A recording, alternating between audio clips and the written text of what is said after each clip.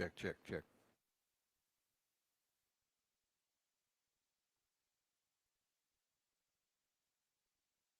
Check, check.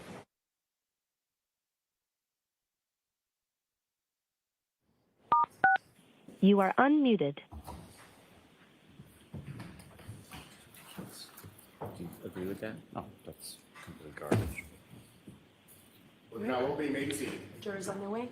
No, we need to be heard, unfortunately. Okay, come over to sidebar, please. The jurors are on their way.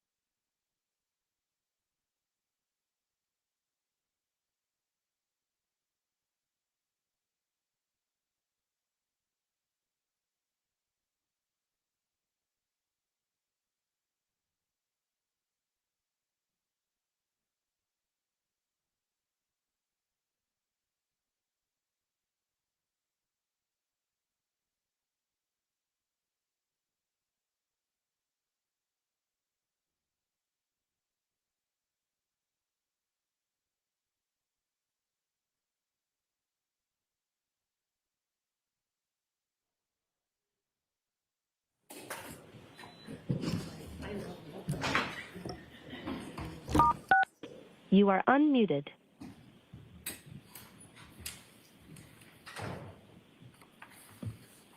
Julie, can you set this up? Thank you.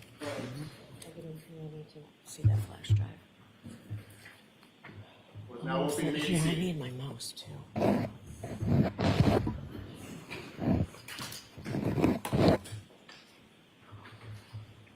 All right, so why don't I see counsel over here at sidebar? I've got my computer up.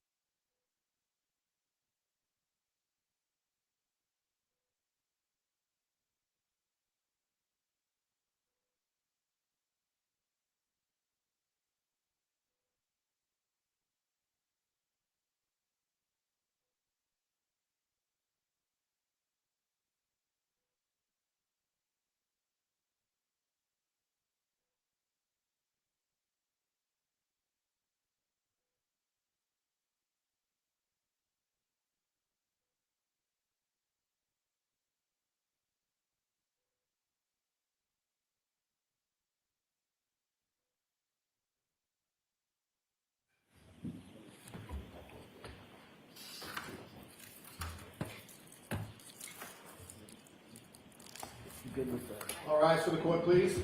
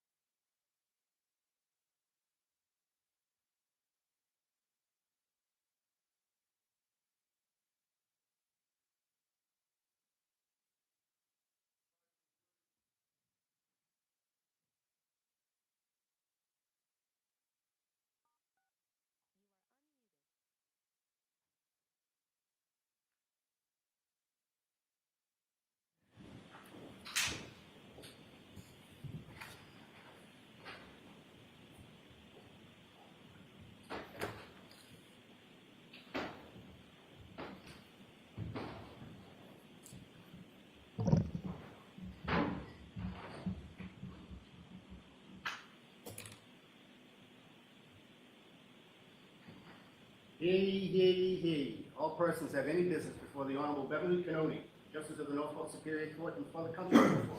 Draw near, give your attendance, and you shall be heard. God save the Commonwealth of Massachusetts. This court is now open. You may be seated.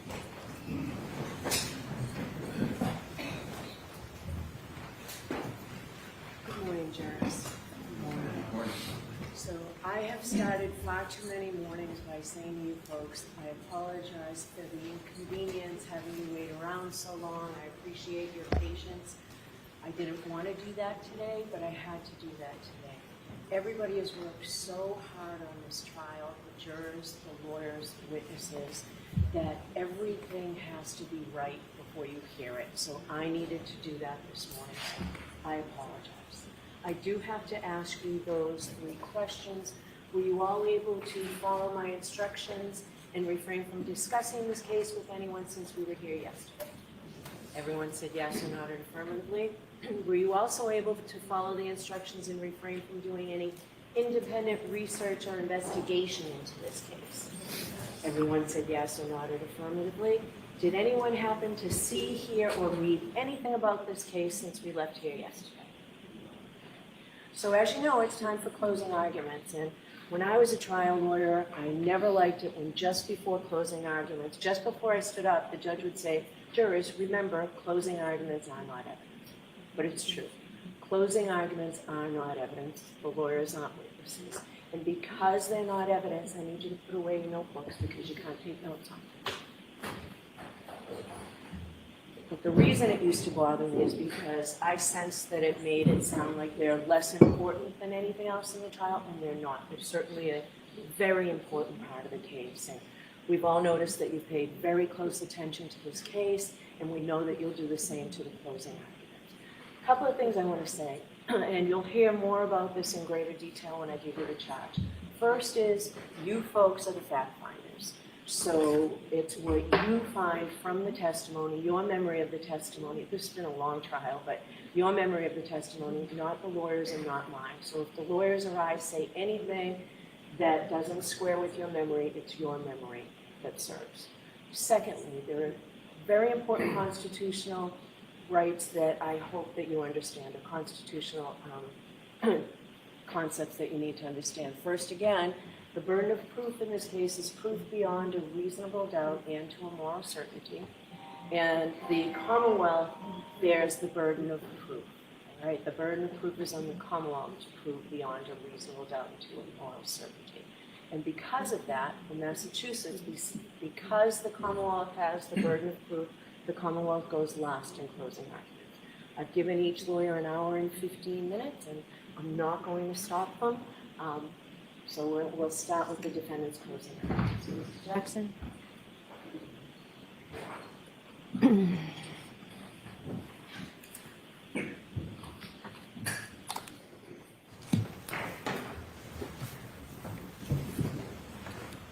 There was no collision. There was no collision. There was no collision. I want to take a minute to start off with thanking you. I want to thank you for your attention. I want to thank you for your patience. I want to thank you for your diligence. This is not an easy undertaking. Most of all, I want to thank you for your courage, because courage is what this moment demands. Not just to listen, but to stare directly at injustice and say, not here, not now, not on our watch. That's what you're being asked to do. Stare down injustice. I want to start with a simple truth. You folks, not us, nobody else in the courtroom, you folks are the last line of defense.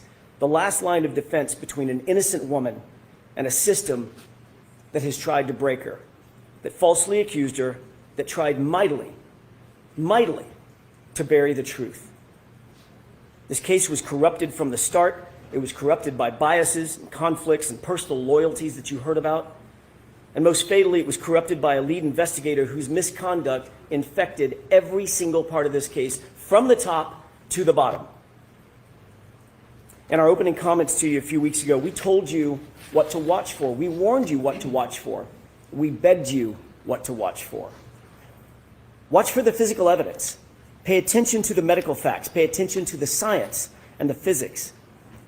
But also pay attention to the integrity, the very essence, the integrity of the investigation. But you also saw something during the course of the trial that none of us might have expected, something that should sadden us, something that maybe would anger us. On full display, you saw the lengths to which some police officers will go to protect their own at the expense of the rest of us, at the expense of Karen Reed, an innocent woman. Before we examine the evidence in the case, which we will do, we need to understand the very foundation of the entire system of justice in which we operate. It's the bedrock on which this entire system is built. Reasonable doubt. This isn't just a technicality, and it's not a slogan. It's a constitutional shield that protects the innocent and prevents the government from punishing without proof. The Commonwealth has the high burden to prove every single element of every single charge beyond a reasonable doubt and to a moral certainty. As I said, those powerful words are not just some legal jargon. They're your mandate, they're your obligation, they're your community's protection against injustice. In our system of justice, Karen Reed sits here today, presumed innocent, cloaked in the presumption of innocence. That presumption is not fragile. It doesn't just disappear because there's a charge or a badge or a theory. That presumption stands firm unless and until the Commonwealth clears that high bar, the highest bar the law provides, proof beyond a reasonable doubt and to a moral certainty. That means at the end of this case, at the end of the trial, you think about one or more of the charges, you think, you know what, maybe that's true. It might be true. Then you vote not guilty. If you think it's possibly true or probably true, your vote must be not guilty. If someone among you thinks it's likely true or even very likely to be true, your vote is not guilty. It's because none of those standards, maybe, might be, possibly, probably, likely, very likely, none of those meets the extraordinary burden of beyond a reasonable doubt and to a moral certainty. A moral certainty means a level of confidence so strong, so incredibly unshakable, that you could go home, you would go home, look your loved ones in the eye and say, I am certain. Not probably, not likely. I'm morally certain, and my certainty remains unshakable. The law defines moral certainty as the highest level of certainty known in all human affairs. Think about that. You must be that certain about the entirety, not part of, the entirety of the Commonwealth's case. As we discuss this case, you'll see that the Commonwealth comes nowhere near, nowhere close to reaching that extreme burden of proof. Ladies and gentlemen, on January 28th, 2022, it was a Friday night. John O'Keefe and Karen Reed made plans to meet up with friends, go out for drinks. You saw through video evidence and eyewitnesses that they were affectionate, they were loving, they were in good spirits throughout that evening. They started off at C.F. McCarthy's, which you've heard about, and eventually made their way over to the Waterfall Bar and Grill. When they got there, the Albert family, they were already there, and they were already drinking. The Albert family, it's been established as a very well-known family in Canton. They've got quite the reputation. Brian Albert was at the Waterfall, a longtime Boston police officer. His wife, Nicole Albert, was there. She was with him. His brother, Chris Albert, who was a Canton board selectman, he was there.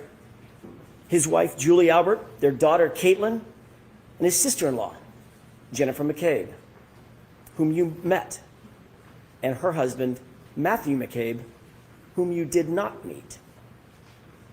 They were all there drinking before John and before Karen ever arrived. But also present at the Waterfall that night was Brian Albert's friend, Brian Higgins. We know that he had a romantic design on Karen. That becomes an incredibly important fact as we discuss the facts of this case. As the bar was closing around midnight, the Alberts invited everybody back to their house. They wanted to keep the night going. But the evidence revealed something interesting, that the invitation to John O'Keefe appears to have been for a different reason, an alternate reason. Think about the video of Brian Higgins and what Michael Proctor in his investigation completely and utterly ignored. Higgins was agitated after a day of drinking, agitated that it was John and not Karen, John with Karen, not him. Recall that ominous text that he sent to Karen with her and John standing just feet away. Well? He got no response. And then we see this.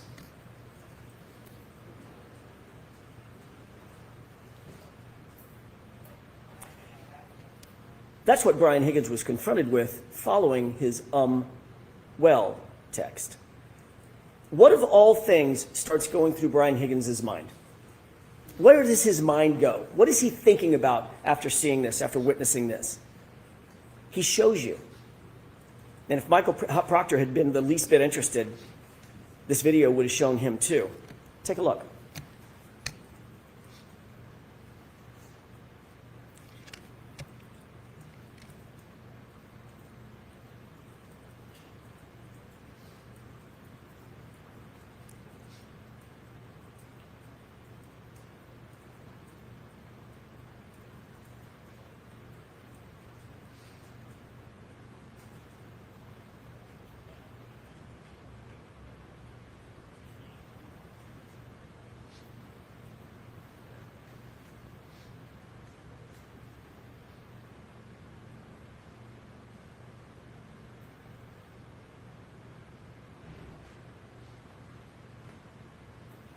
Sparring, practicing, fighting techniques.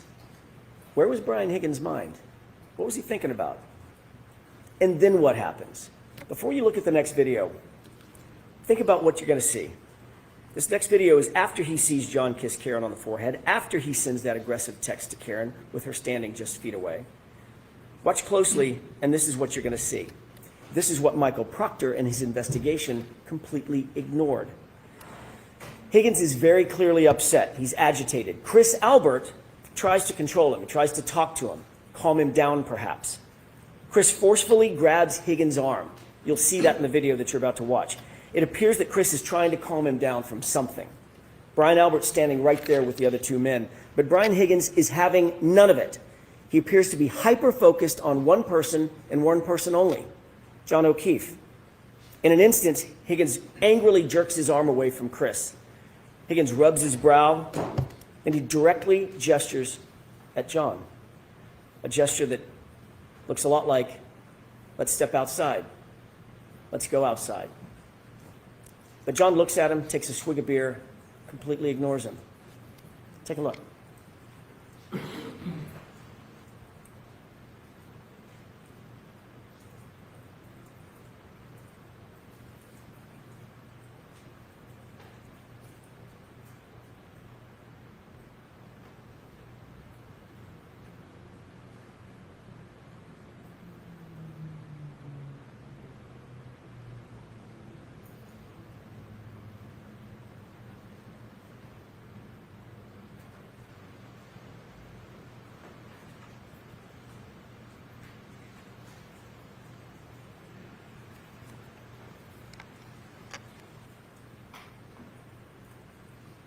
Michael Proctor, the lead investigator in this case, had all this footage, but he did nothing. He had access to the exact same thing that you saw. Why did he do nothing?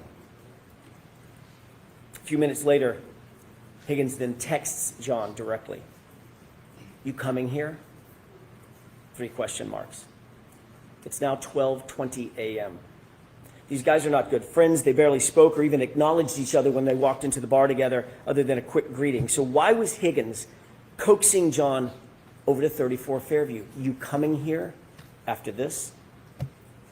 And why not text Karen? Because at that moment, he wasn't interested in Karen. He was interested in John O'Keefe. This is about 5 minutes before John gets out of the SUV and walks toward the house. About 5 minutes before Karen sees him alive for the last time. So what happened inside that house or that basement or that garage? What evidence was there for the investigators to look into? What did they ignore?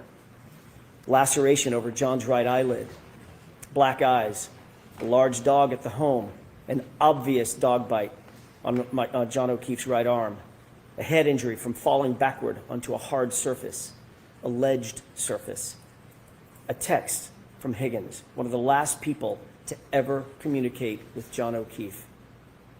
"You come in here?" Those words now echo in the wake of John's death. But Michael Proctor, he didn't listen.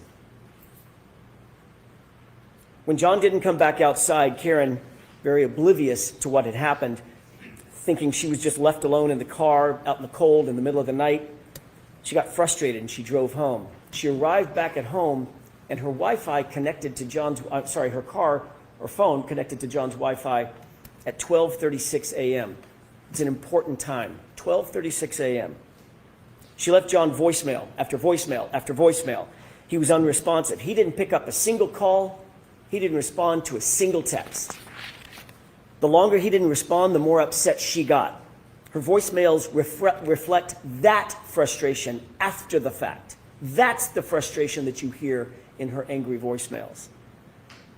She uses harsh words and foul language. She's obviously upset. She's obviously irritated because he didn't come back out of the house and he wasn't responding.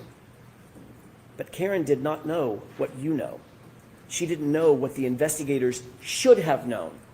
She didn't know what was happening with Higgins and Albert and with her boyfriend, John O'Keefe.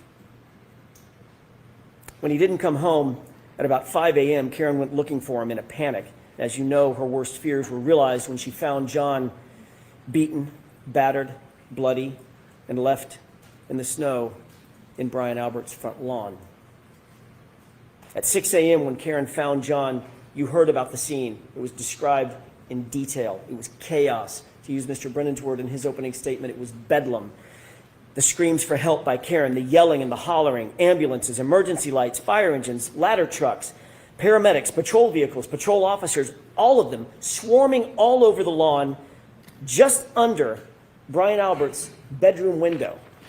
And of course, as you learned during the course of this trial, Brian Albert, a sworn peace officer, a first responder trained in being a first responder, never came out of the house. Never went outside to help a fallen fellow officer who was laying on his own property. Never came out. And you learn through the undisputed evidence that the lead investigator, Michael Proctor, for his part, never went into the house. The Commonwealth has struggled to try to prove that John O'Keefe ended up in Brian Albert's front lawn because he was struck by a vehicle. They have failed. They cannot and they will not ever be able to prove that John was struck by a vehicle beyond a reasonable doubt and to a moral certainty, because the science does not lie, the medical evidence does not lie, the physics do not lie.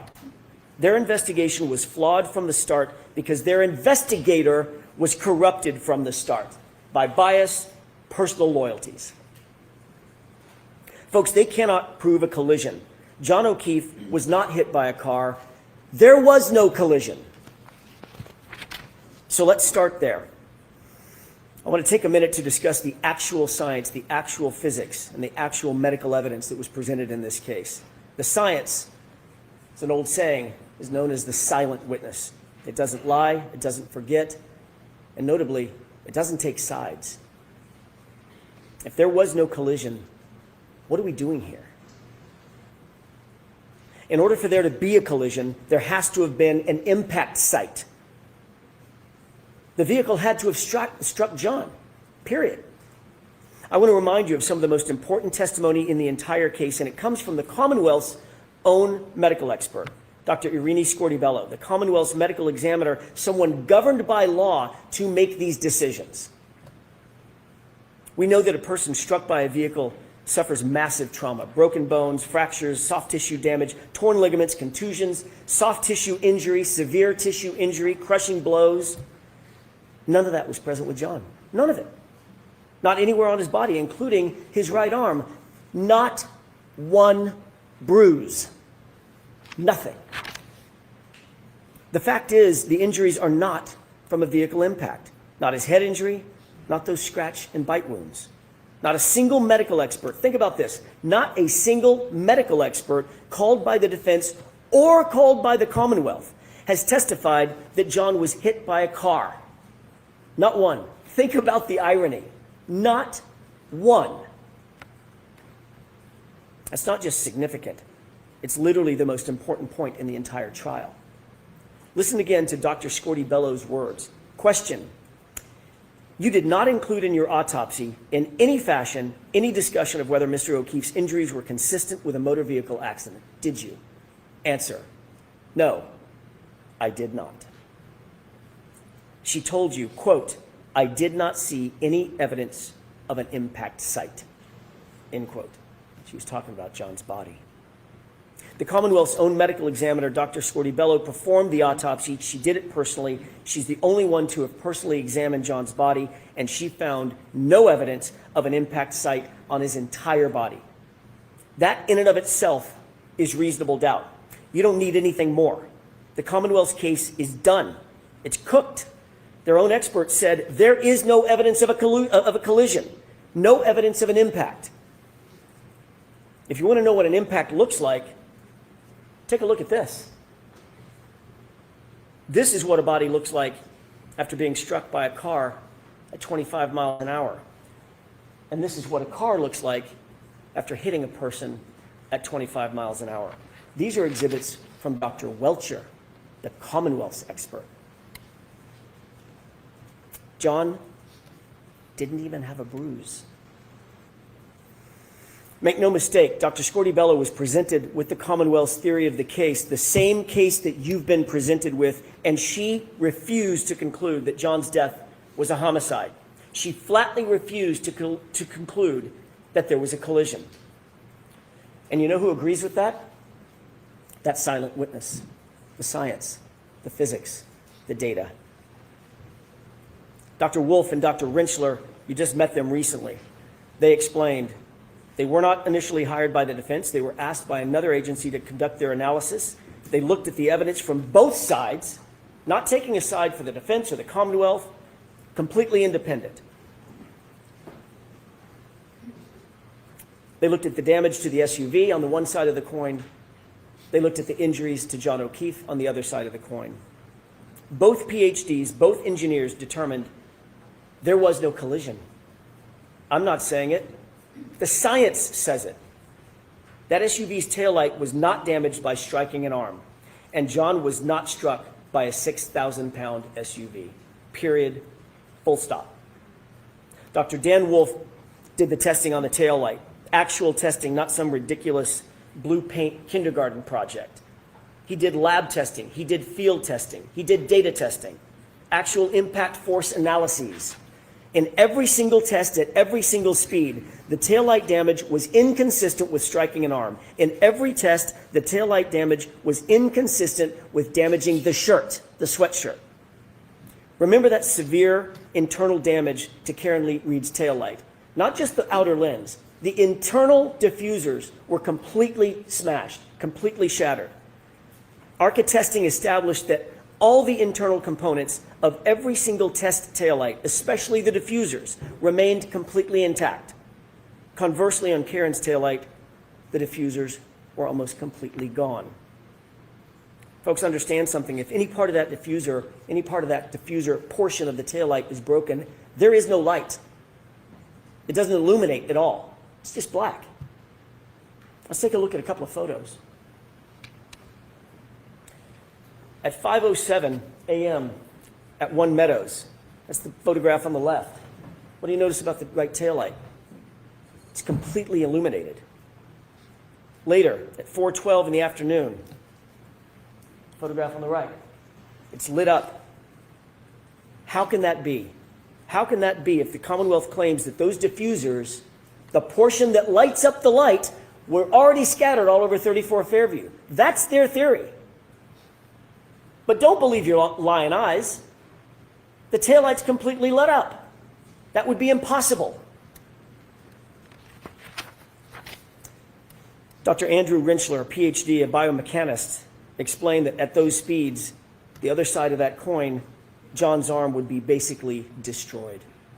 Contusions, swelling, torn ligaments, hyperextensions, dislocation of joints and bones, fractured, broken, and shattered.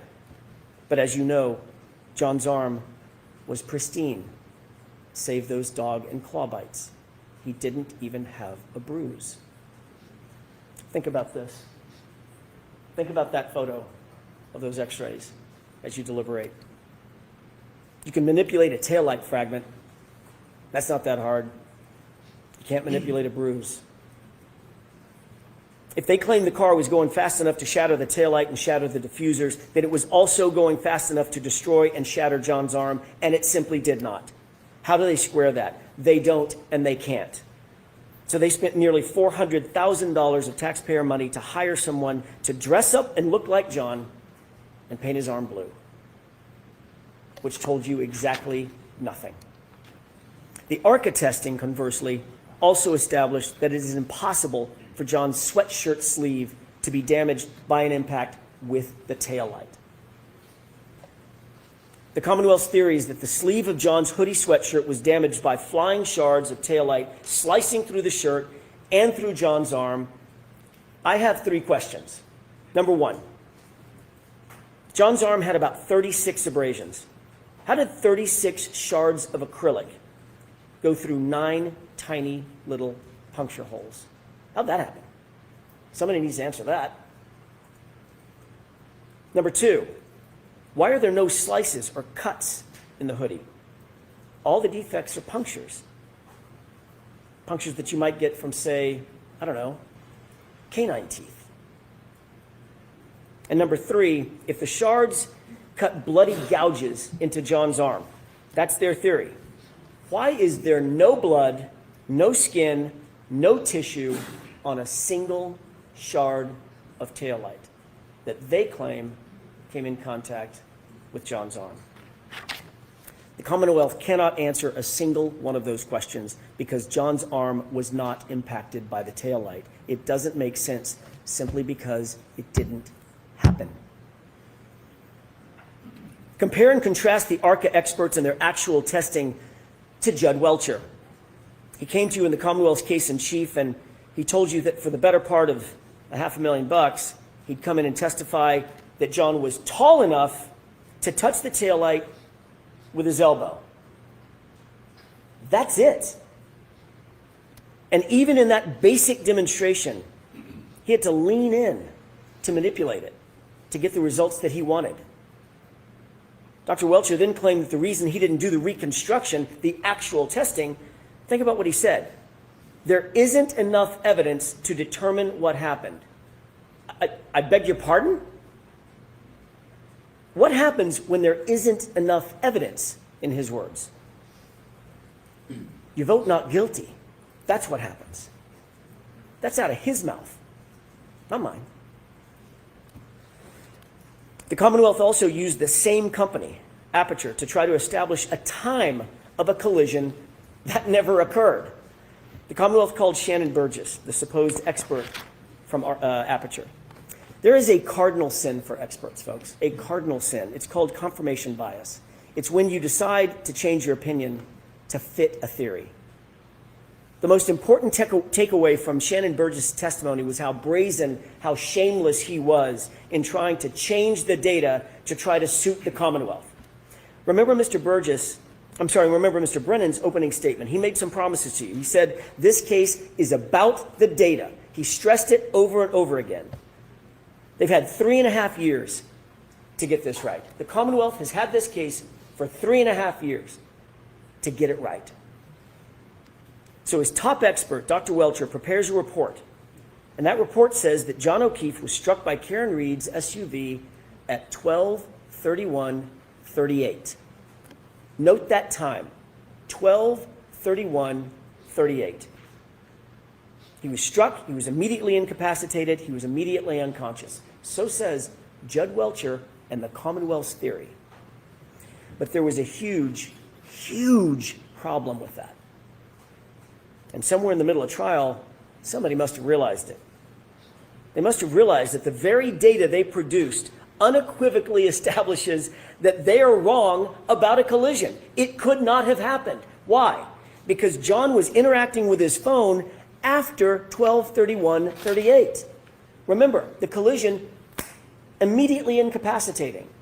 How could he be interacting with his phone afterward? He was on his phone, opening his phone, checking his phone, reading texts on his phone, and locking his phone, all of it after 12:31:38, which is the time Welcher clocked for the moment of the impact. And he was taking steps and walking with that phone after 12:31:38 also. That's what their own data showed, and it devastated their case, and it devastated that false theory. There must have been panic, I'm guessing, in the room. What do we do now? The data shows John wasn't struck by the car. What do we do? Enter Shannon Burgess. Question. Can you believe him? Can you believe Mr. Burgess? He came up with a brand new story right in the middle of trial. You might ask yourself, would an expert actually say something he knows not to be true? Would an expert actually say something he knows is not supported by fact? Would an expert shade the truth? You don't have to look any further than Shannon Burgess's CV to answer that question. That was a shame. Even with the pull and push and stretch and manipulation of the time data that Mr. Burgess came in here and told you about, it still shows that John O'Keefe was very much alive and walking around after they claimed he was hit and incapacitated. Think about that. Matt DeSogra looked at Burgess's report and told you that in 30 out of 30 scenarios of the possible time skews that Shannon Burgess identified, he came in the middle of trial and identified all these other time skews that he called it. In every single scenario, John was alive and walking after they said he was hit. And that's a problem for them because there was no collision. Just look at Mr. Whiffin's data, Ian Whiffin. John O'Keefe took 31 steps at a steady rate, about 83 feet, and then think about this, in a westerly direction. That would be right toward the house. Remember, it's 78 feet to that garage door. That's not a coincidence. The Commonwealth's witnesses, or the Commonwealth's witness, Mr. Ian Whiffin himself conceded that he has reasonable doubts about the accuracy of John's location data. You remember that question and answer on cross-examination by Mr. Alessi. Do you have doubts? I do. Are those doubts reasonable? They are. And remember, it's still the Commonwealth's burden. If their own cell phone expert has a reasonable doubt about John's location, so should you. John O'Keefe was inside, and the phone battery temperature further proves it. This is not speculation, this is science, and it's irrefutable. It tells us that he was not laying outside in the cold, he was inside somewhere a little bit warmer. Ian Whiffin told you that when the iPhone is exposed to freezing temperatures, think about these numbers. When the iPhone is exposed to freezing temperatures, it will drop from 81 to 21 degrees in 15 minutes. 15 minutes. That's a 60-degree drop in 15 minutes. Now look at John's phone. It was laying, according to the Commonwealth, it was laying directly on frozen ground. He arrived at 34 Fairview and his phone dropped only 20 degrees over the course of an hour. Then inexplicably, it stayed steady, never dropping below 50 degrees for the next 4.5 hours. Never dropping below 50 degrees for the next 4.5 hours, basically through the entire night. He was not outside. He was someplace warmer, like a basement or a garage. Dr. LaPosada confirmed that John O'Keefe did not have hypothermia. No telltale signs, no telltale Wisniewski spots, no frostbite on any extremity. He did not die of hypothermia because he wasn't outside. Dr. Isaac Wolf, Dan Wolf, Elizabeth LaPosada, Judson Welsher, Andrew Rinchler, all agreed, every expert agreed,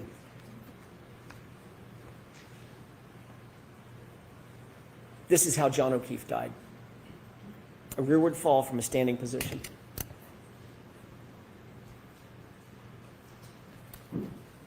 What could make you fall straight back like that? Let's just think about that for a second. What could make you fall from a standing position as Judd Welcher just showed us? Standing up, falling straight back. Add a laceration to the right eye consistent with a fist or a punch, and you've got your answer. He certainly didn't sustain that wound on the back of his head by falling backwards onto a lawn. Dr. La Posada told you that the patterned injury on the back of John's head could only be produced by hitting a hard, ridged, or ledged surface, like a concrete stair or step. What's just through that garage door? Michael Proctor never stepped down in that garage to find out. What a shame. And look at the arm. Just look at John's arm. You don't need the top experts in the country, but you had them. You don't need the top medical minds on the planet on this issue, but you had them.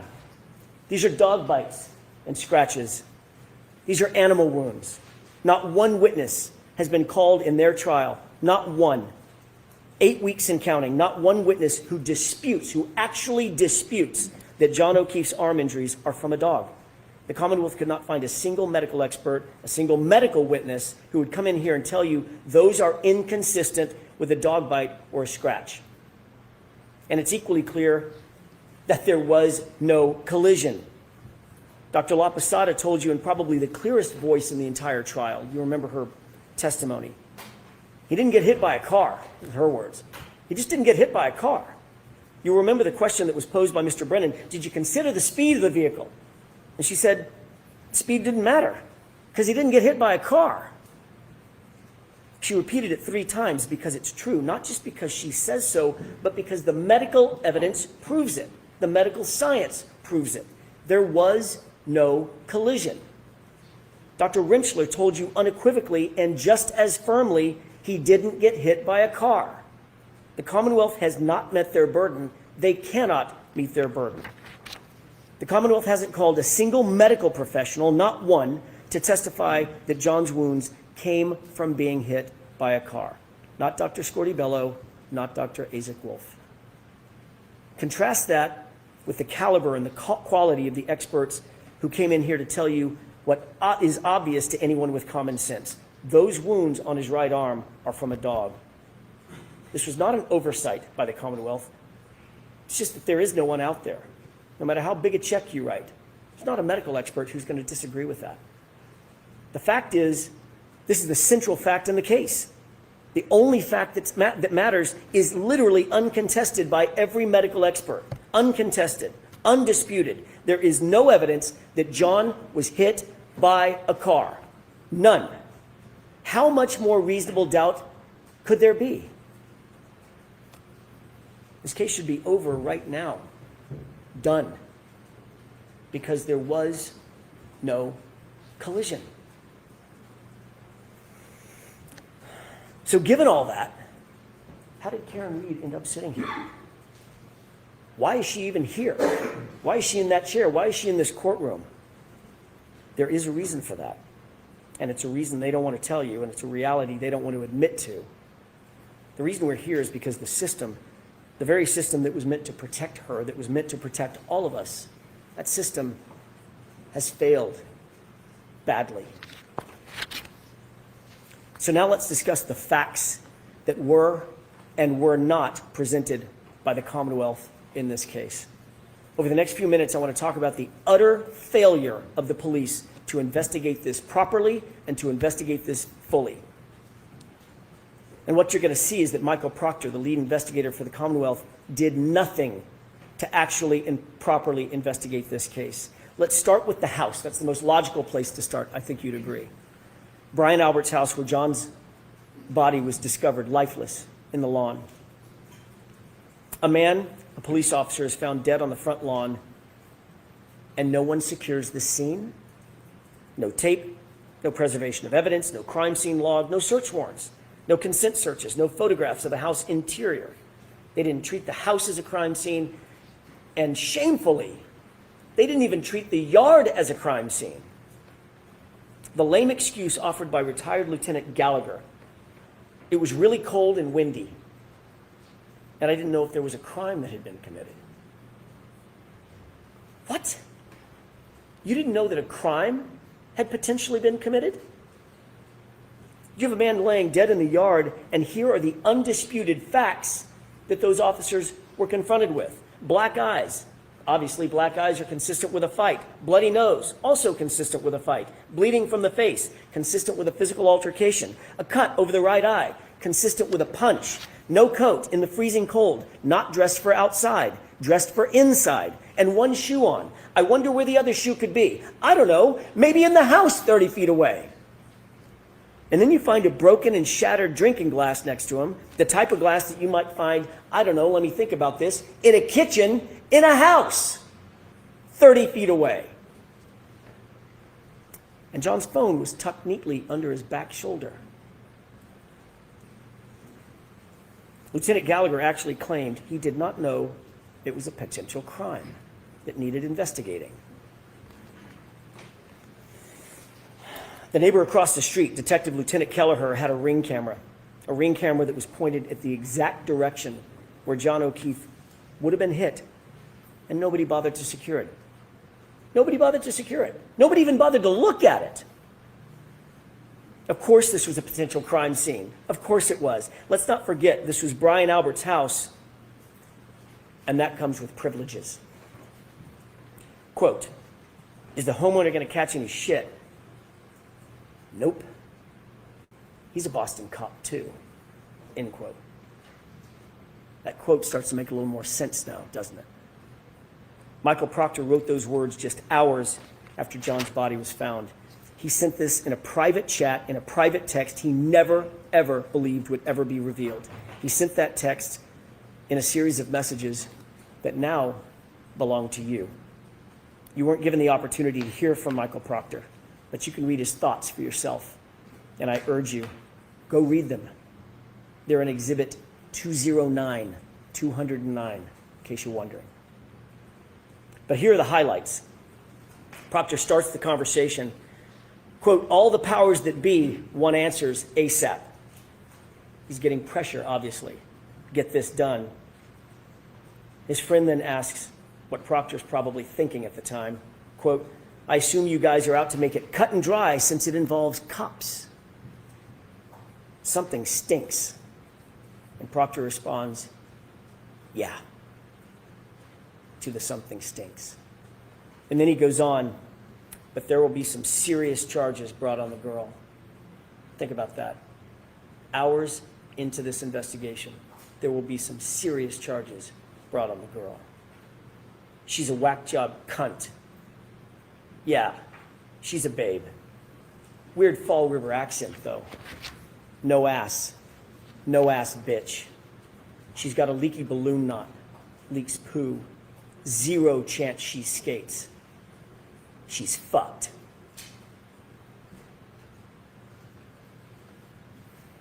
And up to this point, Michael Proctor had done zero investigation.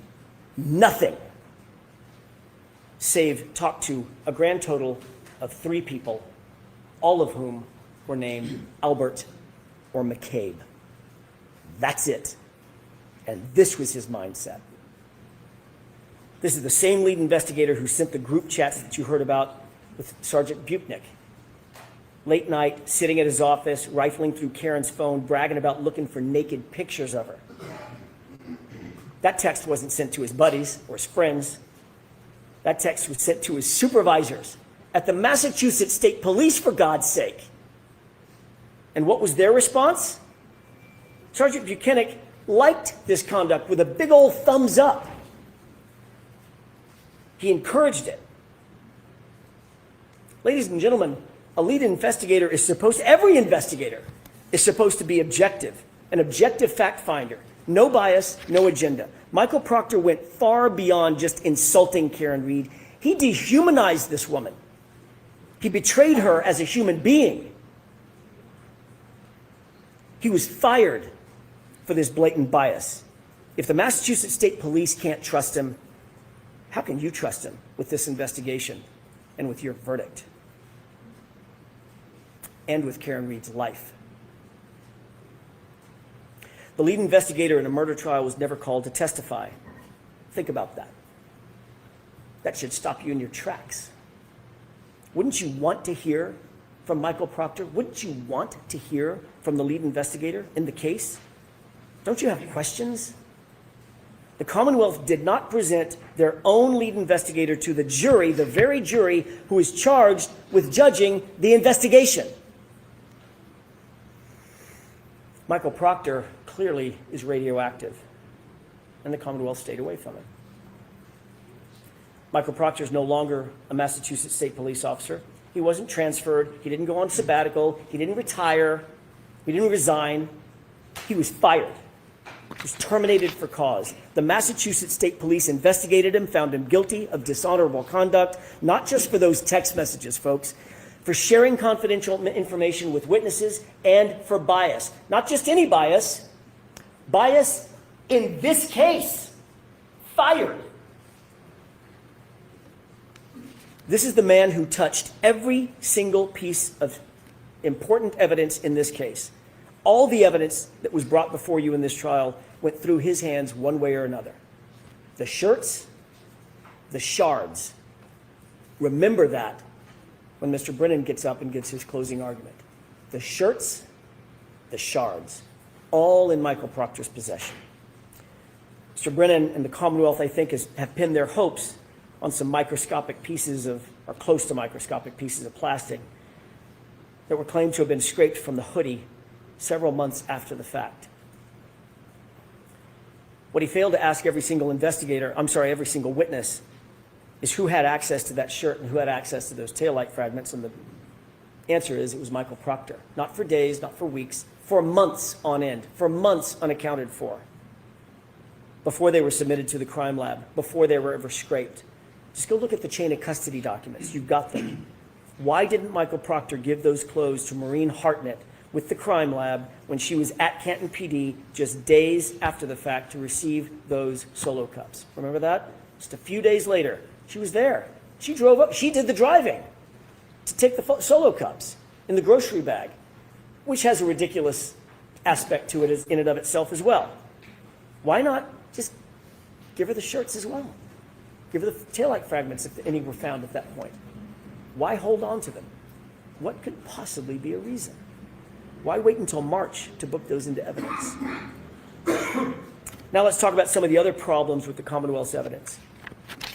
As I indicated, there was no blood, no skin, no tissue, no DNA found on a single piece or shard of the taillight that the Commonwealth claims cut and sliced into John O'Keefe's arm. Where is that trace evidence? Where is that biological evidence? The DNA. Where is it? They've got nothing. Not a single piece that the Commonwealth wants you to believe cut up John's arm. How is that possible? It's not possible. The only way it's possible is if those shards never touched his arm, because it was a dog. Oh, and the one sample of DNA that they did find, by the way, was found on the outer, smooth part of the housing. Not any shard, it was the outer, smooth part of the housing. Nothing that they claim actually came in contact with John O'Keefe. Number two, that sample had DNA of two other men, two other unidentified males. That tells you that that DNA had nothing to do with a car strike. That DNA would be expected to be, John's DNA would be expected to be all over that car. Inside, outside, he had access to that car for months and months and months. He was in and out of it all the time.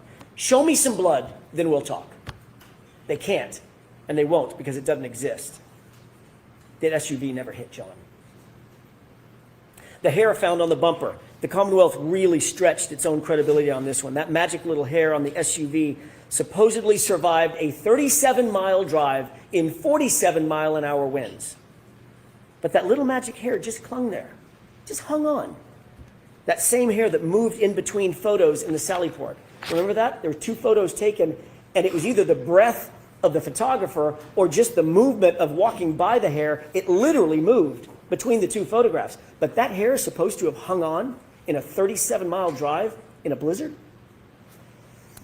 The only thing that hair proves that the Commonwealth is embarrassingly grasping at straws. That hair has nothing to do with anything.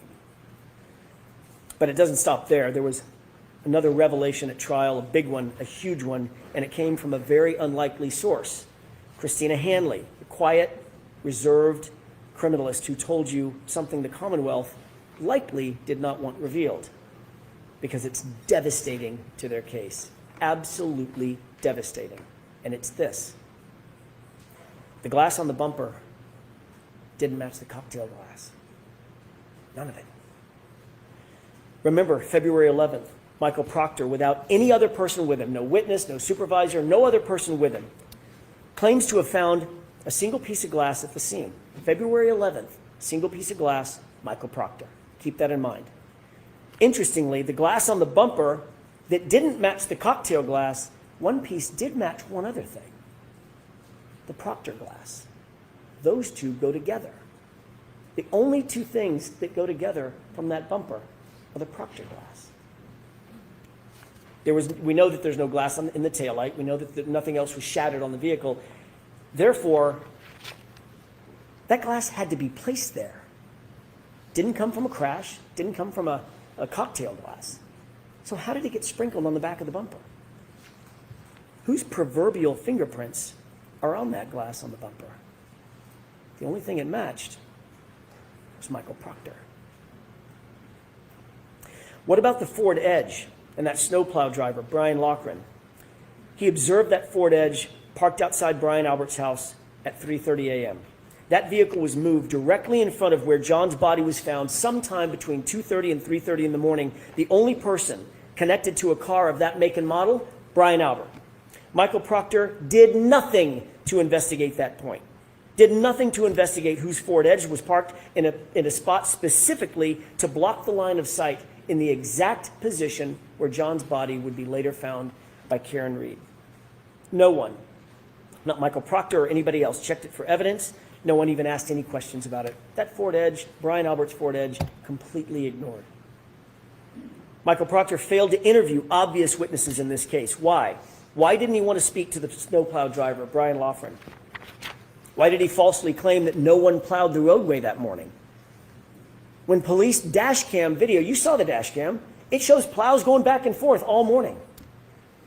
Why did he wait so long, years even, to interview Heather Maxson and Ryan Nagel, individuals who were literally outside 34 Fairview at the exact same time John and Karen arrived at Brian Albert's house that night? Brian Loughran, had he been investigated or interviewed, would have told Michael Proctor that he drove past the lawn multiple times on January 29th, and there was no body on the lawn. He would have had a perfect view. Remember, the weatherman told you there was only enough snow at that time. I think he said, in a very charming phrase, only enough snow to track a cat. I think that was it. There was no body there. Heather Maxson and Ryan Nagel would have told him that they arrived at 34 Fairview shortly after Karen and John pulled up behind them, and they would have told Michael Proctor, at least Heather would have told Michael Proctor, that when she left 10 minutes later, she drove past the SUV and observed Karen Reed in the driver's side, dome light on, passenger seat empty. So where was John? He wasn't outside, wasn't sitting down, wasn't laying down. There's only one place he could be. We could all say it together if you could talk with me. He was in the house. But Michael Proctor did not want to have those answers. He did not want to have to disclose those answers. He didn't want the truth. The Commonwealth hasn't presented a shred of evidence of when Karen Reed consumed her last drink that night. Think about that. It's critical information that the Commonwealth has to prove beyond a reasonable doubt and to a moral certainty. They have to prove when her last drink was that night.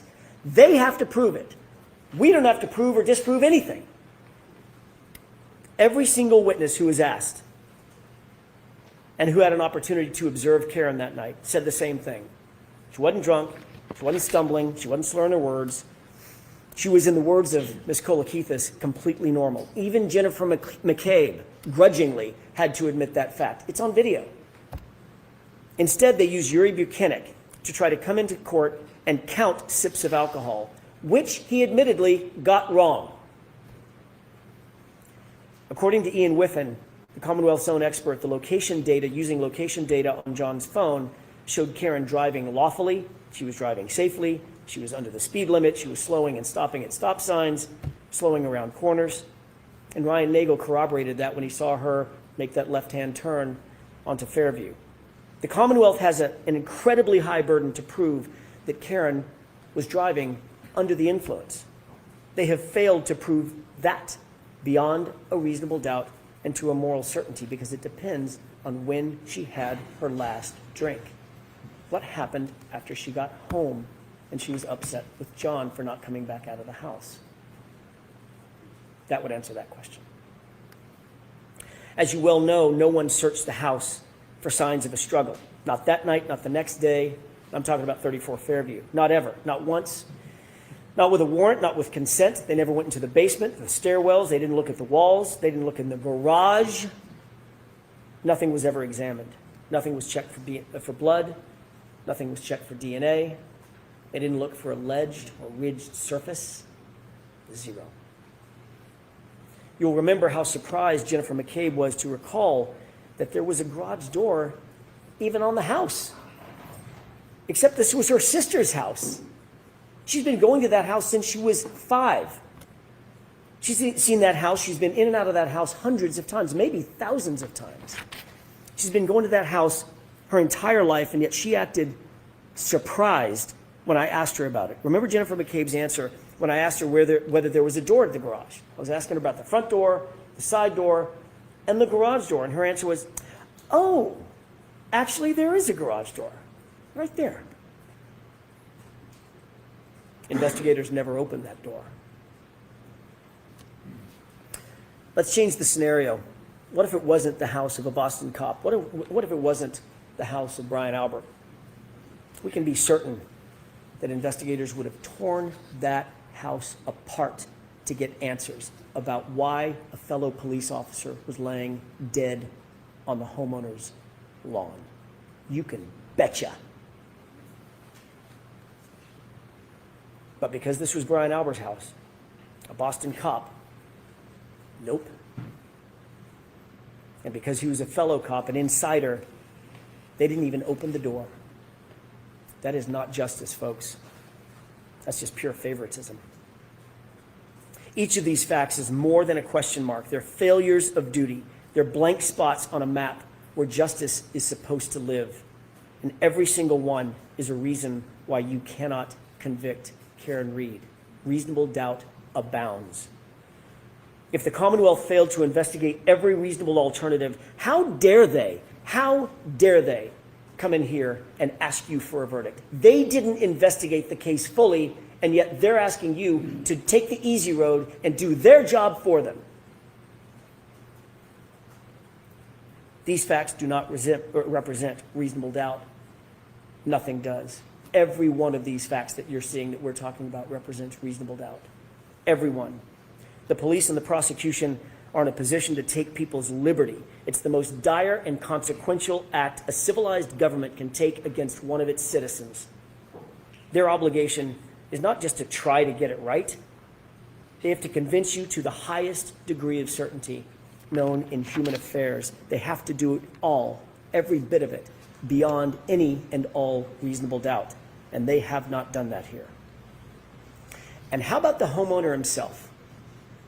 The host, the first responder, the Boston cop, Brian Albert, who was sparring and practice fighting with Brian Higgins just minutes before John O'Keefe appeared at his house, 34 Fairview. Brian Albert, who was watching Chloe that night, the German Shepherd.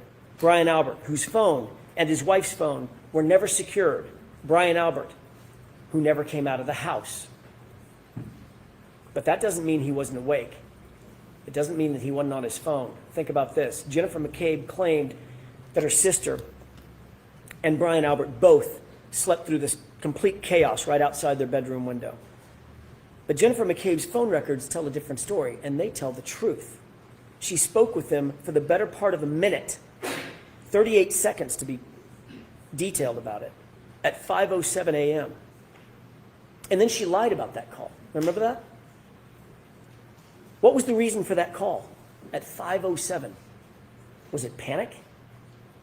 Was it a warning? We know that conversation took place at the precise time Karen left her house to go search for John, 5:07.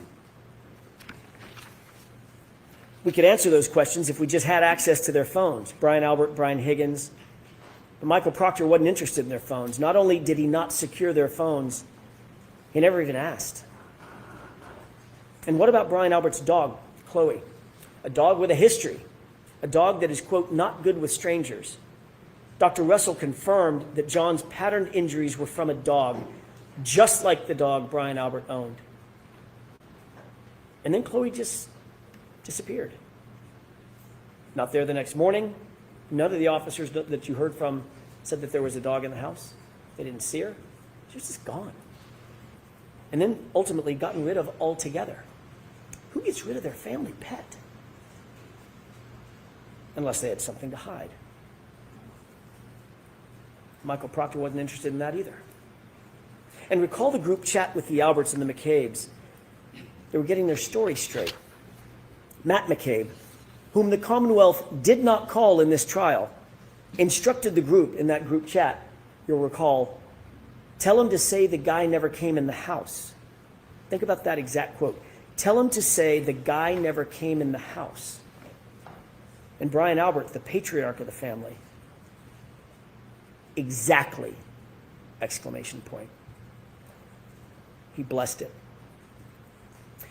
With the truth, as we all know, you don't need to get your story straight. You don't need to tell someone what to say. It's just the truth.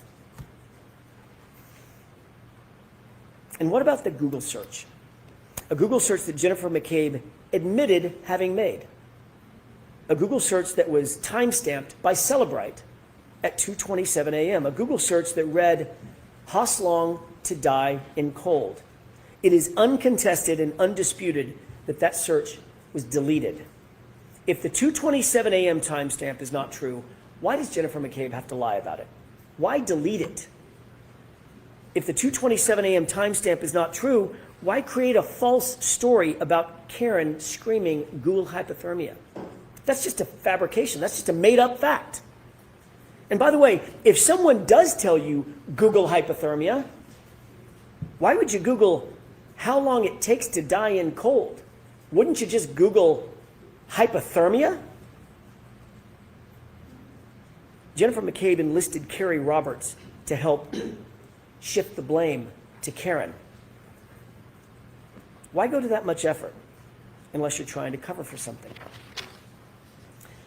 Keep in mind the entire foundation of her claim that Karen said Google hypothermia is this fantasy about Karen screaming it at the location, at the scene.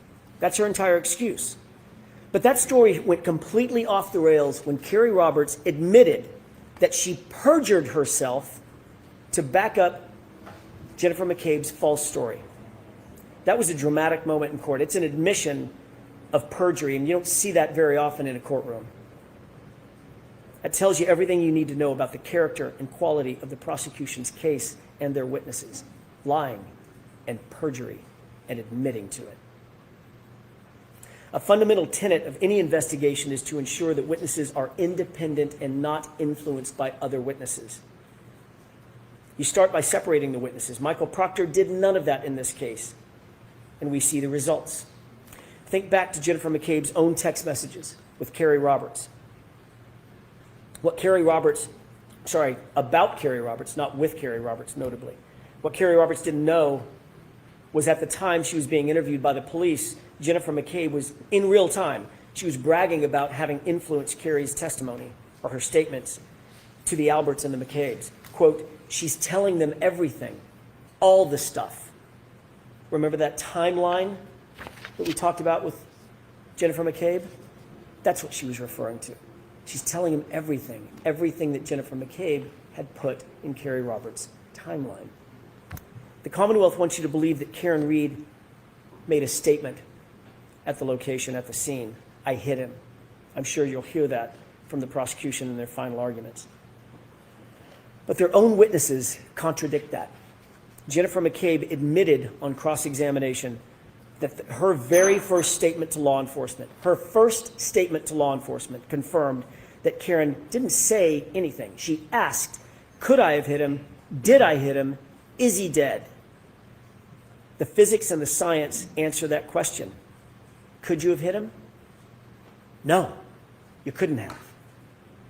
Sergeant Buchanan also testified that the only statements Karen Reed made at the scene, according to his conversations with the first responders, was, could I have hit him? Did I hit him? It wasn't a confession. It was confusion.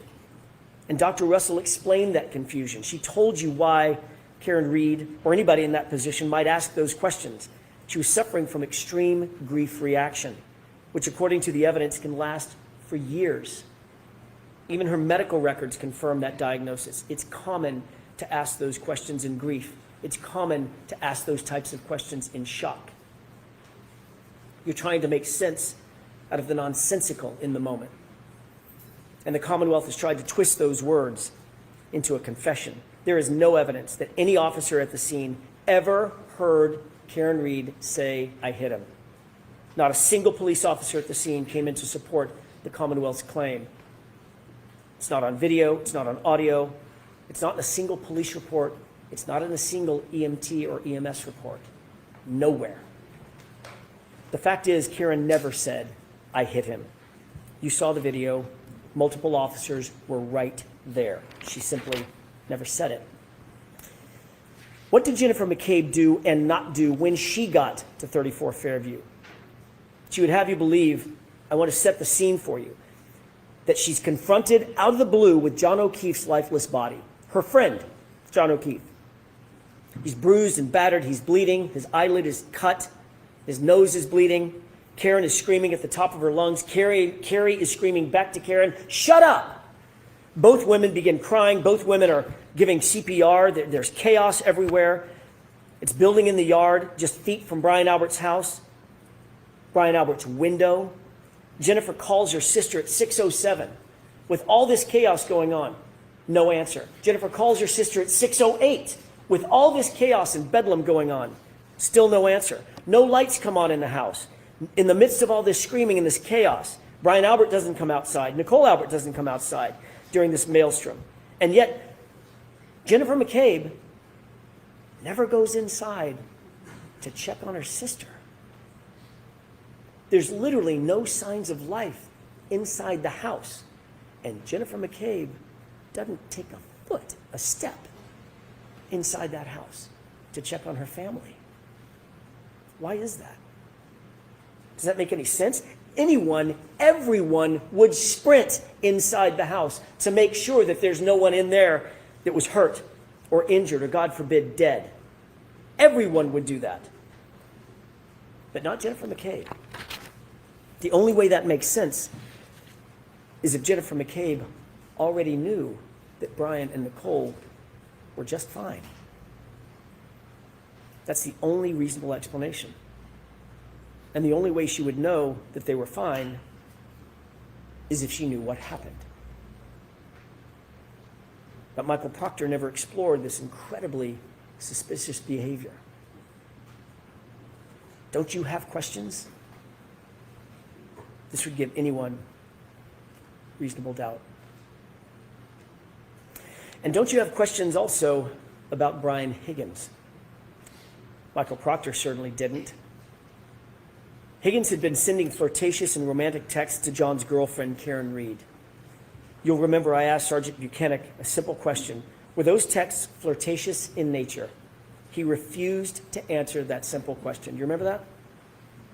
Quote, I'm not comfortable putting a label on that, end quote. We read the texts. It's not a secret.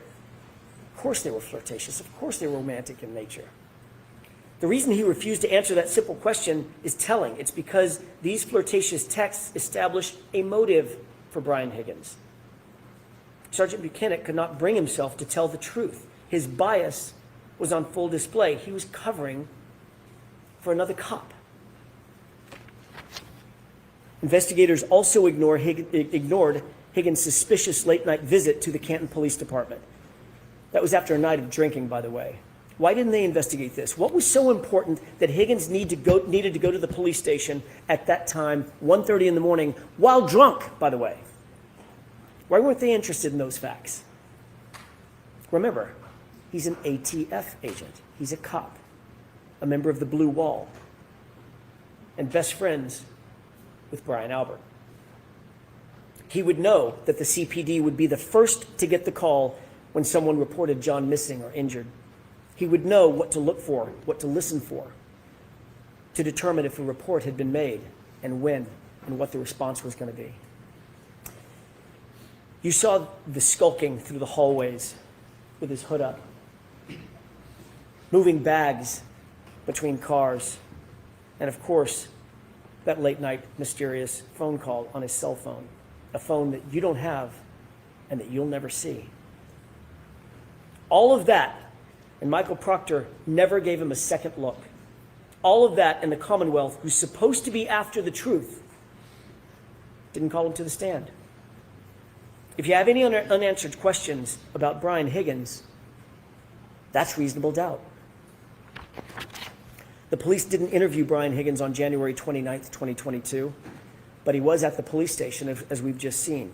You heard evidence that Higgins and Chief of Police Kenny Berkowitz, also good friends, were in the Sallyport together with the SUV for a, quote, wildly long time.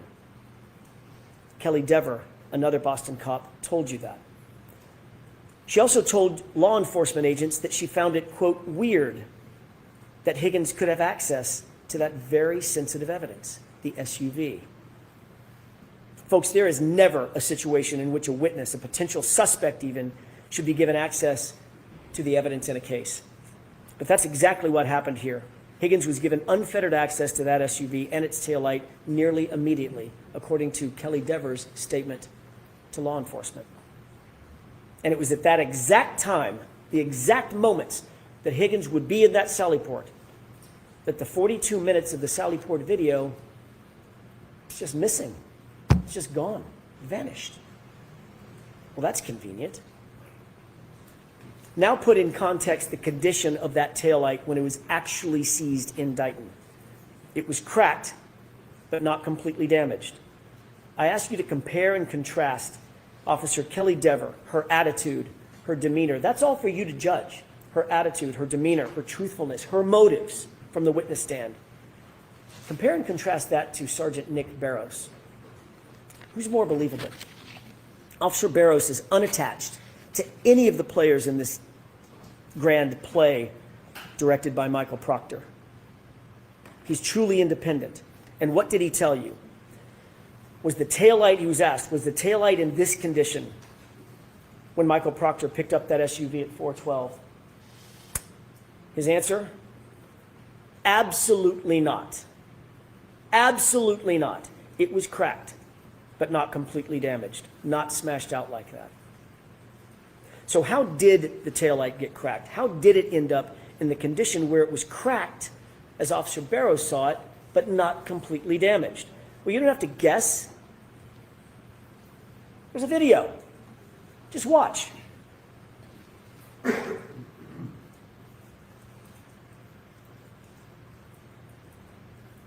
That's how it got cracked. And Judson Welcher's own recreation confirms it. Look at the contact. That's from the Commonwealth's expert. And that further is confirmed by the fact that there were no taillight pieces found in any of the initial searches conducted at the scene. 2 searches, 50-foot area searched. Not a single fragment was found until after Michael Proctor had access to and control of that SUV and its taillight. What does that say about the character and quality of this case?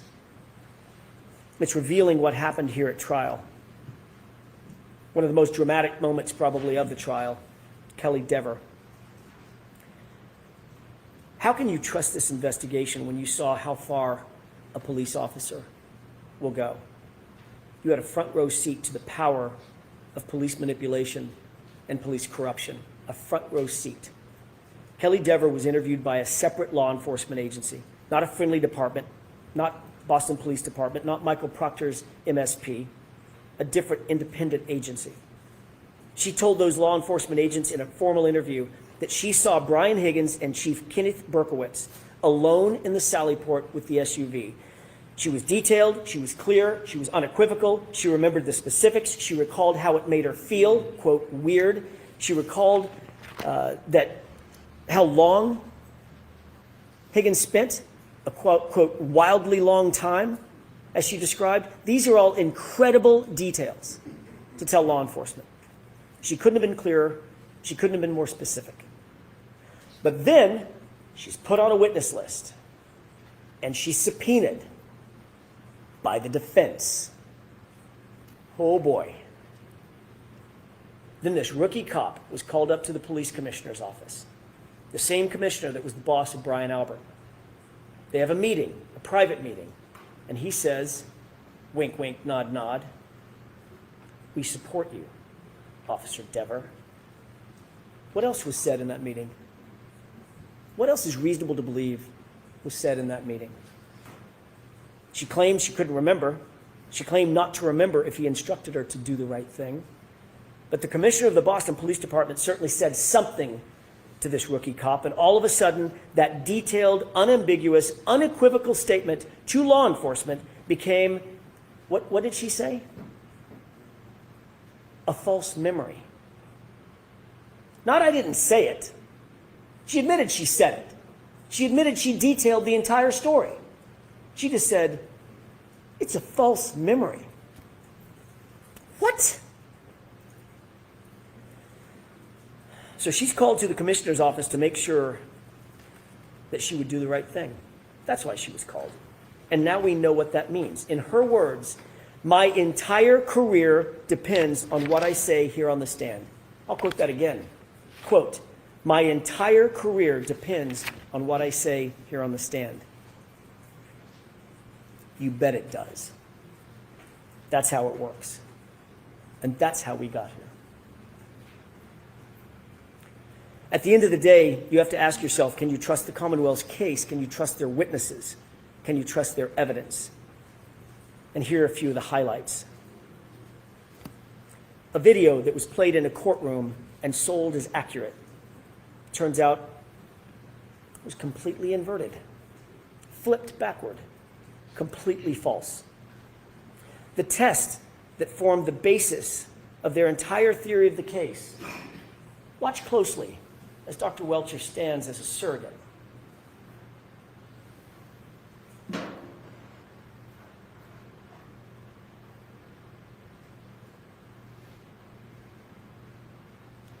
Is that a righteous test, or is that a manipulation?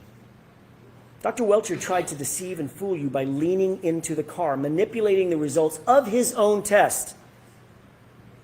When the truth was revealed by Dr. Rentschler, the Commonwealth spent the next hour cross-examining him about how that test was meaningless. It actually didn't mean anything. Well, that's convenient now that we realize that it was a manipulated test, and it actually does mean nothing. It didn't represent the theory of the Commonwealth's case. That's what was suggested. That test does not represent the theory of the Commonwealth's case. Really? Then why was Dr. Welcher playing dress-up in John O'Keefe's clothes, or identical clothes to John O'Keefe, when he was holding a glass? Why was he holding the glass right behind the vehicle? And why was he standing with his right arm oriented to the right rear taillight if he wasn't trying to recreate the circumstance that is the Commonwealth's entire theory? The Commonwealth stood up here with a straight face and told you they weren't trying to suggest that that's how John was hit by the car. Of course they were trying to suggest that's their theory of the case. They only abandoned it 2 days ago when it was revealed by our experts that it's physically impossible. That silent witness, that science, that physics, has become very pesky to the Commonwealth because there was no collision. Dr. Welcher also told you under oath that there were no x-rays taken of John's arm. He tried to deceive you into believing that John's arm might have been broken. I don't know. I didn't see any x-rays, so I can't tell you what the damage was inside the arm. Really? The Commonwealth has had those x-rays in their possession for 3 years. And again, it took the defense to bring out the truth. The x-rays do not fit the Commonwealth's theory, so you weren't shown. And Dr. Welcher wasn't going to admit it. And my goodness, then we get to the sweatshirt. That was a moment. Mr. Brennan stood here in front of you and dramatically held up John's sweatshirt. Not just to the witness, but to you. And asked Dr. Wolf about it multiple times. Specifically, while it was in that plexiglass, asked Dr. Wolf about the multiple holes in the back of the sweatshirt. He interrupted Dr. Wolf, and Dr. Wolf started to look at the sweatshirt and say, well, and he said, how about here? Here's a hole, here's a hole, here's a hole, here's a hole. Dramatically tapping on that plexiglass. It was clear what the suggestion was, that the holes in the back of John's sweatshirt were from January 29th. That's the impression that was expected to be left with you. That's the impression that he wanted to leave with you. And that's false. The truth is, the Commonwealth created those holes. They aren't holes from road rash. They weren't made on January 29th. Those are cuttings from the Commonwealth's own crime lab, folks. That's what those holes are.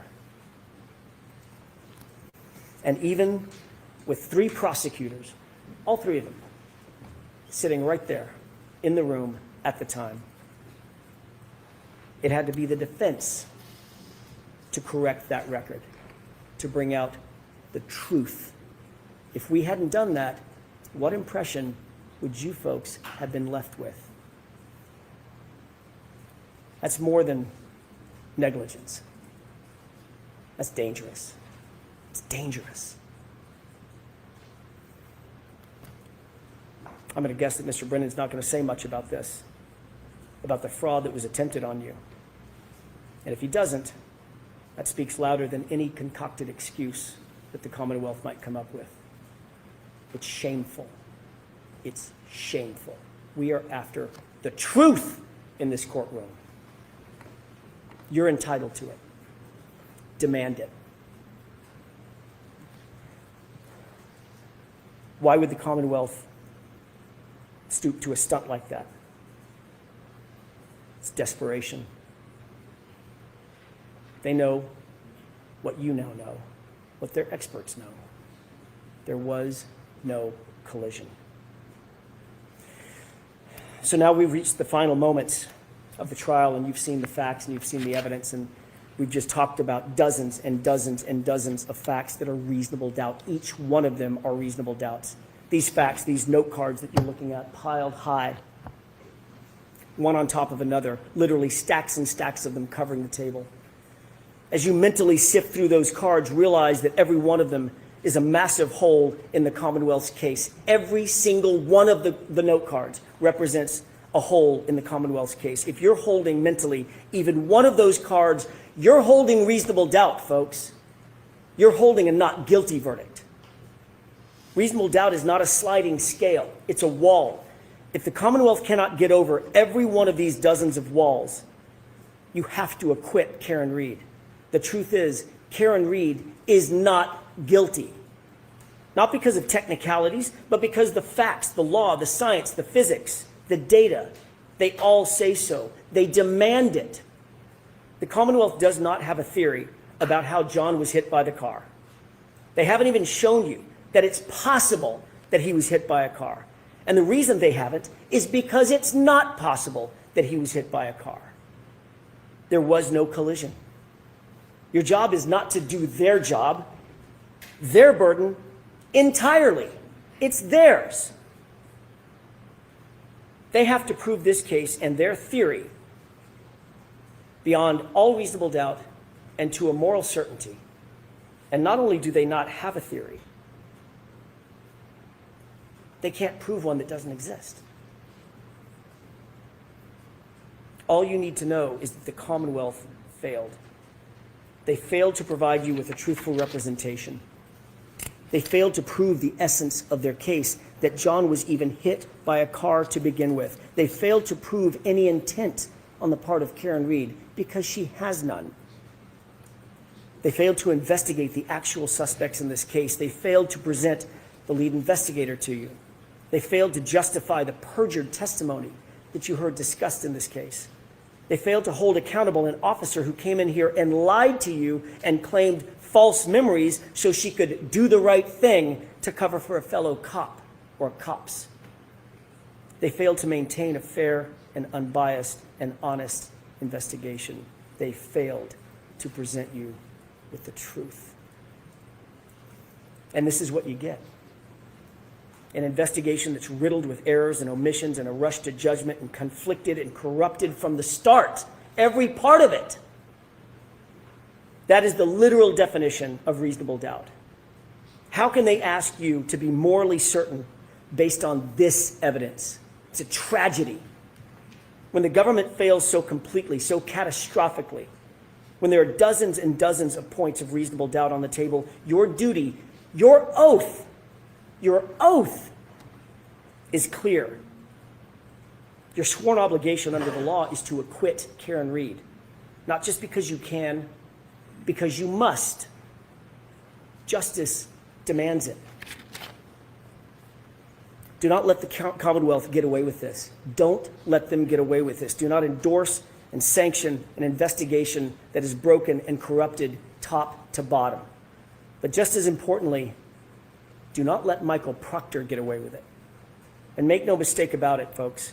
If you convict Karen Reed of anything, if you convict her of anything, science, the physics, the data, they lose.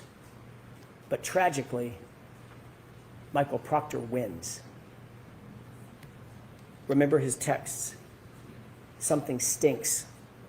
Yeah, but serious charges will be brought on the girl. She's fucked. Could you ever say to yourself, this is justice? The fact is there was no collision. A car did not kill John O'Keefe. So I ask you, let your voice be heard, not in whispers, but in truth. Let the community feel, through your verdict, that justice cannot be bent and that it will not be buried. Find Karen Reed not guilty, not guilty, not guilty. Thank you.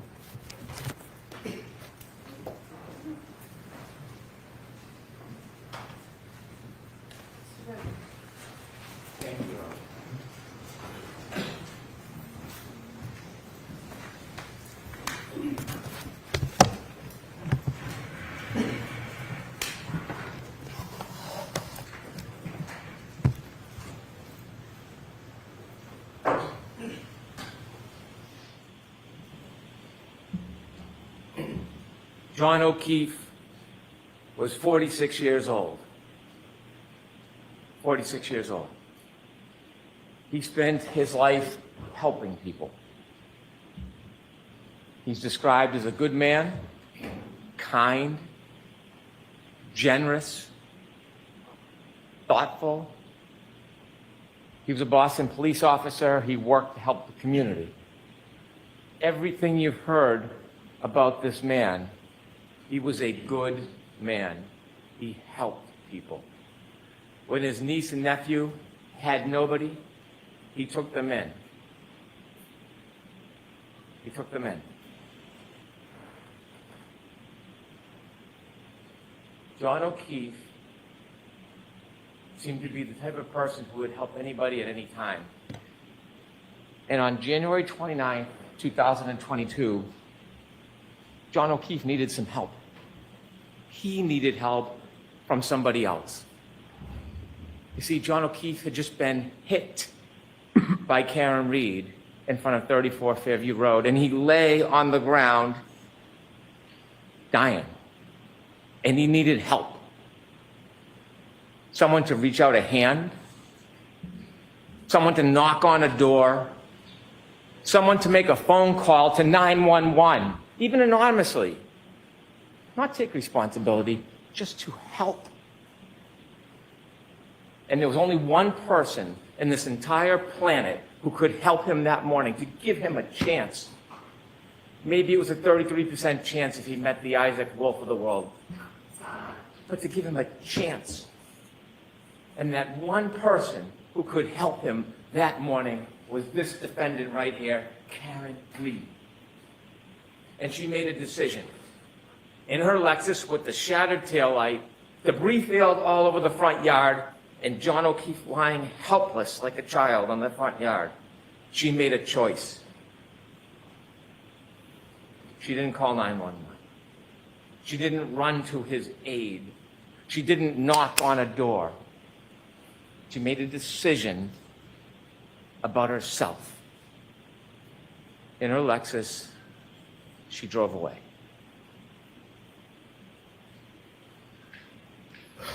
She was drunk.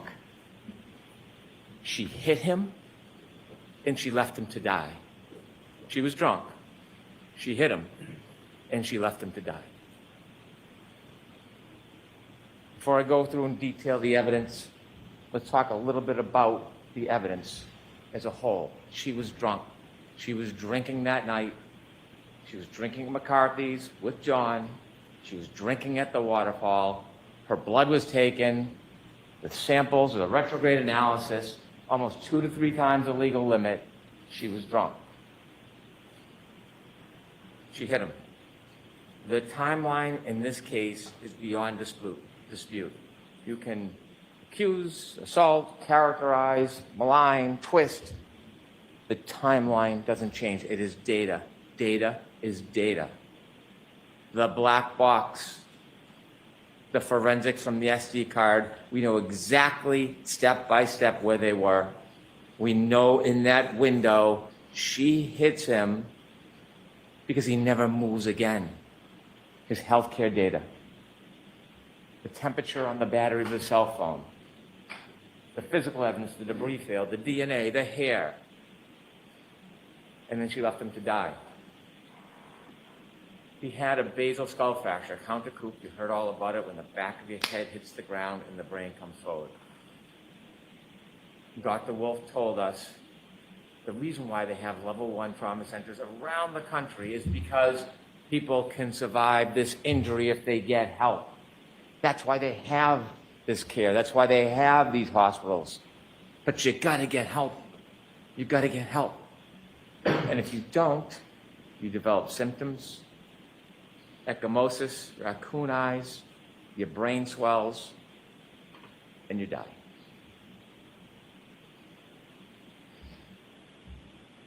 She was drunk. And that night was a recipe for disaster. But before we get to the drinking, in some ways, the fate of this night was sealed well before that night, because John O'Keefe and Karen Reed were in a toxic relationship. This relationship was crumbling. We hear lovey-dovey, and it was crumbling, and we know it. And we know it because a month before, his niece Kaylee talks about when they went to Aruba. It should have been a wonderful event. It was discord. It was fighting. It was aggravation. And when they got back, the discontent was palpable. Miss Reed reaches out to Brian Higgins, text messaging. John O'Keefe, the relationship is crumbling. And you heard a little bit about what that relationship was like. Kaylee, his niece, told you, when there was an argument, John would do what John does. He would walk away. She described for you one time, to get away from the scene, he walked into his bedroom. But the defendant wouldn't let it go, pounding on his door, having to get the last word, never letting go of the fight. Kind of mirrors what happens on January 29, 2022. And maybe outward appearance, they got along. Maybe sometimes quietly they got along. But behind closed doors, relationships have up and downs. We have a bird's eye view into the relationship on January 28, 2022, because we have the text messages, not so lovey-dovey. The relationship is almost over. The tensions are simmering beneath the surface. They are not getting along. She believes Mr. Keefe is already halfway out of the relationship and he's not into it anymore. You will read them, you saw them. This relationship was unstable and at its end. And so fast forward that night. That night, after this discord, after the arguing, they go out and what do? They drink. And they drink a lot. So Keith drinks a lot, and Karen Reed drinks a lot. You've seen the McCarthy videos. You can call it 6, 7, 8, whatever you want to call it. You can see the shots into the mixed drinks. More shots into mixed drinks. Count them yourself. Over a half dozen mixed drinks in just a few hours. Sober? And then at the waterfall, a shot, a mixed drink. Now,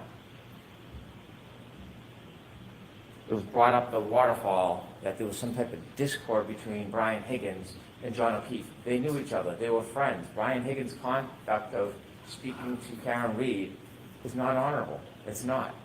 But they were friendly. There was no adversarial relationship. There was no anger between them. What we heard is they barely greeted each other.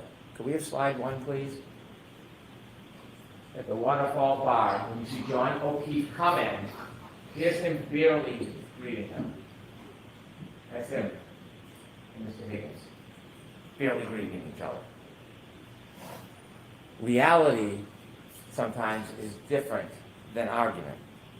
This is a celebratory move. Take that down, please. Celebratory move. A bunch of friends. They're playing around. They're hugging. They're grappling. This is a fighting technique for a murder 2 hours later. Is that the story? They're practicing their moves to murder John O'Keefe. In this celebratory mood, you don't see any aggravation or animus between Brian Higgins and John O'Keefe. Inevitably, the next morning, Karen Reed is brought to the hospital and they take her blood. Now, the government doesn't have to prove that she was drunk. It is either that she's over the legal limit, 0.08, or she had enough alcohol to affect her ability to operate a motor vehicle safely, but you will know that she was far beyond the legal limit. After the retrograde analysis, almost 2 to 3 times the legal limit. Almost 2 to 3 times the legal limit. Now, it's been intimated, not come out and said, that maybe she went home and started drinking after she got home. No evidence, mind you, no evidence. And that somehow that is why she had a high blood alcohol level. It's not appropriate for me to comment on the credibility of another attorney's argument, so I won't do that. But Karen Reed will do that for her. So if we listen to slide 2, she'll tell you exactly what she thinks about that claim.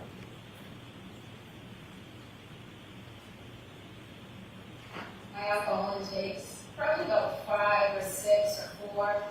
The drinks that they were pouring me at McCarthy's, which is where I consumed most of the alcohol, was the weakest flat tonic. It tasted just like old soda water with lime. Slide 3, please. I wouldn't have gotten on the expressway. I wouldn't have gotten on the expressway at 12:29. I mean, it was quiet. The roads were very quiet. You can see on the videos. And I was going, when I had to turn this major out, I always drove extra slow.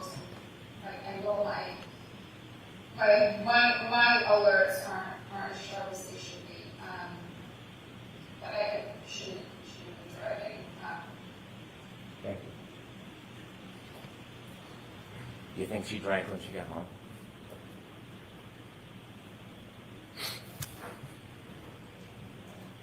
When they leave the waterfall bar at 12:12, you see a video, you have it in evidence, there's a still photo of John O'Keefe holding a glass. Not from the Albert's home. He didn't sneak into the house in the cupboards and grab a glass. From the waterfall, you see him with a glass, and in it is a straw. Take a look at that picture. And now from 12:12 on, we virtually have a historian in the data that tells us exactly where he went, exactly step by step where he went. And how do we have that? Well, we know the defendant's car had like a black box, and Judd Welcher, Dr. Judd Welcher, took the data from the black box and downloaded it so you can see the movements and the triggering events. And then Shannon Burgess, well, you don't like what he says, don't attack the data, attack the man. He can be mocked for his LinkedIn profile or his unupdated CV. But what he did is he found a key, critical piece of this case that did not exist before. He found it recently, and it was that SD card. The SD card that everybody missed, including the defense expert. Everybody missed it. So as much as you want to make fun of him, Shannon Welcher found the key so that we could have the time and date and location coordinated for an impenetrable timeline that can't be broken. That's what Shannon Burgess did. And so we know on the way from the waterfall to 34 Fairview, Ms. Reed is driving drunk. Mr. O'Keefe is in the passenger side of the car, and they're heading their way to 34 Fairview, and they get lost.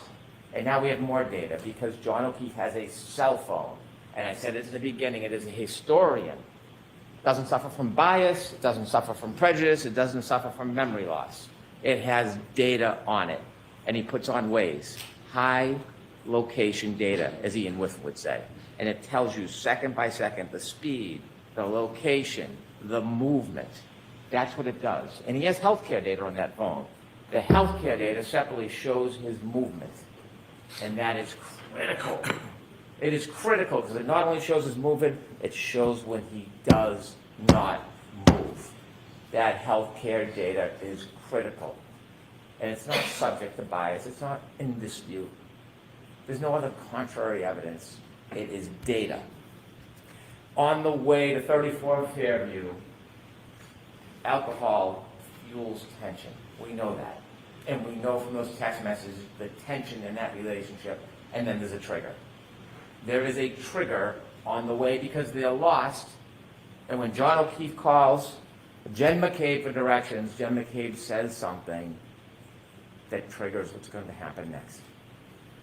Could I have slide 4, please? Very close to the outbursts. In fact, when Jen was navigating John to the outbursts when I was driving, she said it's near Ashley's house. Ashley and John had hooked up prior to John and I dating. And so as they travel to 34 Fairview, under the duress of this crumbling relationship, fueled by intoxication, we have triggers. Now, we know on their way there, we know from the data, where they went, how they moved. If we look at slide 5, Ian Whiffen showed you a guide. You could enlarge that just a little, please. And it shows you with the healthcare data, it registers as flights climb, but it doesn't mean someone's climbing upstairs. What it means is there's an elevation, and he breaks down the data, the red, the green, if you could move down, please, Ms. Gilman. And then the bottom left, that's 34 Fairview. You can see, second by second, the circles of their route, even the 3-point turn on Cedar Crest. That's what you see. At that point, they've left the bar. Remember, the battery temperature was 82 degrees. They're now in a car. It's now 77 degrees. Think about how accurate the battery temperature is, that it reflects the difference between being in a bar and being in a car. They take a 3-point turn at Cedar Crest. And because of Shannon Burgess and because of Judd Welcher, we have the data, and it's a triggering event. Remember, if there's an acceleration past 30%, it registers data on the car, and that's exactly what happens. Is a 3-point turn, and it all lines up with the cell phone after you synchronize the times. It's that simple. It's nothing complicated. There's nothing tricky. There's nothing devious about it. It's data. They do the 3-point turn, and you can match the cell phone clock with the Lexus clock, and when you do, you can reconcile the difference. Now, there's been a lot of talk, a lot of argument, a lot of fights. Shannon Burgess says 21 to 29 seconds. Mr. Disorder comes in. Unfortunately, he wasn't able to actually do anything. He wasn't given the invitation to test the data. He just looked at the report and made criticisms like a Monday morning quarterback. But even he, looking at the data, says, well, it's 3 seconds off or 2 seconds. Same window, same time. We can have all the arguments we want. They're there, they're together. The data matches up perfectly, perfectly. And so they make their way down to 34 Fairview Road. They don't stop. They don't stop at the driveway. They don't stop. And John O'Keefe gets out of the car. They go to the flagpole, and we know for 2 reasons. One, the data. And secondly, Mr. Nagel and Ms. Mason at Cedar Crest, at that intersection before it goes down to the right, they meet. They let Karen Reed go first. They follow behind in the truck. Now, at this point, Mr. O'Keefe has about 8 more minutes before the beginning and the end of his life. And he's in that car. He's in that car for most of it. Because Ms. Mason and Mr. Nagel don't see anybody get out of the truck. Nobody crosses the lawn. Nobody goes to a garage. Not just because they didn't see it. And they didn't. Not because they didn't see it. Because the healthcare data on the phone shows that John O'Keefe is not moving. The car is stopped at the flagpole. The healthcare data stops. The battery stays at 77 degrees. The data is the data. You can't change it as much as you want to. It's data. And they sit at that flagpole for minutes. It's 12, 24, 33 when they get there. They're there past 12:30. Remember, Ms. Mason and Mr. Nagel said they were there about 5 minutes and then they go. It's not exact, but about 5 minutes, they said. So there's about 2 minutes left for John O'Keefe. And what are they doing in those 2 minutes? What are the last 2 minutes of his life that he can remember that would be open to him? They're arguing. They're arguing. They're arguing. And we know they're arguing because Ms. Reed tells us through first responder Becker. She was sad. Remember, he sees her in the back of the ambulance and he's trying to calm her down? She was sad because her last moments were arguing. They're in an argument. That's why they're not going in the house. But John O'Keefe decides to get out of the car, and we know because the dome light goes on. That's what happens when you open a door. Whether he's bent down, he's standing outside, or on the other side, the dome light is on. And then you see the data. John O'Keefe begins to move. 12:31:56. It's the first time he has moved since they got to the flagpole, and it will be the last time he moves in his life. And he moves to 20 seconds. Ian Whiffen said that the satellites, they move, they reconnect, they pull information. He's no longer on high-frequency data because waves are shut off. Now it's more random. It's low-frequency. We would never suggest, and Mr. Whiffen did not claim, based on location data alone at that point, you can tell exactly what John O'Keefe is. What he said is it was readings all night. The bullet is always near the flagpole. That doesn't mean he was always near the flagpole. He could have moved. He could have moved in the circles and come back. Location data is consistent with him never leaving the flagpole. But that in itself is not enough. But there's more. There is more. There is the healthcare data. There is the temperature of the cell phone battery. And so he moves to 20 seconds. It turns west. It does not say he walks to the house. That's not what the data says. It doesn't say that he goes straight line and he walks over to the door. In fact, could he even get to the door in 75 feet? Could he get there? Because when the investigator for the defense testified, he measures from the driveway. He never stopped at the driveway. He never measures from the flagpole. He never measures from the flagpole to the garage door. So this fantasy that somehow he walked in the garage, even though there's no evidence, there's no witness, there's no data. 20 seconds of his life, and he moves. And healthcare data registers his steps. It could be pacing. It could be a straight line. It could be shaking the phone. We don't know. We don't know. We don't know everything. We don't know every little detail and every little second. We don't have to. That's not doubt. That's not reasonable doubt. We know for that 20 seconds, he's moving. And in that 20-second window when he moves. He has his phone and he looks down, 12:32:09, he sees a text message from his friend, John McCain. And he looks at the text message and he closes it.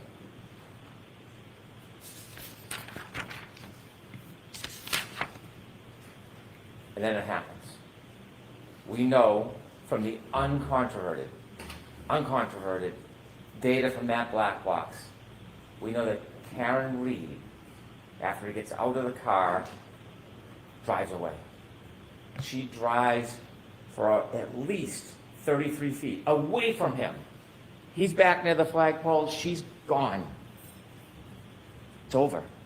Whatever argument is over. Whatever anger and flame has been dispassioned, she's moved on. He's separate from her. He's safe. And then she makes a decision. That's what this case is about. Then she makes a decision. She could have driven home. She could have broken up with him. They could have talked about it the next day. Or like knocking on the door, like Kaylee said, getting the last word. She doesn't drive away. She takes that 6,000-pound Lexus and she makes a decision. And the decision is that she steps on the gas after banging it into reverse. Before we talk about what happens next, I want to talk to you a little bit about the charges in this case. And I hate to digress, but it's important so we really understand what we're talking about here. I have no authority to talk about the law in this case. The Honorable Judge Cannoni will do that. But I want to talk to you a little bit about the charges. Don't rely on my interpretation of the law. It's the judge who has that special power. But I want to explain to you a couple of things so when you think about what happens next, you can really assess the facts of this case with the charges against Ms. Reed. She is charged with second-degree murder. It sounds ominous, it is. It's a serious charge, second-degree murder. When most people think murder, they think shooting or stabbing somebody. It's natural to think that. Second-degree murder is different. It's not first-degree murder. I told you at the beginning of this case, I told you that we were not going to suggest or try to prove that Ms. Reed intended to kill John O'Keefe. That was never part of this case. We're not claiming that. I told you that we were not ever going to try to prove that she even intended to hit him. We never suggested we would try to prove that, and we're not trying to prove that she intended to hit him. We're not. What we are obligated to prove and what we have proven from the evidence in this case of second-degree murder is that she intended an act, and that is putting the car into reverse and heading back towards John O'Keefe. She intended that act. The question then becomes, did her conduct create a clear, plain, strong likelihood of death? Late at night, dark, beginning to snow, under the influence of alcohol, knowing where she stopped and left him after an argument, heading back in reverse to the exact spot or right near where she left him at over 24 miles per hour, accelerating at over 75%. You need to ask yourself, are you convinced if somebody does that create a plain and strong likelihood of death? And if there's no doubt in your mind that she intended to hit that accelerator in reverse, and that that conduct will create a clear and plain likelihood of death, then she is guilty of that crime. Whatever the label is, she would be guilty of that crime. Now think about this. Let me give you an analogy. If somebody, maybe a teenager, someone young, impulsive, is on a bridge, and they see cars going by, and they have a boulder, and they want to throw the boulder off, they're not looking to hurt anybody. They're not meaning to kill anybody, but they throw the boulder off the bridge because they want to see the car break, the thrill. And when they throw that boulder off the bridge, and it comes down and lands on the car, and there's somebody, passenger, child, anybody in that car, and it then goes through the roof and kills the person in the car, do they intend to kill that person? No, they were trying to have a thrill throwing the rock. Did they have the malice to want that person dead? No, they didn't. But that would be an example of second-degree murder. When you take a boulder and throw it off a bridge, there's a plain and strong likelihood of death. When Karen Reed, in the midst of that tension and fight, after she drove away and was gone, disengaged, when she came back for the last word, in the darkness, the beginning of the snow, under the influence of alcohol, and decided to stop her Lexus, decided to put it in reverse, decided to accelerate 75% in the exact same direction of where she left him, and then hit him, and he died. I suggest to you that is second-degree murder. The other charge, operating under the influence of alcohol, manslaughter. It's different. It's a totally different and separate charge. Was she under the influence of alcohol? And then secondly, did she operate her Lexus wantonly and recklessly in a way that would very likely result in serious injury? When you're under the influence of alcohol and you drive a 6,000-pound Lexus in the heat of the moment at the direction of where somebody is, whether you intend to hit them or not, I submit to you that is wanton, it is reckless. And any reasonable person would think it's very likely that serious injury would result. It's not a matter of intending to kill. It's not a matter of intending to hit. It is the conduct of the operation and the risk that is created. And so those two charges are two of the three. The three is leaving the scene, knowingly causing death. And we'll get to that. So now, sadly, we need to get back to 34 Fairview Road where we left. We know from the text stream data that you drove 33 feet at least, because it only picks up a 10-second window. And when it starts to pick up the data, we know she's driving at a speed. So it's more than 33 feet. We just don't know.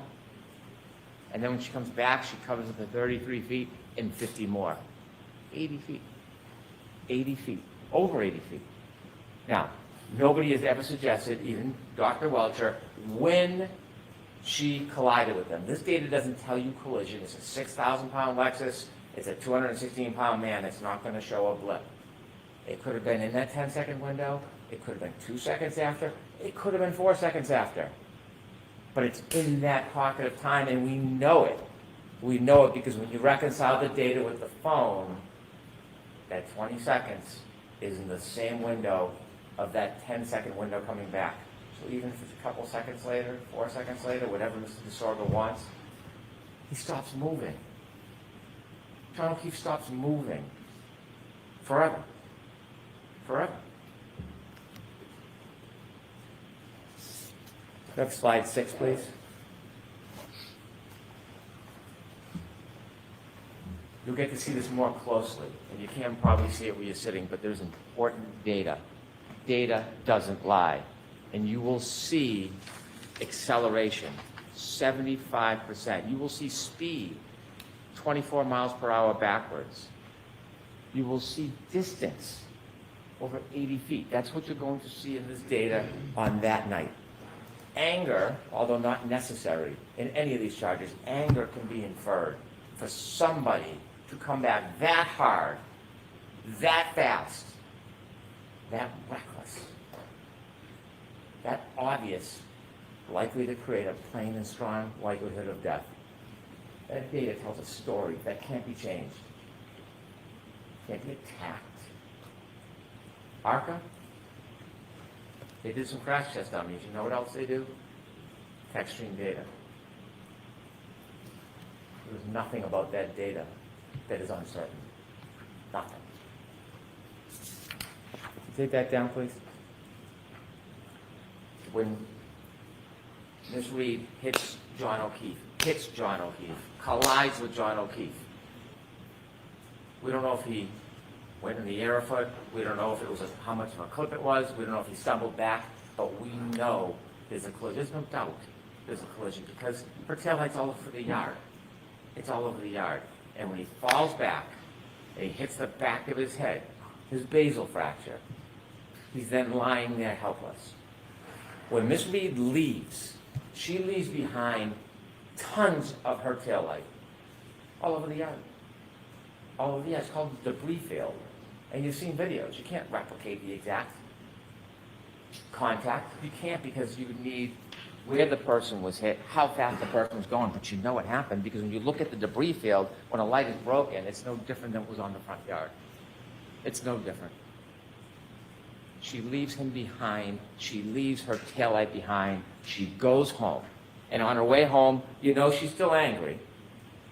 You know she's still angry because she starts leaving him voicemails. Slide 7, please.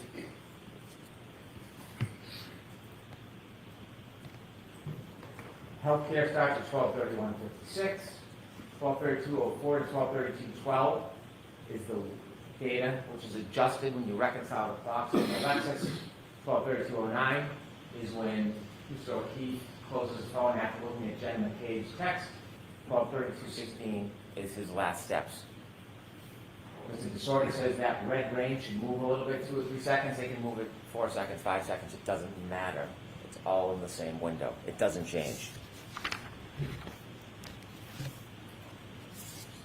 We could have slide 10, please.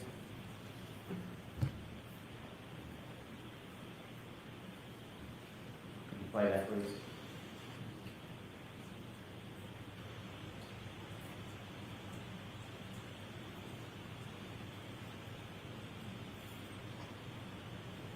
Thank you. Each one of those pegs represents 10 feet.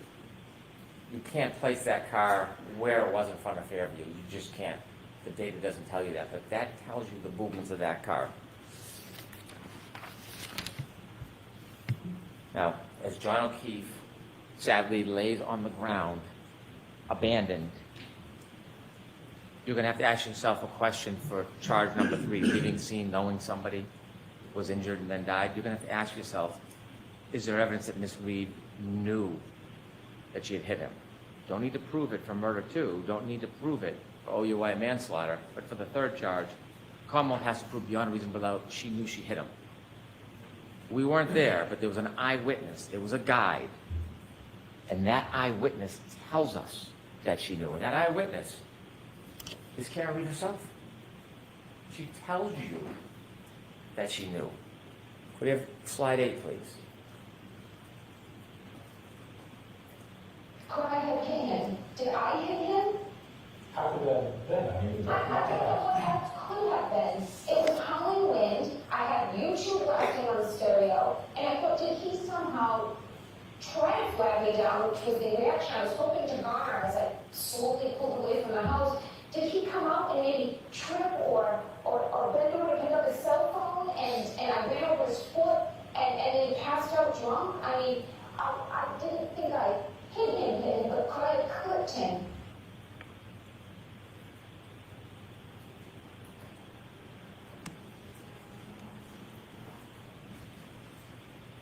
When she left Fairview and left John behind, she didn't think he was mortally wounded. But she knew she hit him. She knew she'd hit him. And so when she made her way back home, not only did she leave debris field all over the front lawn, but she took evidence with her too. Hair, DNA on the taillight, and she drove back to John's house. And she started calling on the way back, 12:33, just a minute and a half later. And then her messages show her anger. You see, this was John's fault. This was John's fault. And her phone calls tell you about the tone and the destruction of that relationship. 53 phone calls that night. 53 phone calls. Not one to 911.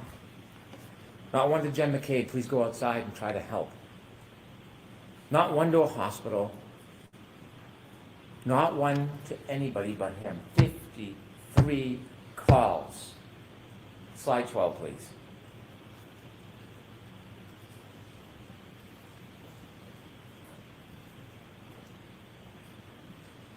Can you play voicemail one, please?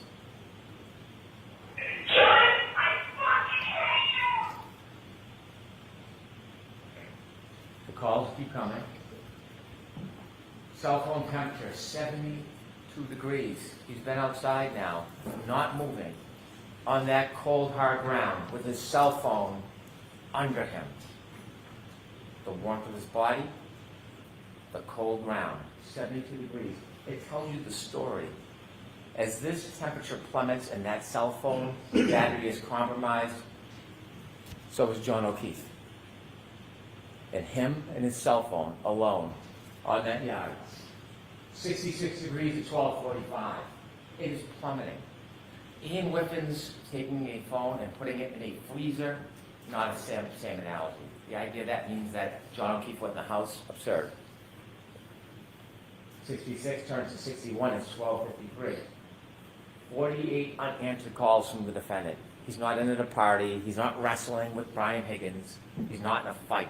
If he's in a fight, his cell phone would be moving. There would be healthcare data, there'd be steps. If he got into the house in 20 seconds, and his cell phone is found under his body the next day, and how would he get back outside? There would be more steps, because this phone is working. The data is the data. There's nothing wrong with it. It's registering everything. The temperature, the movement. He doesn't go in any house. He can't go in any house. His phone never moves again. Voicemail number 3, please. Listen to this. John, I'm dealing with a fucking kid. Nobody knows what the fuck you want, you fucking pervert. Did you hear that? Nobody knows where you are. It is 12:59. John O'Keefe has been on that lawn for about 27 minutes. She hasn't called anybody else, hasn't spoken, has no information. Nobody's called her. You'll see her phone records. And she says, nobody knows where you are?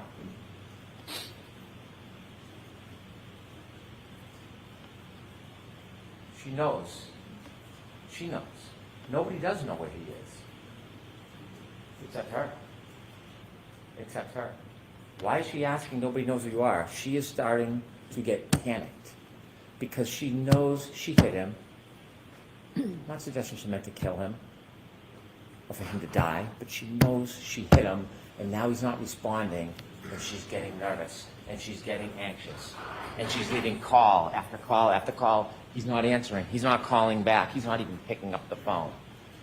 And we know what's happening at this point. Panic, drunken denial, it's setting in.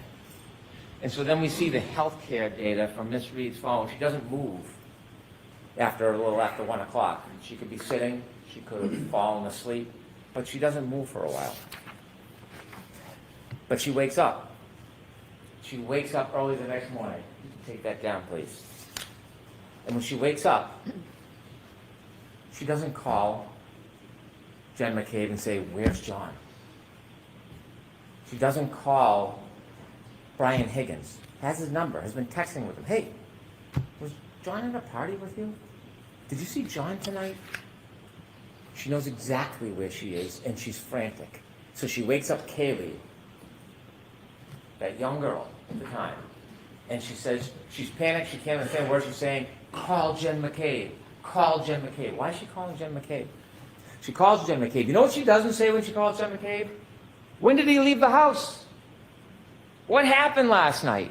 No. She calls and says, I left him at the waterfall. I left him at the waterfall. See, now it's gone from panicked to self-preservation. I left him at the waterfall. And Jen says, left him at the waterfall? We saw you in front of the house. Click. Hangs up. Hangs up. So then she calls someone that she doesn't know very well. She calls Kerry Roberts. But now she has to pivot. because someone has seen her in the exact spot that John will be found soon. Whether she's the first one there or somebody else, John will be found. Maybe Lucky missed him.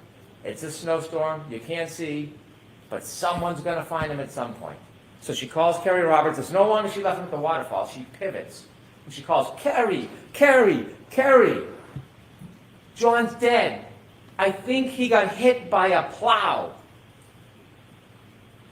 Why do you think she chose those words? Why did she choose those words? Because she knew that there was a collision with a large motor vehicle, and she had to substitute her 6,000-pound Lexus for another big vehicle. I think he got hit by a plow. And so now we have the introduction of Jen McCabe and Carrie Roberts. Phone calls that they probably never, ever wanted. A worse nightmare to get a call like that for what's going to happen, what they're going to see, what they'll never be able to forget. But because the defendant is John O'Keefe's girlfriend, they wake up in the middle of the night in a blizzard out of their kindness, their loyalty, their devotion to John O'Keefe. And when she calls them and tells them that she wants them to come out, this soccer mom with a perfectly normal life gets drawn into this whole farce, and she answers that call. She gets out of bed. The spirit and kindness she displays to put herself in that position because someone asked for help, because that's what good people do. Carrie Roberts didn't know Jen McCabe. They both knew John. They met each other once years before. Carrie Roberts, separately at that time, answers the call, gets out of bed, drives to go help, because they have a common denominator, a common bond. John O'Keefe. And so you hear and see at 5:07 the defendant leaves Meadows. She leaves. And Kaylee is behind waiting. And you see her back up, and Judd Welch just showed you all of those demonstrations where you could see the unsettled snow in the back, and after the bump you can see the pieces missing, no taillight. There's no taillight on the ground, all the white snow. There's no crack, there's no break. It's a nudge. It's a nudge. But the taillight has already been broken, because when you look at the video, not one little piece, it's still framed, little angle with the light, the brakes are, you take a look, you'll be able to slow it down. You'll see the exact same piece is missing. Because it's back at Fairview. That's why it's missing. It's not there, it's back at Fairview. And then she leaves at 5:07. She gets to Jen McCabe's about, 5:35? 28 minutes. It's about a 10-minute ride. Where does she go in 28 minutes? Where does she go? We don't know. We don't have data for that. But we know when she gets to Jen McCabe's house, she is panicked, frantic, out of her mind, screaming, waking everybody up. Jen McCabe comes down, can't understand her, going out to the car to try to console her. Why is she so frantic? Why can't she speak? Why can't she say a word? Because John went out and had a drink and fell asleep on a couch? Because John would maybe be cheating on her? What is causing this extraordinary duress? Did she stop somewhere on the way by? Did she just see death? Carrie Roberts comes, take charge kind of person. She pulls in behind, she sees the broken taillight in Jen McCabe's driveway, and she decides she's going to commandeer this. We're going to the back to Meadows, you're going to follow me, leave the car, I'll drive. At this point, Jen and Carrie don't know each other. They've only met once. And they go back to Meadows. They obviously don't find John because he's back at 34 Fairview. And then they start their way towards 34 Fairview. They start driving towards 34 Fairview, and they're looking. And you heard from Carrie Roberts, Jen McCabe, they're looking out the window. They can't see a thing. The snow, the blizzard, the weather, the darkness, they can't see anything.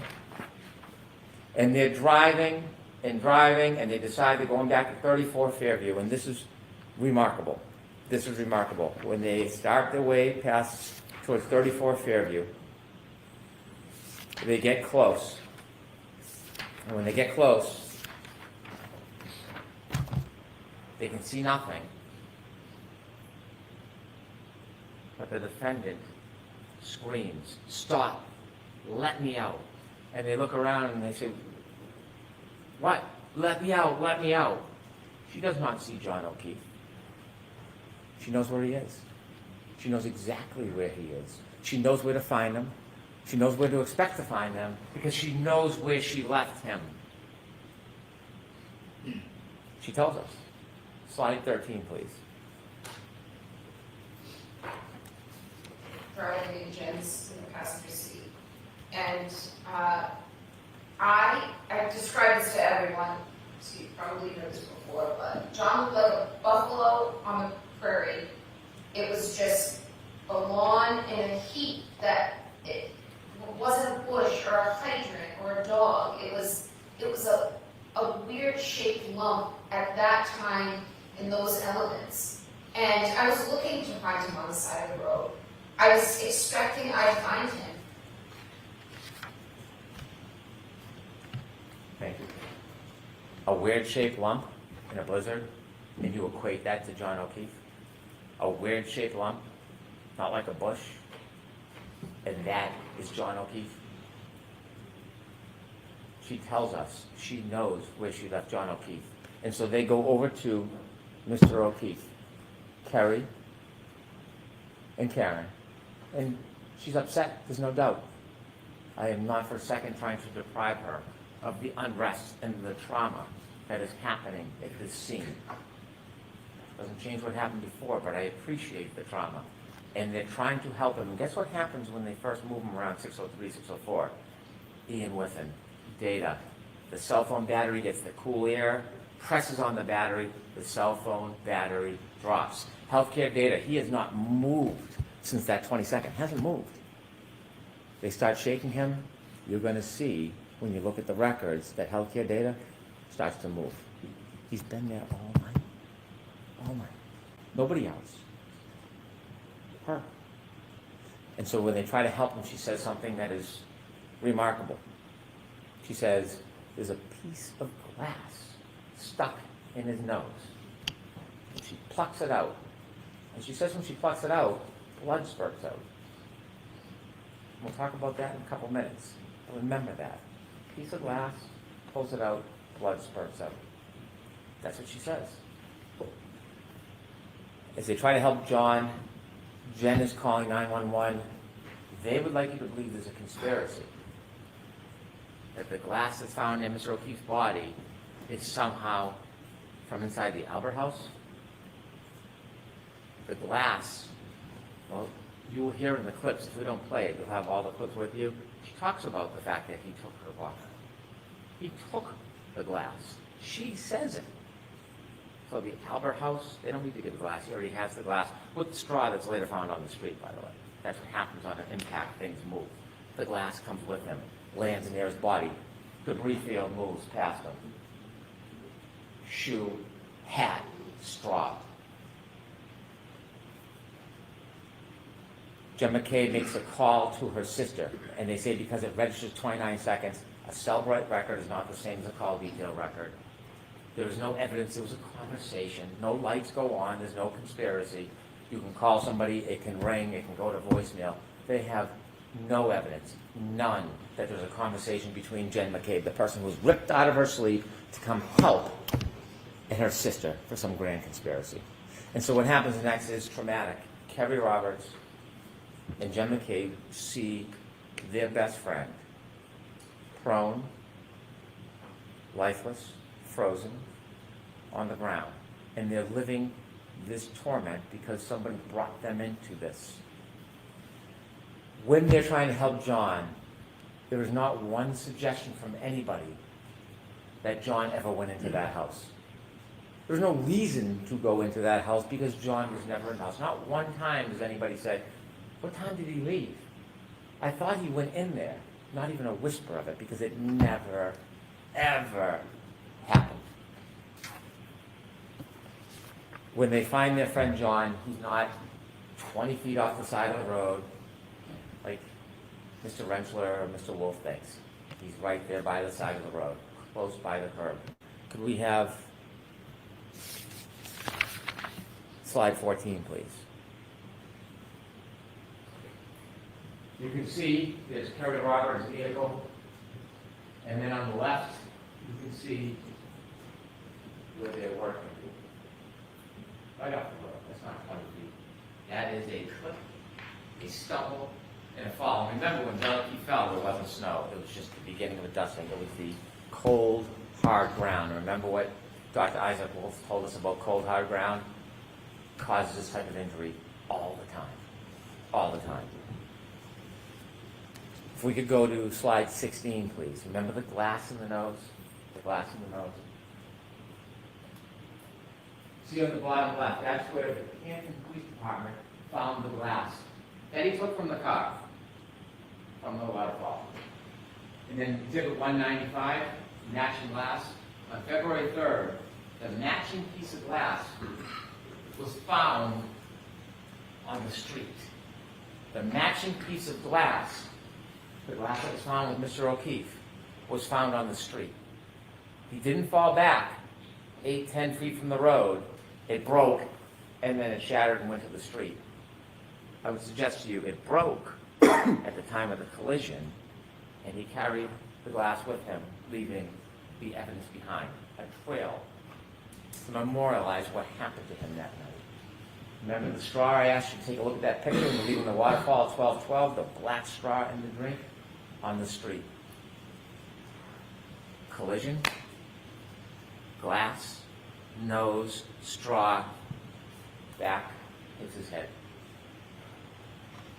Could you play the clip on the left, please? 59. So when John got out of the car at Brian Albert's house, he took my full.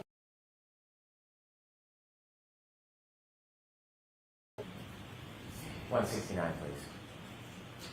So John's laying there, his left and his right, and I approached John from the left. That's where the street is. And he had a piece of glass, like, perched on his nose, like, just wedged like a splinter would be. And I just pulled it, and as soon as I pulled it, it just gushed blood down his face. Thank you. 911's called by Jen McCabe. She's not hiding from anybody. She's trying to help. She's bringing attention to the situation. And when 911 comes, we have first responders. These people are heroes. Some of them, you heard from some of them, they were born to help people. That's what their life is about. The detail on all their mechanics, getting to work 2 hours early to know the blizzard so that you're there on time so you can help people. These are the core of our community. Mr. Nuttall, this is what he does. He rushes to go help. He's the first person on his knees. He doesn't know this person from anybody. But to him, it's another human being. This is his passion. Katie McLaughlin, first responder, this is not just a profession, it's her life. Yes, she knows Caitlin Albert. Do you think she went there that night at a party and set up a murder and came back? And so they tell you what happens at the scene. Some things hard to remember, some things people will never forget. When you're in a traumatic incident, sometimes it's something you'll never, ever forget. And Timothy Nuttall remembers speaking to the defendant. I hit him. Remember, he's on his knees. What happened? I hit him. I hit him. She is now coming to terms with the moment. Her fear is realized. She hit him. She clipped him. She didn't think he was mortally wounded. She panicked. She can't come to terms with it, so she has to bring people with her to face it. And now she's facing the reality of what she had done. And her emotion is overwhelming. I hit him. I hit him. She speaks to Miss McLaughlin. I hit him. Not did I hit him, could I hit him, perhaps I hit him. That was earlier. Now she's recognizing what she did. I hit him. And these people are making it up. Anybody that says anything adverse or inconsistent or inconvenient is a liar or a perjurer or in on a conspiracy. Or is it that these good people who went there for a total stranger to do their duty to help happen to remember that she admitted what she had done?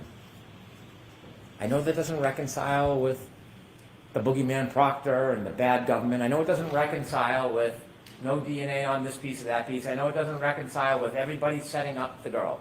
I know that doesn't reconcile. But the reality is, you have independent, core people who hear her say, I hit him, I hit him. And the attempt is to betray everybody. That's a liar. But you don't have to rely just on these good people, although you should. You should. You don't have to, because we have a guide, and it's Karen Reed. Slide 17. So what I said was, did I, I always said I hit him, but did I really say this many times as law enforcement is claiming I said it? Thank you. I know it doesn't fit the theme, the theory, the story, but she tells you herself. She endorses those good people exactly what they had heard. She tells you herself. She hit him. It's undeniable, it's unmistakable, it's inconvenient. But the truth has a way of seeping up to the daylight. It can be oppressed and suppressed and pushed down and covered and twisted, but it rises. It rises. And it is not a coincidence. There's no coincidence that Mr. Nuttall and Ms. McLaughlin hear exactly that. She tells you. And Jen McCabe, when she's sitting next to or standing next to Ms. McLaughlin, she tells you that she saw or heard the same thing. Remember what happened to her in the stand when she had the audacity to say, I heard her say it? What happened to her? This woman who never even wanted to leave her home that day, pulled out into a storm to see her best friend dead. What happened when she had the audacity to say that? And now we know that the defendant herself said the same thing. And the funny thing, the ironic thing is, you will see in a photo when Ms. McLaughlin, the firefighter, was speaking to the defendant, Ms. McCabe was next to her. Ms. McCabe was trying to protect her, trying to shut her up. Don't talk, you're upset, stop saying crazy things. The villain of the story was trying to help the defendant from incriminating herself. The irony.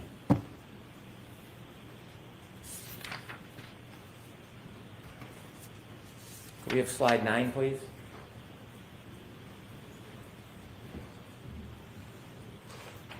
This is the battery temperature. You're going to have a chance to look at it. If it wasn't so tragic, it is interesting. It is interesting if you like data. The 29, 12, 13, they're leaving the waterfall 82 degrees, 12:22. In the car, 77 degrees, 12:37.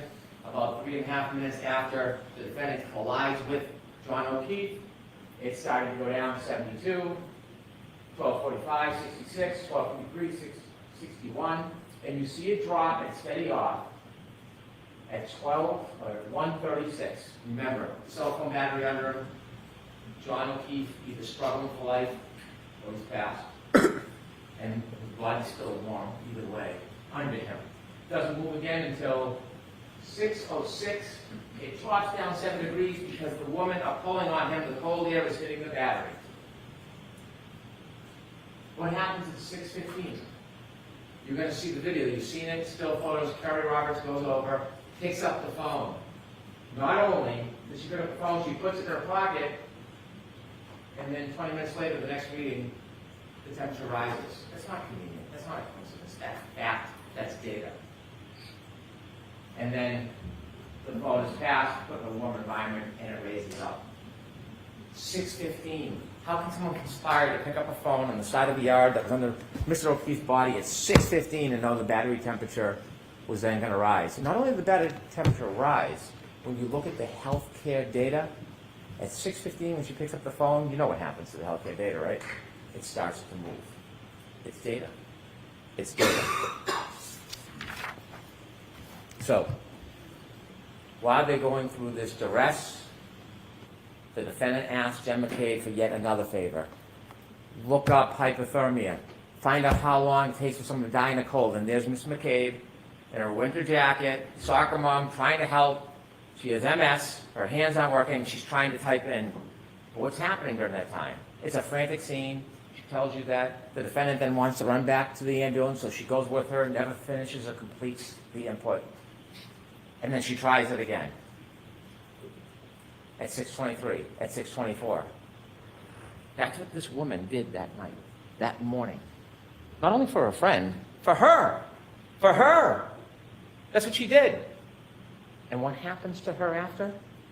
Because the timestamp, when you open the timestamp, it's at the time it's open, and she's in bed at 2:27 looking up Hockomock Sports because she is so interested in the kids' sports, and that timestamp stays open. And she goes to that tab the next morning when she puts in how long to die in cold. And that is being portrayed that she's in a conspiracy. She gets vilified as a murderer, a soccer mom who came to help.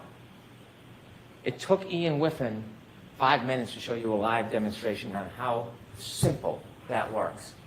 But she's not deleting anything. Jessica Hyde told you it's automatic deletions over time. You usually can't delete that information. That's not a click and swipe like the good Dr. Wolfram Archer knows how to do. This can't be erased. But they still hold on to this. As they argue to you and all the injustices that have been done, they tell you, they want you to believe, or take a flyer on the fact that she looked up how long to die in the cold at 2:27. It is an absolute contrary to the science. There's no basis to support it, but they stand here in front of you. Why? Because every time they say something like that, you look the other way. Don't look at her. Look the other way. 2:27, look the other way. Don't look at what she did. Former Trooper Proctor, look the other way. Don't look at her. Every time they make those, oh, she got the glass from inside the Alberts, maybe in the basement. Look the other way. Don't look the other way. Look at the facts. Look at the data. And it all leads to one person. There's no grand conspiracy. It leads to one person, the defendant. And it's not just the data and facts. It's her herself. Let's talk about Mr. Proctor. You were invoked with this emotion early in the opening that this is a cancer. That's a tough word. Try to evoke that primal reaction, disgust. I'm not saying you shouldn't be disgusted by the text messages. You should. You should. They're not defensible. I don't stand here and defend impropriety. I don't. But that doesn't change the physical evidence, the scientific evidence, and the data. He was terminated. He paid a penalty. He was held responsible for what he did. He should have been. He should have been. But that doesn't give a free pass. That doesn't change the facts. It doesn't change the physical evidence. It doesn't change the science. It's unfortunate. It's distasteful. It's dishonorable. Remember, Trooper McKennick was asked, was the investigation with honor and integrity? And he said it was. Was Trooper Proctor's effort honor and integrity? And he said it was integrity. But he never said honor. That's a man of honor. Military service, dedicated to his country, highest level of clearances to the President of the United States, now a state trooper. He would not say that Trooper Proctor was honorable. Because he wasn't. He wasn't. But that does not change. It doesn't create a conspiracy. It doesn't invent a dog. It doesn't make somebody in a house something they're not. It just doesn't. When you read those text messages, they're hard to look at. It's unfair. It's unfair. And if there's a penalty more than being fired, well, maybe that penalty would be deserved. But it has nothing to do with the justice in this case. It just doesn't. There's not one piece of evidence, not one, that we can look at and say, this was tampered with. This was planted. This was distorted. Remember when we introduced the taillights at the beginning? I didn't introduce 3 of the taillights, but then the defense did, so I put them in. Those were taillights that were only found by Trooper Proctor. I did not put that evidence in. Understanding those text messages and appreciating the disdain one might have for his comments. Not that there was any evidence of tampering, not that there was any evidence that it was not true, but I didn't put that evidence before you because we didn't need Trooper Proctor in this case. We don't need Trooper Proctor to prove this case beyond a reasonable doubt. That's why I didn't introduce that evidence to you. Now, there's been a lot of talk about planting of taillight.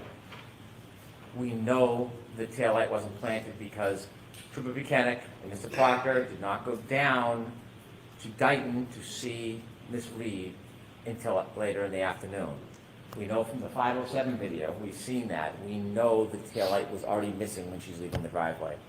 When the good Canton police detectives went to do a wellness check to care for those young children, and they went to the house, inadvertently, they didn't even know it, the dash cam captured the back of the car. The taillight packed with snow is missing. It's already gone. It can't be planted. At this point, Trooper Proctor's still in his pajamas. He's not even on the case. He's not even on the scene. He's been near the car. And in the Dighton videos themselves, when you close it, you can take it at an angle and it moves, but if you get the right angle, you can see it's missing. It's gone. Can we have slide 18, please?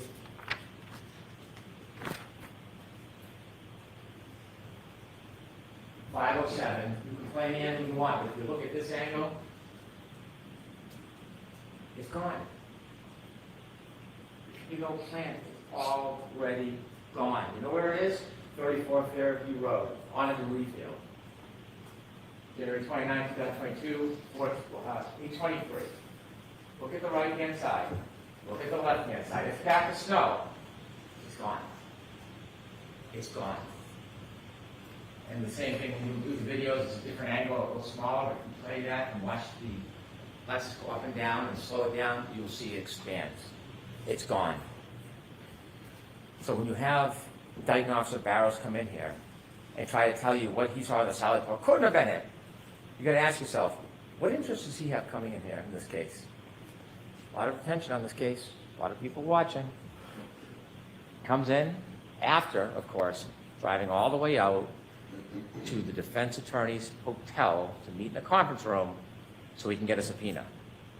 He spends 2 hours driving up and back so that he can conveniently get a subpoena that tells him to appear, which he could have got by fax or in the mail.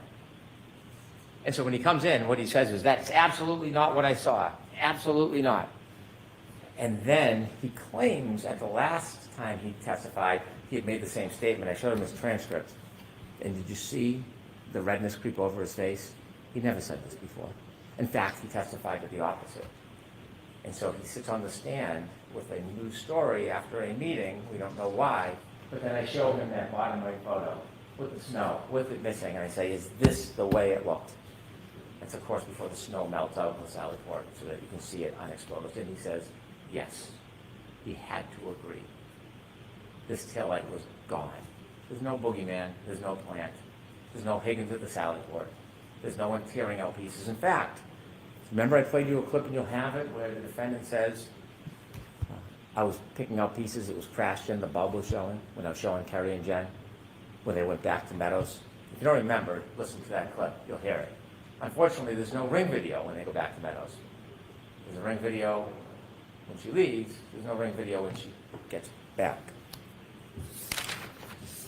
And so, now when we're trying to look the other way, we want to find a dog bite. So enter Dr. Russell. Dr. Russell, according to her, nice woman, nice doctor, very accomplished. I respect that. She's the only dog expert in the world.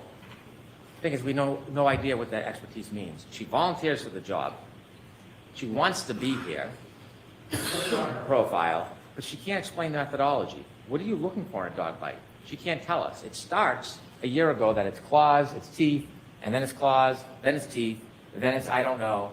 And then when you look at each of the different parts of the abrasions, she says, well, I can't tell if I look at each one of them, but all together it's a dog bite. It's a dog attack. That is the masterful expertise that the defense has bragged about bringing in. Dr. Russell telling you, because she says this is a dog bite.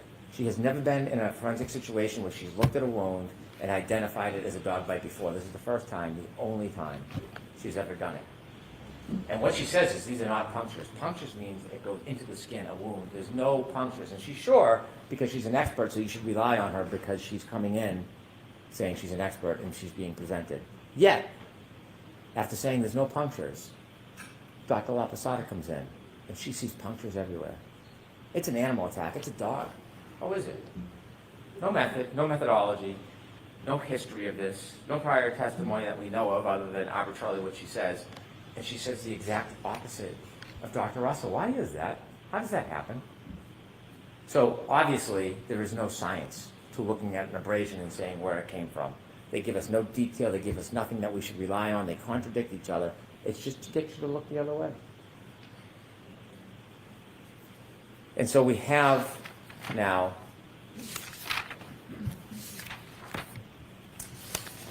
the issue of the defense has said over and over again, there's no collision, there's no collision, there's no collision. And they had a number of witnesses come in to try to say that.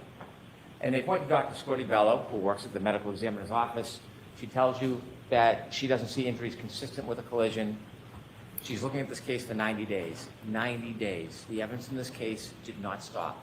It continued for 2 years. She knows nothing about the data, nothing about the black box, nothing about the interviews of Ms. Reed.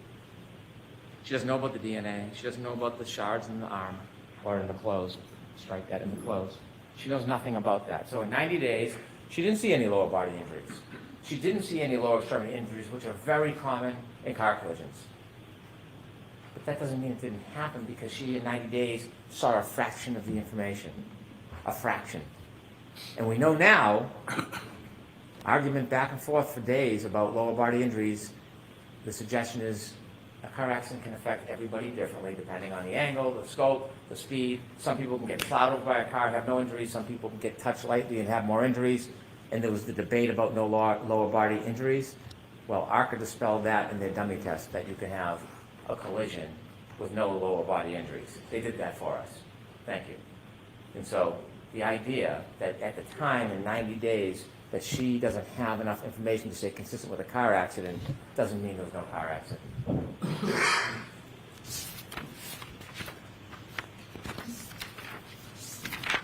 Let me talk a little bit about ARCA. I don't want to waste too much time with them.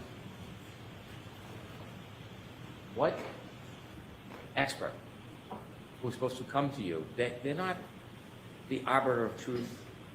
Their opinions weigh no more than yours. Your common sense has more value than an expert's opinion. Their job is to assist you, to explain what their expertise is so that it's a tool for you so that you can make a decision. That's objectivity. We've heard words like confirmation bias, objectivity.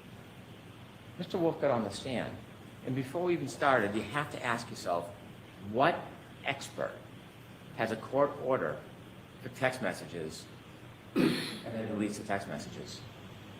What expert, what objective expert uses Signal, an encrypted app, to communicate about the case?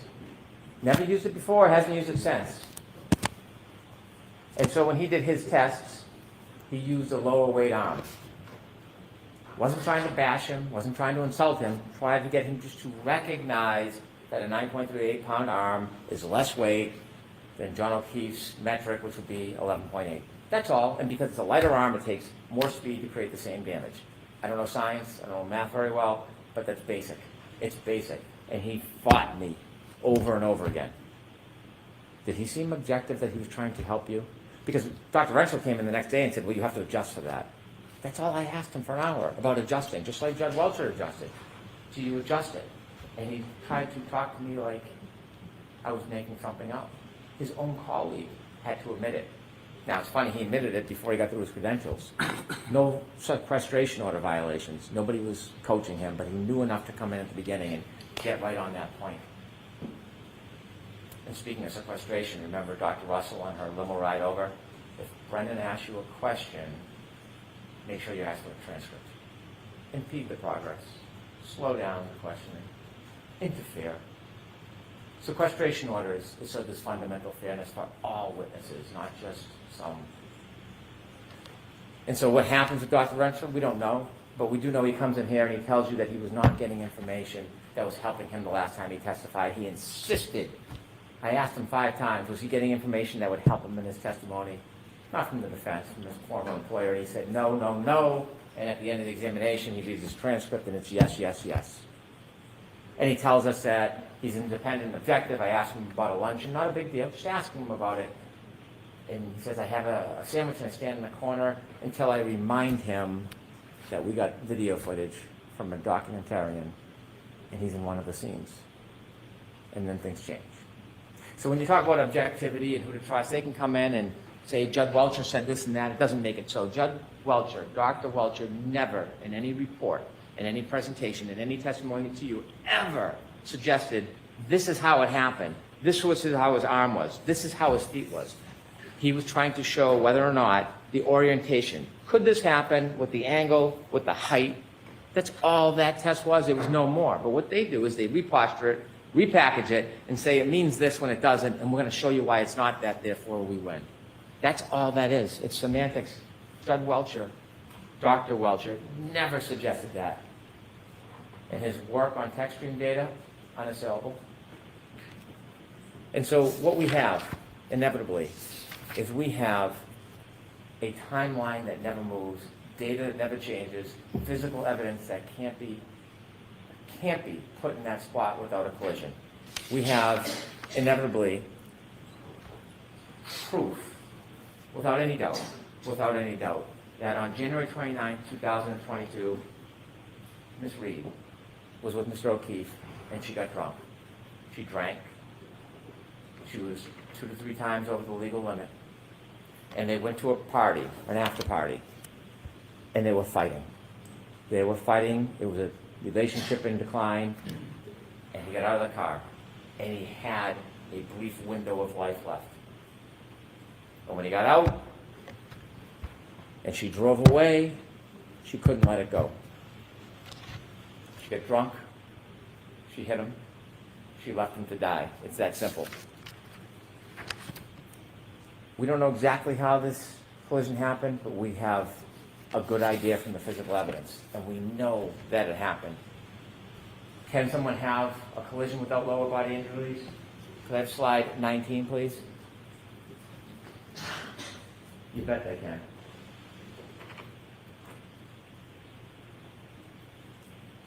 We don't know if this is the body position. We don't know if this is the exact speed, but what it tells us, this is viable. Look at the debris field. Look at his turn. Remember his sneaker on that curb that got lodged against the sneaker? Mr. O'Keefe then falls back, hits his head, counter coup, left to die.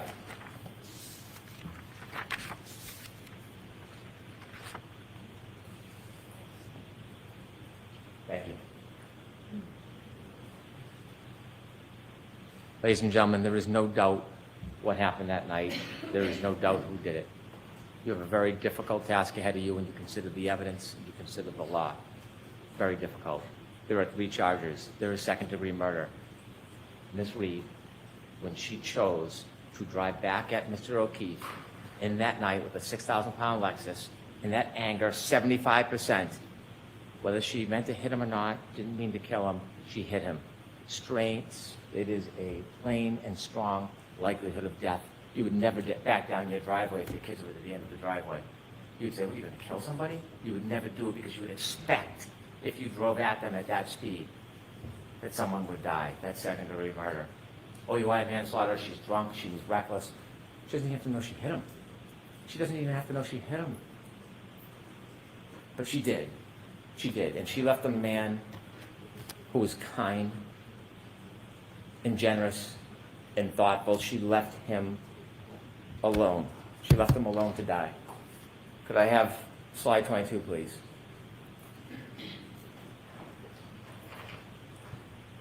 He is not an it. John O'Keefe is not a body. John O'Keefe was not a buffalo on a prairie. John O'Keefe was a person, and he was murdered by Karen Reed.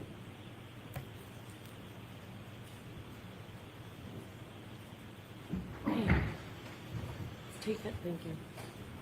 All right, jurors, the next up is my instructions to you on the law. I'm not going to do that right now. You've been sitting for a long time. So I do have to tell you, even though you've just heard the closing argument, you cannot discuss this case even with each other. All right, so we'll send you back for lunch. It's going to be a shorter lunch. My instructions are long, and we want you to be able to get this case to start deliberations today. So I'm going to send you back maybe about a half an hour. Is that enough time for you folks? All right, so we'll give you a half an hour for lunch, and then we'll come back. I'll give you my instructions on the law, and then the jurors will go out to deliberate. I know there are 18 of you. we seat only 12 deliberating jurors, so 6 of you are going to be alternates. I can just tell you that, you know the odds, right? And I can tell you it's Mr. McDermott's least favorite part of his job is still. So we'll do that this afternoon. Do not discuss this case to see anyone.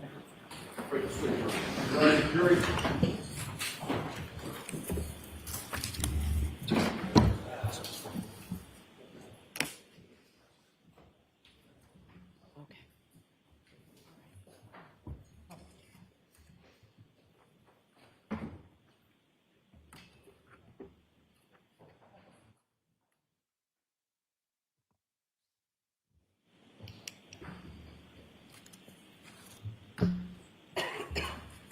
Counsel, can I see you just a second?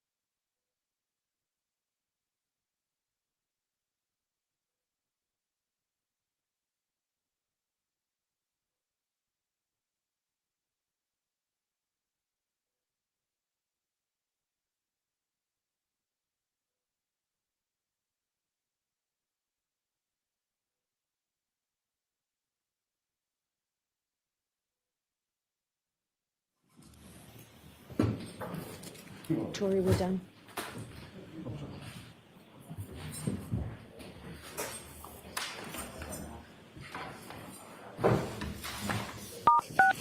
You are muted.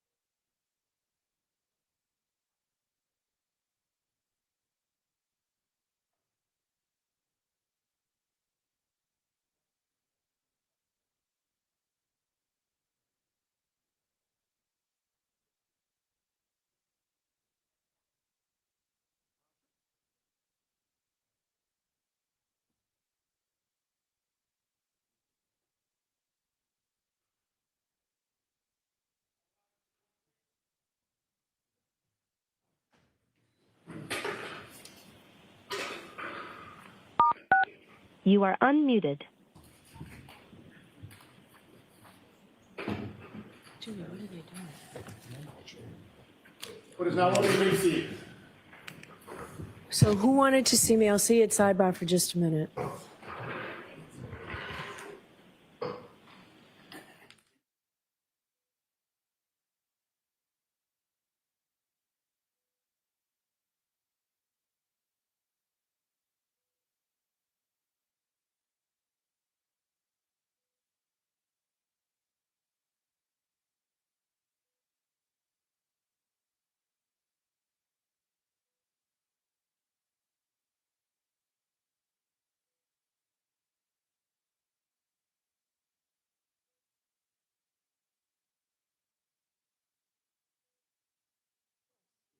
No, Chris, yes.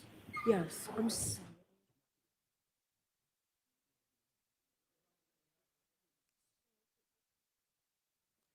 Some space here, please.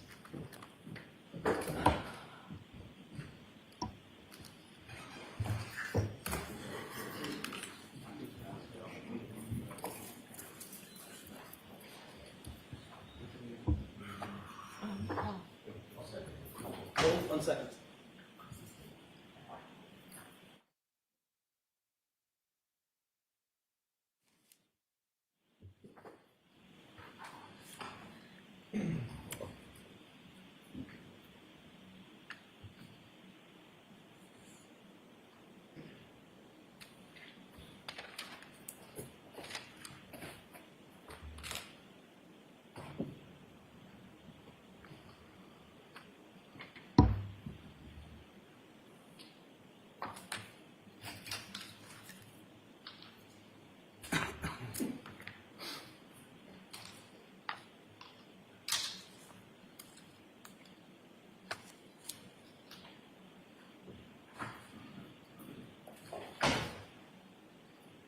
Okay, Paul.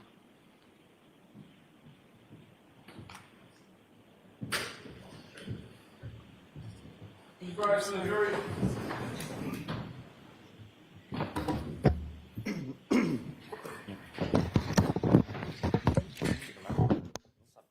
Jim, now you're gonna have to go through all of those to pick the alternate out? You okay with that? Oh, okay. Okay.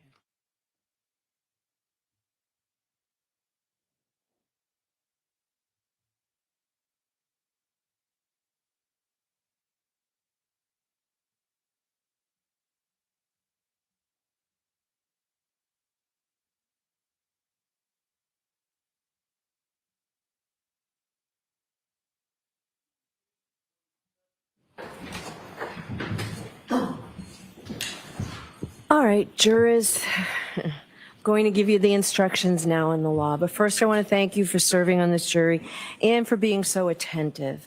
You'll soon deliberate for the purpose of reaching a verdict, but before you do that, it's my responsibility to give you the instructions concerning the law.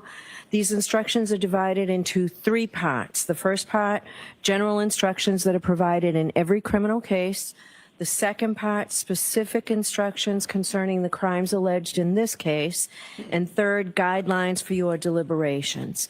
Please listen carefully to all of the instructions. Do not ignore any instruction or give any special attention to any other instruction. To make sure that I give you the instructions accurately, I will read them to you. You'll also get a written copy so that you may refer to it in the jury room during deliberations. I will try to make sure that my oral instructions match the written instructions.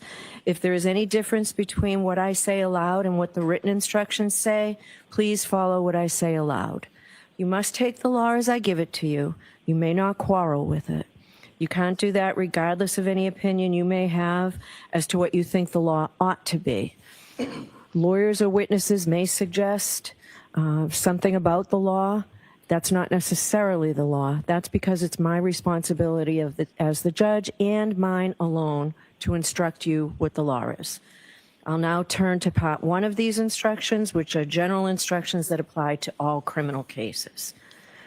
As I've explained to you at the beginning of the trial, There is a fundamental rule that applies to all criminal cases, including this case.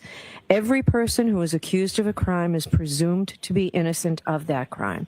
Ms. Reed is presumed innocent of the charges in this case. That means you must consider Ms. Reed to be innocent unless the prosecution has proved beyond a reasonable doubt through evidence presented at this trial that Ms. Reed committed the crimes charged. I'll explain what I mean by reasonable doubt in a moment.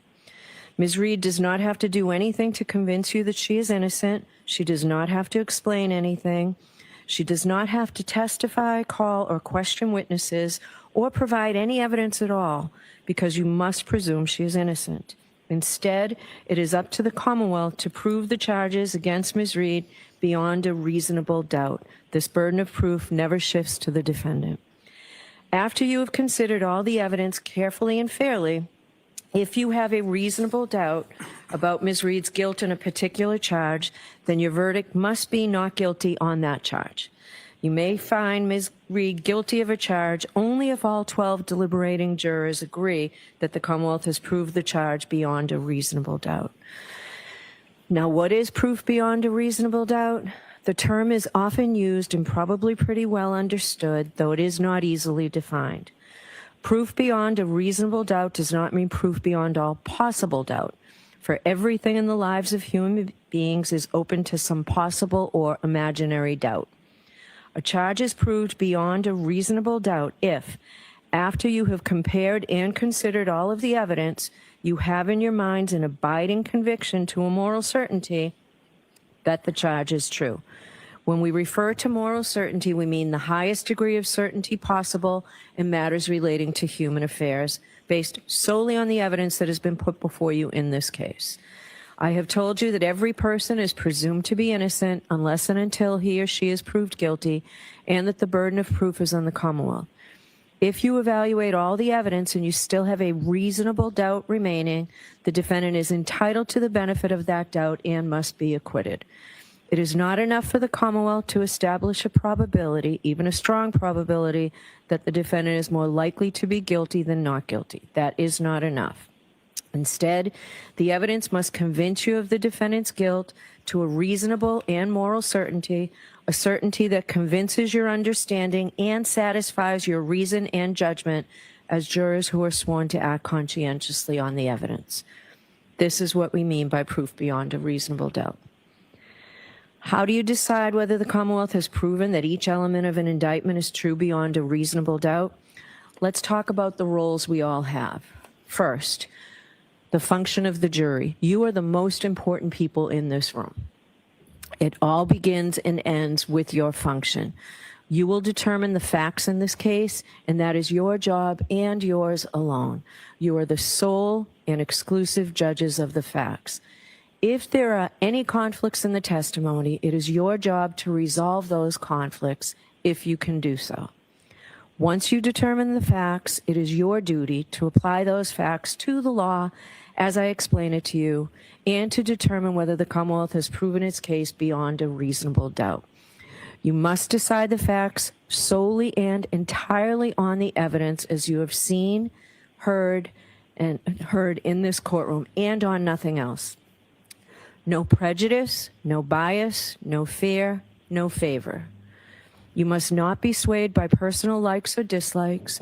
Your deliberations are no place for emotion, sympathy, passion, or prejudice. The Commonwealth and Karen Reed have a right to have the case judged by fair and impartial jurors.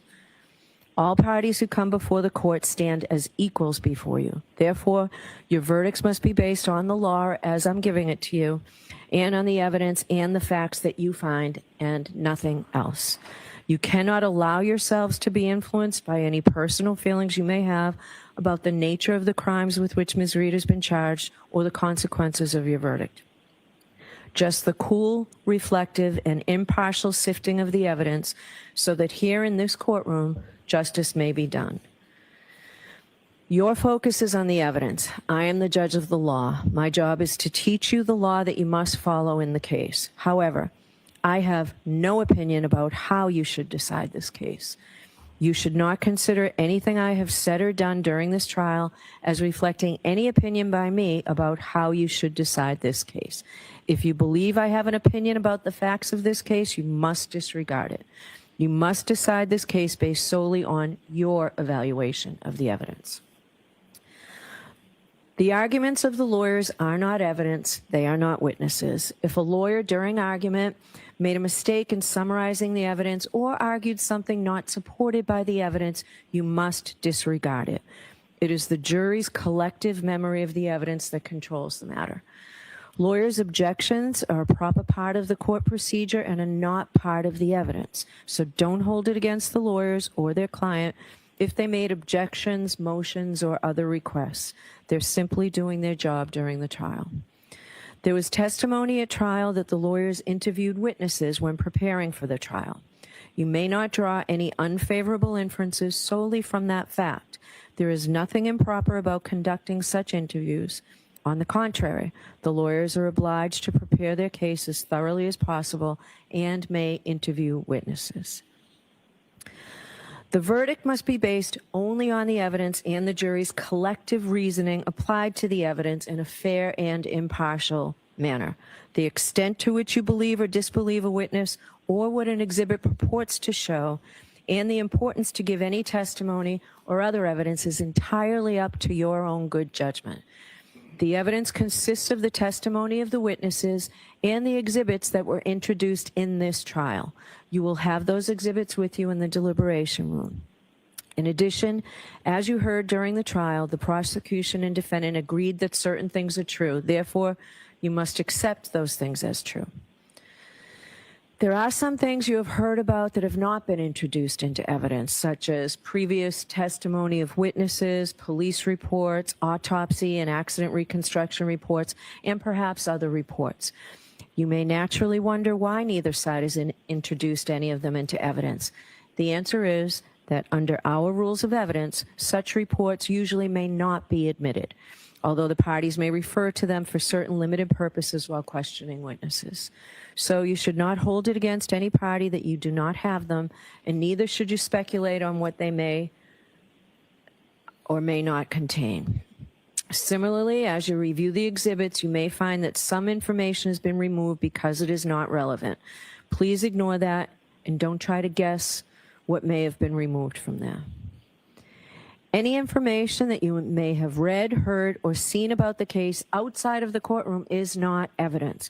My instructions to you and any other comments I made, the lawyer's opening and closing statements and any comments they made, are not evidence. If the lawyers or I made any comments during the trial, those comments are not evidence, and you must base your verdict only upon the evidence.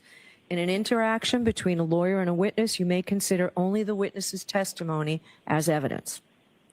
Answers that I struck from the record and told you to disregard are not evidence. Only the testimony of the witness, that is, their answers to the questions and the exhibits, are evidence. Finally, on this topic, if one of the lawyers or I refer to some part of the evidence and that does not coincide with your own recollection, it is your collective recollection which you are to follow in your deliberations.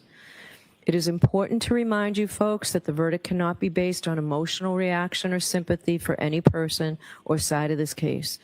Certain of the testimony and exhibits may have provoked an emotional reaction in all of us. You may feel sympathy for the family of Mr. O'Keefe, and you may feel sympathy for the defendant as she sits here in the courtroom. But your job is to decide the case without bias, fear, sympathy, or favor, to view the evidence with a certain clinical detachment, and to decide the case based solely on the evidence and the application of the law. I have allowed you folks to take notes during the trial if you chose, and you may refer to those notes during your deliberations. But remember, they are not evidence or a substitute for the evidence and your recollection. They are for your personal use. Please do not share them with the other jurors. Please consider the evidence as a whole. Do not make up your mind about what the verdict should be until after you've gone to the jury room to decide the case and you and your fellow jurors have discussed the evidence. Keep an open mind until then.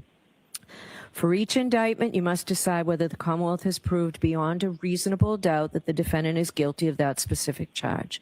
Your decision as to each charge must be unanimous, meaning that all 12 deliberating jurors must agree.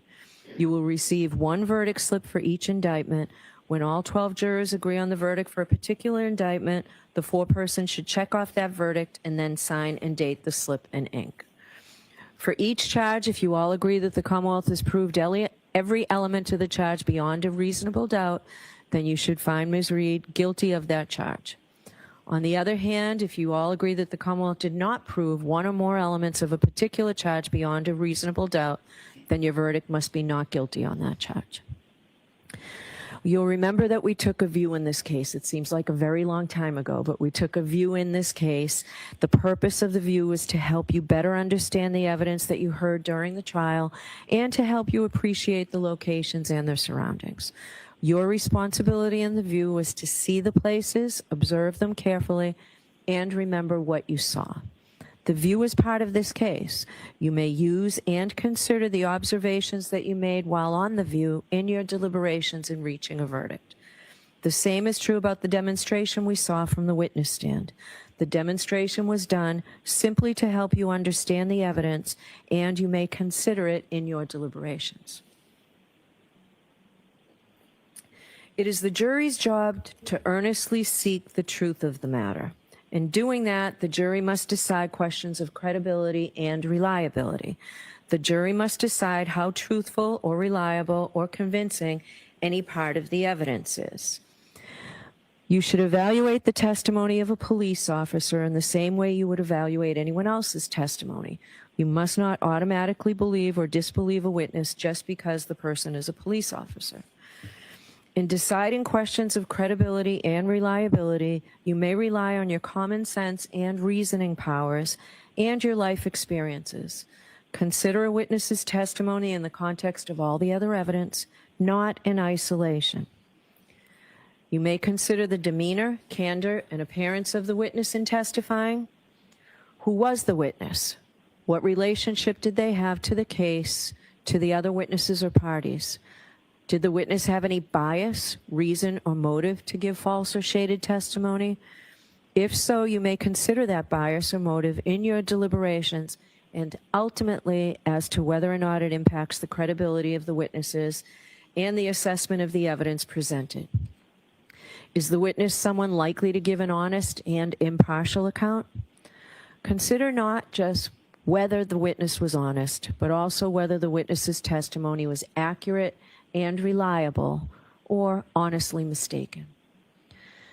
A prior statement by a witness, if inconsistent with his or her trial testimony in any way, may be considered on the witness's credibility and reliability, and only for this purpose.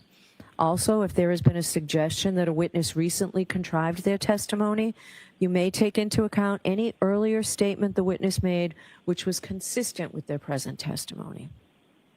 The prior statement is relevant only as to the witness's credibility and reliability, and only for this purpose.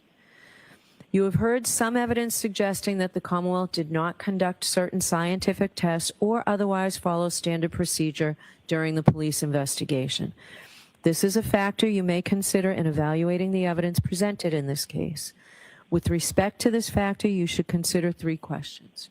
First, whether the omitted test or other actions were standard procedure or steps that would otherwise normally be taken under the circumstances.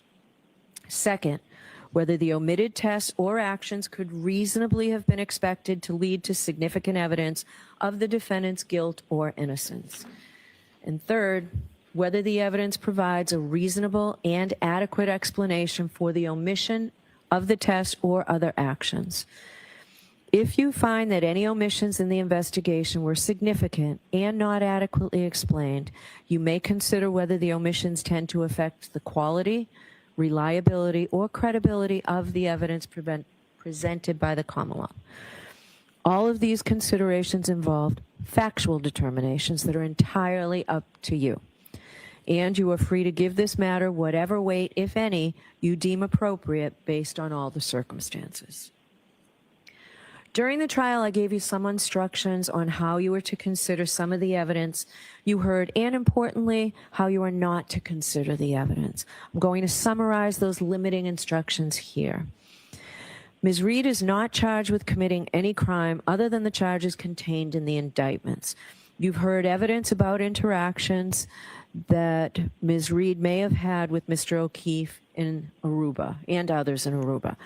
The evidence was admitted solely for your consideration as evidence of the nature of the defendant's relationship with Mr. O'Keefe and whether it goes to her knowledge or intent or motive on January 29, 2022. You may not consider the evidence as proof that she has a criminal personality or bad character. You may not take the defendant's prior acts as a substitute for proof that the defendant committed the crimes charged here, or to conclude that if she committed the acts in Aruba, she must have committed the offenses with which she is charged here. You can only use the evidence for the limited purpose of how it goes to the defendant's state of mind, motive, and the nature of her relationship with John O'Keefe. Before you consider any electronic communication in your deliberations, you must first find that it is more likely true than not that the persons who authored the electronic communications were in fact John O'Keefe, Ms. Reed, Michael Proctor, Brian Higgins, or others alleged to have authored or created them. If you do not find it is more likely true than not that the persons alleged to have authored or transmitted or created the communications were the persons alleged to have done so, then you may not consider the electronic communication in deciding the case. Photographs have been entered into evidence, and in some instances, those photographs will be inside an envelope when they go back to you to the deliberation room. The photographs may be graphic and unpleasant. As I told you when you first saw them, your verdict must not in any way be influenced by the fact that these photographs may be graphic or unpleasant. The defendant is entitled to a verdict based solely on the evidence and not one based on pity or sympathy. Consider a photograph only as it may show a medical condition, the nature of the injuries, or the details of the incident itself. You heard evidence of statements made by John O'Keefe. These statements were admitted only for a limited purpose of establishing John O'Keefe's state of mind. You are not to consider this testimony as proof that the defendant has bad character or propensity to commit crimes. The testimony of witnesses recounting conversations with Mr. O'Keefe or messages the defendant's phone received from him can only be used as they go to the defendant's motive or intent on January 29th, and only if you find that Ms. Reed was aware of Mr. O'Keefe's state of mind at the time of the crime and would be likely to respond to it. There need not be direct evidence that the defendant learned of Mr. O'Keefe's state of mind, so long as you can reasonably infer from the evidence that she did learn of it. Now, you have heard testimony about statements allegedly made by Ms. Reed. Before you may consider any such statement, you're going to have to make a preliminary determination whether it can be considered as evidence or not, and for what purpose it may be used.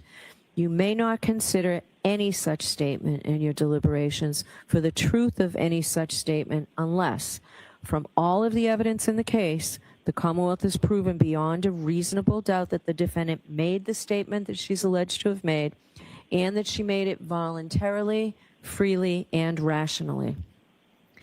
In determining whether or not any statement made by the defendant was voluntary, you may consider all of the surrounding circumstances.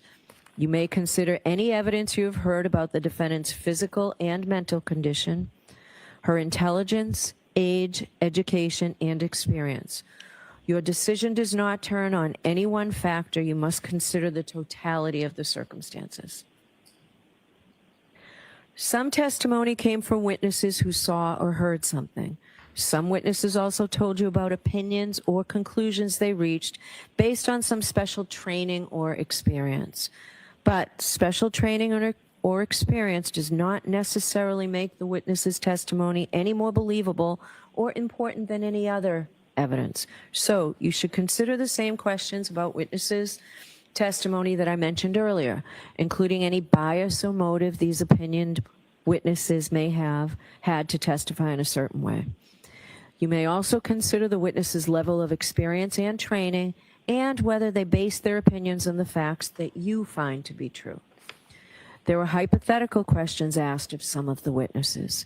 You may give whatever weight you deem appropriate to the opinion based on the hypothetical, but only if, after careful consideration, you find that all the facts in the hypothetical were true.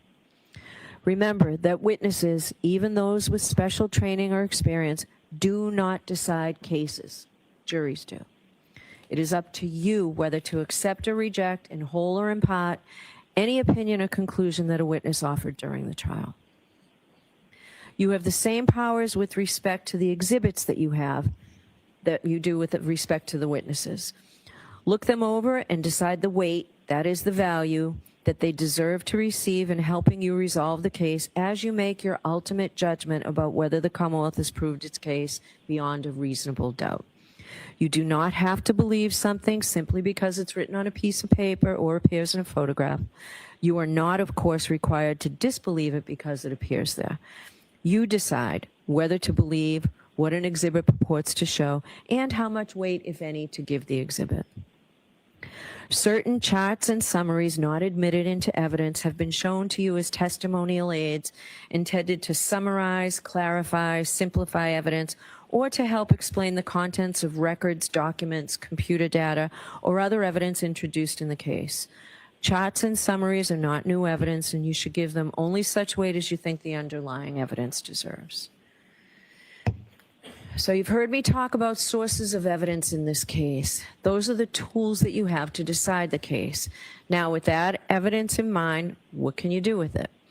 As jurors, you may bring to bear all your knowledge and experience. You don't check your common sense at the door to the jury room. Just the reverse. I instruct you to use your common sense. Give the evidence a reasonable and fair construction in the light of your common knowledge and experience.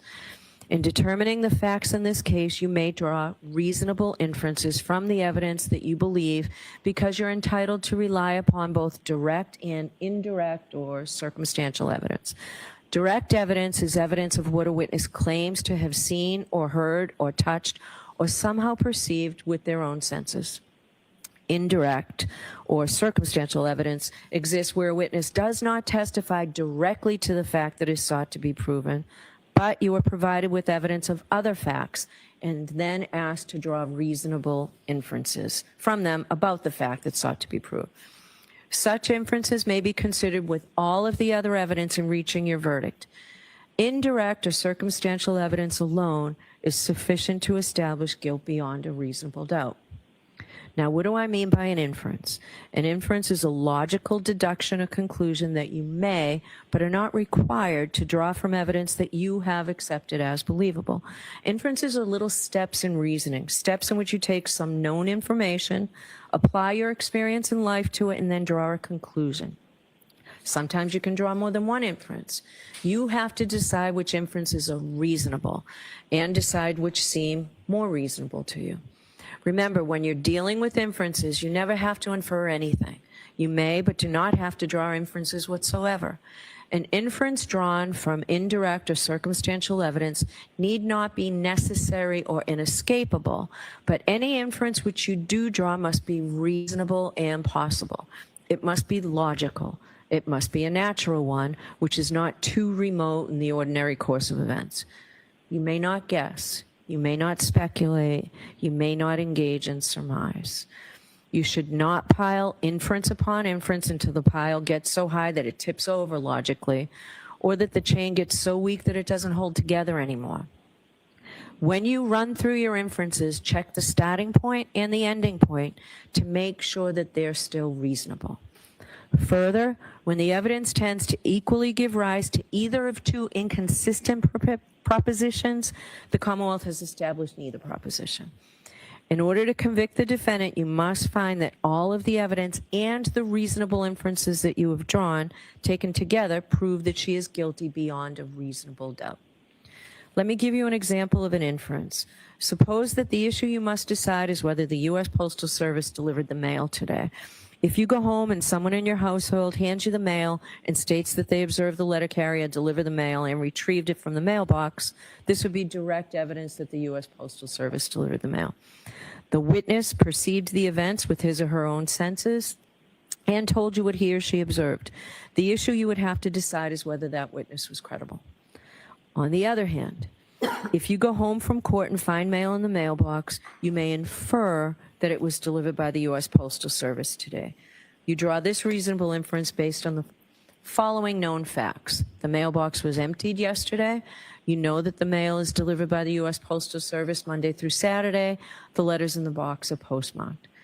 You have exactly the same power in this case. Not the power to speculate or to guess, but the power to draw reasonable inferences warranted by the evidence in the fashion I've just described. You may have noticed that Ms. Reed did not testify at this trial. Defendant has an absolute right not to testify since the entire burden of proof in this case is on the Commonwealth to prove that the defendant is guilty. It is not up to the defendant to prove that she is innocent. The fact that Ms. Reed did not testify has nothing to do with the question of whether she is guilty or not guilty. You are not to draw any adverse inference against the defendant because she did not testify. You're not to consider it in any way or even discuss it in your deliberations. You must determine whether the Commonwealth has proved its case against the defendant based solely on the testimony of the witnesses and the exhibits.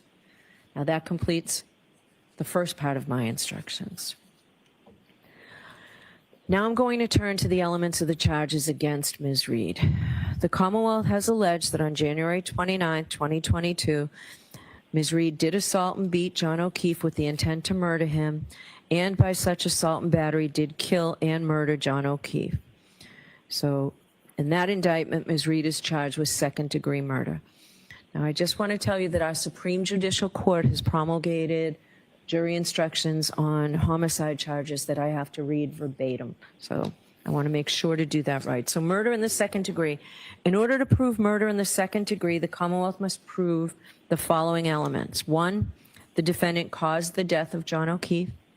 2, the defendant intended to kill John O'Keefe or intended to cause grievous bodily harm to John O'Keefe or intended to do an act which, in the circumstances known to Ms. Reed, a reasonable person would have known created a plain and strong likelihood that death would result. I will now discuss each of these requirements in more detail.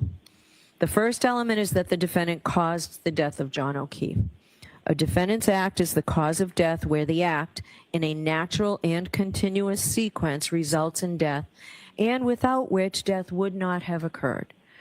The second element is that the defendant intended to kill John O'Keefe or intended to cause grievous bodily harm to John O'Keefe or intended to do an act which, in the circumstances known to the defendant, a reasonable person would have known created a plain and strong likelihood that death would result. As you can see, the second element has 3 sub-elements, which I shall call prongs, and the Commonwealth satisfies its burden of proof if it proves any one of these 3 prongs beyond a reasonable doubt. The first prong is that the defendant intended to kill John O'Keefe. This means that the defendant consciously and purposefully intended to cause John O'Keefe's death. The second prong is that the defendant intended to cause grievous bodily harm to John O'Keefe. Grievous bodily harm means severe injury to the body. The third prong is that the defendant intended to do an act which, in the circumstances known to the defendant, a reasonable person would have known created a plain and strong likelihood that death would result. Let me help you understand how to analyze this third prong. You must first determine whether the defendant intended to perform the act that caused the victim's death. If you find that she intended to perform the act, you must then determine what the defendant herself actually knew about the relevant circumstances at the time she acted. Then you must determine whether, under the circumstances known to the defendant, a reasonable person would have known that the act intended by the defendant created a plain and strong likelihood that death would result. if you have a reasonable doubt as to whether John O'Keefe's death was accidental because the death was caused by a negligent, careless, or mistaken act of the defendant, or resulted from a cause separate from the defendant's conduct, you may not find that the Commonwealth has proved that the defendant intended to kill, intended to cause grievous bodily harm, or intended to do an act which, in the circumstances known to the defendant, a reasonable person would have known created a plain and strong likelihood that death would result.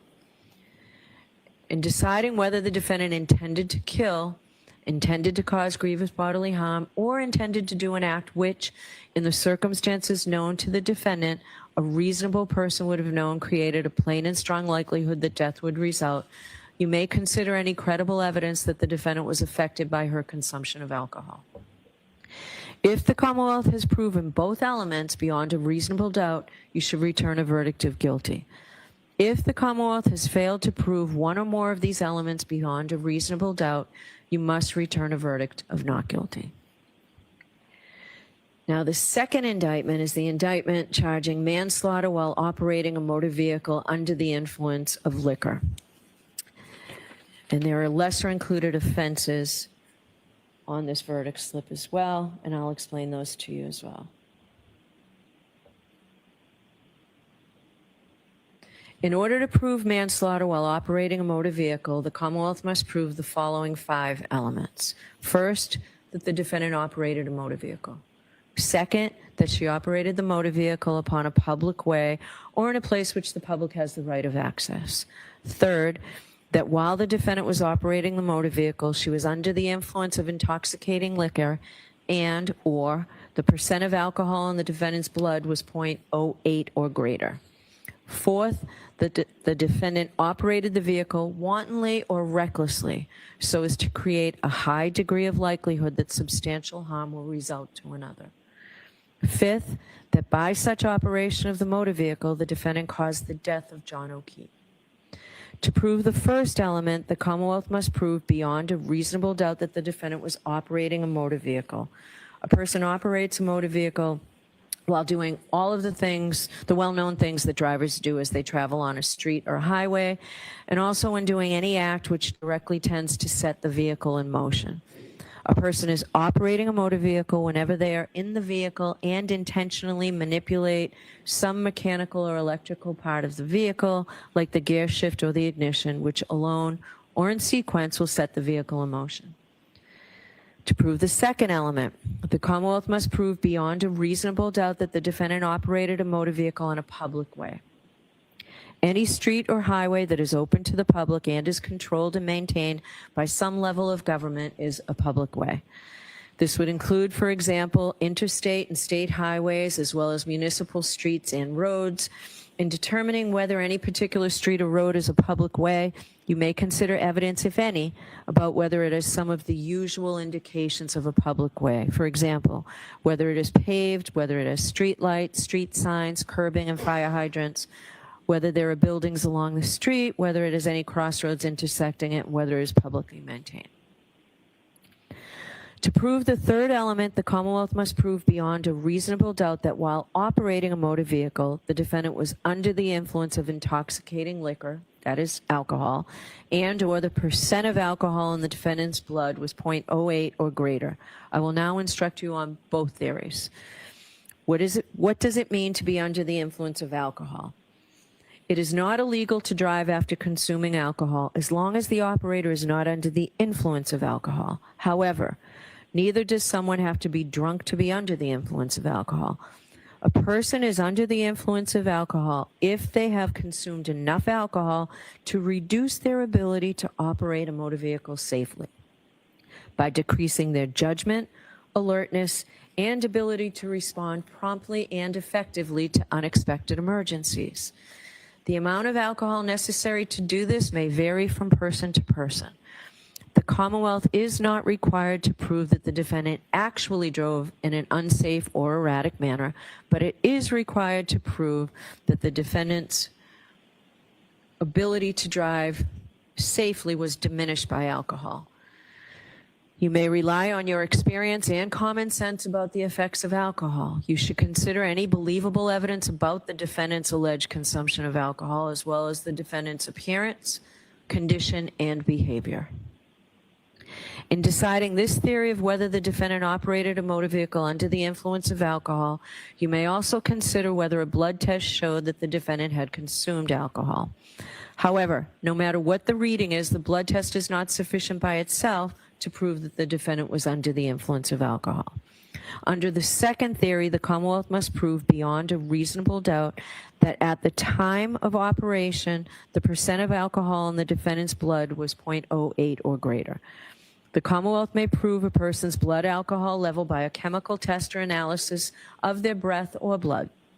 In deciding whether the Commonwealth has proved the defendant's blood alcohol level beyond a reasonable doubt, you may consider evidence, if any, about whether the test was administered within a reasonable time of operation of the motor vehicle, whether the person who administered the test was properly certified, whether and how the pre-test procedures were followed and employed, whether the testing device was working properly at the time the test was administered, and whether the test was administered properly.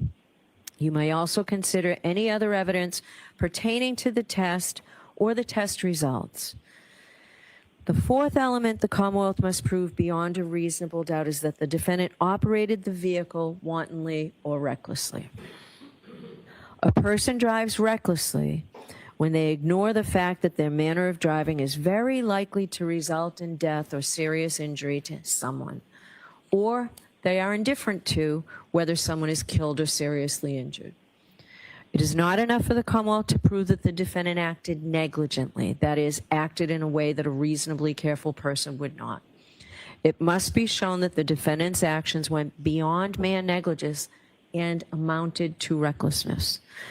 The defendant was reckless if she knew or should have known that such actions would pose a grave danger of death or serious injury to others, but chose, nevertheless, to run the risk and go ahead. Whenever I refer to the defendant's state of mind or her intent, you may consider any credible evidence that the defendant was affected by her consumption of alcohol. A defendant may have the requisite state of mind or intent even if she consumed alcohol, but you may consider such evidence in determining whether the Commonwealth has proved this element. Here, the defendant must have intended her acts in the sense that they were not accidental. But it is not necessary that the defendant intended or foresaw the consequences of those acts, as long as a reasonable person would know that they were so dangerous that death or serious injury would probably result. As such, the Commonwealth does not need to prove that the defendant intended to kill John O'Keefe. Rather, this is in that category of cases where public safety requires each driver, once they know what the situation is, to determine and to adhere to an objective standard of behavior. In determining whether the defendant drove recklessly, you should take into account all the facts of the situation: the defendant's rate of speed and manner of operation, the defendant's physical condition, and how well the defendant could see and control her vehicle, the condition of the defendant's vehicle, what kind of road it was and who else was on the road, what the time of day, the weather, and the condition of the road were, what any other vehicles or pedestrians were doing, and any other factors, including the defendant's consumption of alcohol, that you think are relevant. The fifth element that the Commonwealth must prove beyond a reasonable doubt is that the defendant, by her actions, caused the death of John O'Keefe. The defendant caused the death if her actions directly and substantially set in motion the entire chain of events that produced the death. A defendant's act is the cause of death where the act is a natural and continuous sequence, results in death, and without which death would not have occurred. If the Commonwealth has proven all five elements beyond a reasonable doubt, you should return a verdict of guilty. If the Commonwealth has failed to prove one or more of these elements beyond a reasonable doubt, you must return a verdict of not guilty. Now, the lesser offense of manslaughter while operating a motor vehicle under the influence of liquor includes the lesser offense of involuntary manslaughter. As a matter of law, the indictment that is before you, which charges the defendant with manslaughter while operating a motor vehicle under the influence of liquor, also charges her with that lesser included offense. The Commonwealth may prove the lesser included offense of involuntary manslaughter, even if it fails to prove the greater charge of manslaughter while operating a motor vehicle under the influence. So I'm going to define involuntary manslaughter for you.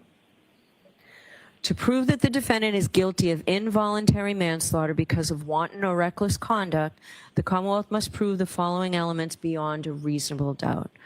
First, that the defendant caused John O'Keefe's death. Second, that the defendant intended the conduct that caused John O'Keefe's death. And third, the defendant's conduct was wanton or reckless. I will now discuss each element in detail. The first element is that the defendant caused the death of John O'Keefe. Remember, Ms. Reed caused John O'Keefe's death if her actions directly and substantially set in motion the entire chain of events that produced the death. A defendant's act is the cause of death where the act in a natural and continuous sequence results in death, and without which death would not have occurred. The second element is that the defendant intended the conduct that caused the death. The Commonwealth is not required to prove that the defendant intended to cause the death.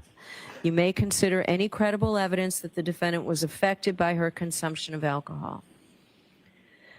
The third element is that the defendant's conduct was wanton or reckless.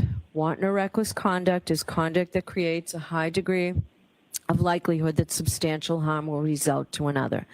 It is conduct involving grave risk of harm to another that a person undertakes with indifference or disregard of the consequences of such conduct.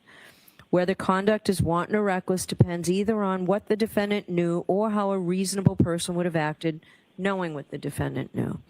If the defendant realized the grave risk created by her conduct, her subsequent act amounts to wanton or reckless conduct, whether or not a reasonable person would have realized the risk of great danger. Even if the defendant herself did not realize the grave risk of harm to another, the act would constitute wanton or reckless conduct if a reasonable person, knowing what the defendant knew, would have realized the act posed a risk of grave danger to another. It is not enough for the Commonwealth to prove the defendant acted negligently, that is, in a manner that a reasonably careful person would not have acted. The Commonwealth must prove that the defendant's actions went beyond negligence and amounted to wanton or reckless conduct, as I have defined that term. In deciding whether the defendant knew or should have known her conduct created a high degree of likelihood that substantial harm would result to another, you may consider any credible evidence that the defendant was affected by her consumption of alcohol. A defendant may have the requisite knowledge even if she consumed alcohol, but you may consider such evidence in determining whether the Commonwealth has proved this element. Now, the offense of manslaughter while operating a motor vehicle under the influence of liquor also includes the lesser offense of motor vehicle homicide, felony OUI, and negligence. As a matter of law, the indictment that is before you that charges the defendant with manslaughter while operating a motor vehicle under the influence of liquor also charges her with the lesser included offense, with that lesser included offense. The Commonwealth may prove the lesser included charge of motor vehicle homicide, even if it fails to prove the greater charge of manslaughter while operating a motor vehicle under the influence of liquor. You may find the defendant guilty of motor vehicle homicide only if you are not convinced beyond a reasonable doubt that the defendant is guilty of manslaughter, and you are convinced beyond a reasonable doubt that the defendant is guilty of motor vehicle homicide. On the verdict slip, that just means you start from the top and you work your way down. In order to prove the defendant guilty of motor vehicle homicide, the Commonwealth must prove the following 5 elements beyond a reasonable doubt. First, that the defendant operated a motor vehicle. Second, that she operated the motor vehicle upon a public way or in a place in which the public has the right of access. Third, that while the defendant was operating the motor vehicle, she was under the influence of intoxicating liquor and or the percent of alcohol in the defendant's blood was 0.08 or greater. Fourth, that while operating a motor vehicle, the defendant did so in a negligent manner so that the lives or safety of the public might be endangered. Fifth, that by such operation of the motor vehicle, the defendant caused the death of John O'Keefe. Elements 1, 2, 3, and 5 are the same as manslaughter while under the influence of alcohol, as previously instructed a few moments ago. The difference between manslaughter while operating under the influence and motor vehicle homicide is the fourth element, so I'll focus on that. To prove the fourth element of motor vehicle homicide, the Commonwealth must prove beyond a reasonable doubt that the defendant drove negligently in a manner that might have endangered the lives or safety of other people. A person acts negligently when she fails to use due care. That is, when they act in a way that a reasonable person would not act. This can happen either by doing something that a reasonable person would not do under the circumstances, or by not doing something that a reasonable person would do. The defendant acted negligently if she drove in a way that a reasonable person would not have, and by doing so created an unnecessary danger to other people, a danger that she could have avoided by driving more carefully. The defendant's intent does not matter, so do not consider it in determining whether or not the defendant was negligent. There is no requirement that the Commonwealth show that the defendant intended to act negligently or unlawfully. Under our laws, public safety requires each driver to determine and to adhere to an objective standard of reasonable behavior. Therefore, what the defendant may or not have intended to result from her actions is irrelevant. The issue is whether or not she drove as a reasonable person would have under the circumstances. In determining whether the defendant drove negligently in a manner that might have endangered the lives or safety of other people, you should take into account evidence, if any, about the defendant's rate of speed and manner of operation, the defendant's physical condition, and how well she could see and control her vehicle, the condition of the defendant's vehicle, the kind of a road it was and who else was on the road, the time of day, the weather, and the road conditions, what any other vehicles or pedestrians were doing, and any other factors, including the defendant's consumption of alcohol, that you think are relevant. The offense of manslaughter while operating under a motor vehicle under the influence of liquor also includes the lesser offense of motor vehicle homicide, felony OUI liquor, and the lesser offense, and the lesser included offense of operating under the influence. As a matter of law, the indictment that is before you, which charges the defendant with manslaughter while operating a motor vehicle under the influence of liquor, also charges her with these lesser included offenses. So the Commonwealth may prove the lesser included charge of operating under the influence, even if it fails to prove the greater charges of manslaughter while operating a motor vehicle under the influence of liquor and motor vehicle homicide. You may find the defendant guilty of operating under the influence only if you are not convinced beyond a reasonable doubt that the defendant is guilty of manslaughter, and you are not convinced beyond a reasonable doubt that the defendant is guilty of motor vehicle homicide, but are convinced that the defendant is guilty beyond a reasonable doubt of operating under the influence. To prove the defendant guilty of operating under the influence, the Commonwealth must prove elements 1, 2, and 3 that I instructed you on motor vehicle homicide while OUI. So the third indictment is leaving the scene of an accident resulting in death. In order to prove the defendant guilty of leaving the scene of an accident resulting in death, the Commonwealth must prove 6 things beyond a reasonable doubt. First, that the defendant operated a motor vehicle. Second, that she operated a motor vehicle on a public way or in a place which the public has a right of access. Third, that the defendant knowingly collided with John O'Keefe. Fourth, that the collision caused injury to John O'Keefe, resulting in his death. Fifth, that after causing such injury, the defendant failed to stop and provide name, home address, and registration number of the motor vehicle. And sixth, that the defendant failed to do so for the purpose of avoiding prosecution or apprehension.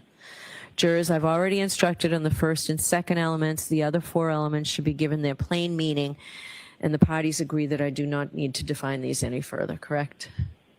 Okay. Thank you.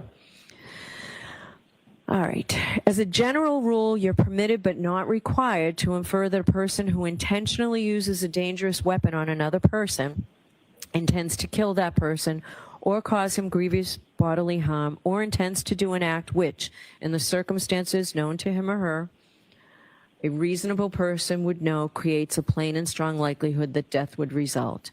An item that is normally used for innocent purposes can become a dangerous weapon if it is used in a dangerous or potentially dangerous fashion. The law considers an item, in this case a motor vehicle, to be used in a dangerous fashion if it is used in a way that it reasonably appears to be capable of causing serious injury or death to another person. In deciding whether an item was used as a dangerous weapon, you may consider the circumstances surrounding the alleged crime, the nature, size, and shape of the item, and the manner in which it was handled or controlled. That completes my second part of the instructions. I'm now going to turn to the third and final part, which is shorter. In order for a jury to return a verdict, that is, to reach a decision in a criminal case, the law provides that there may only be 12 persons on the deliberating jury, and you will note that there are 18 of you.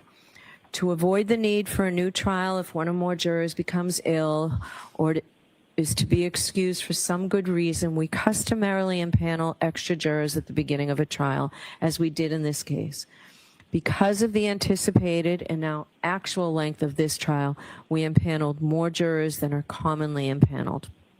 However, when you begin your deliberations, the law in Massachusetts is that only 12 jurors can deliberate.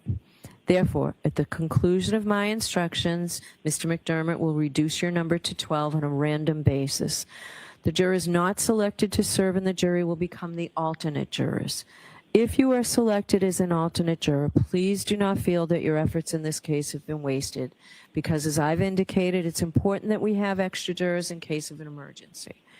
If we did not impanel extra jurors and a juror became ill, or for some other reason had to be excused, we would have to try the whole case all over again with the new jury. In the event that a juror has to be excused once the jury starts deliberating, then an alternate juror will be chosen to take that juror's position, and the jury will be required to start deliberations from the beginning. Therefore, it's important that the alternates not discuss the case with anyone else, including each other. For if an alternate becomes a member of the jury for deliberations, the alternate's views should be his or her own and not be influenced by anyone else. Different states and jurisdictions use different means to select a foreperson of the jury. In some jurisdictions, the jurors select their own person. In Massachusetts, the judge is responsible for selecting the foreperson.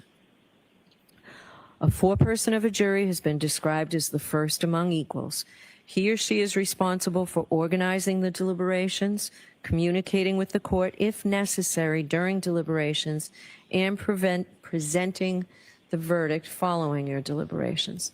The foreperson has no greater say or vote in the jury's deliberations. However, in that sense, the juror is equal with all other jurors. I am going to ask the juror seated in seat number 1, your juror number 5, sir, would you agree to be foreperson in this case? I'm going to ask you if you would be foreperson in this case. Thank you. I always appreciate it when people say yes before I tell you what's involved, but thank you very much. All right. So the foreperson will be given the verdict slip setting forth the charges against the defendant. 12 jurors must agree.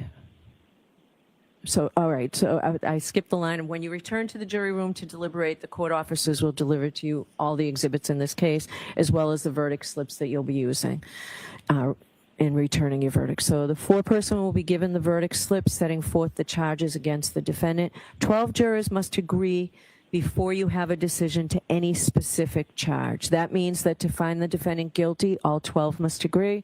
To find the defendant not guilty, all 12 must agree. You should consider each indictment individually and continue deliberating until you've reached a final verdict. You should not begin deliberating until all 12 jurors are together in the jury room, and should cease deliberating if any one juror is not present in the jury room. It is important that you not communicate with anyone outside the jury room about the deliberations or about anything concerning this case. Further, I remind you that no juror is better qualified to determine the truth of the facts in this case, to dispute or to deliberate on a verdict solely because of education, background, or experience. The parties and I have chosen each of you as fair and impartial jurors, and your voices have equal weight. To reach a unanimous verdict, each juror must agree.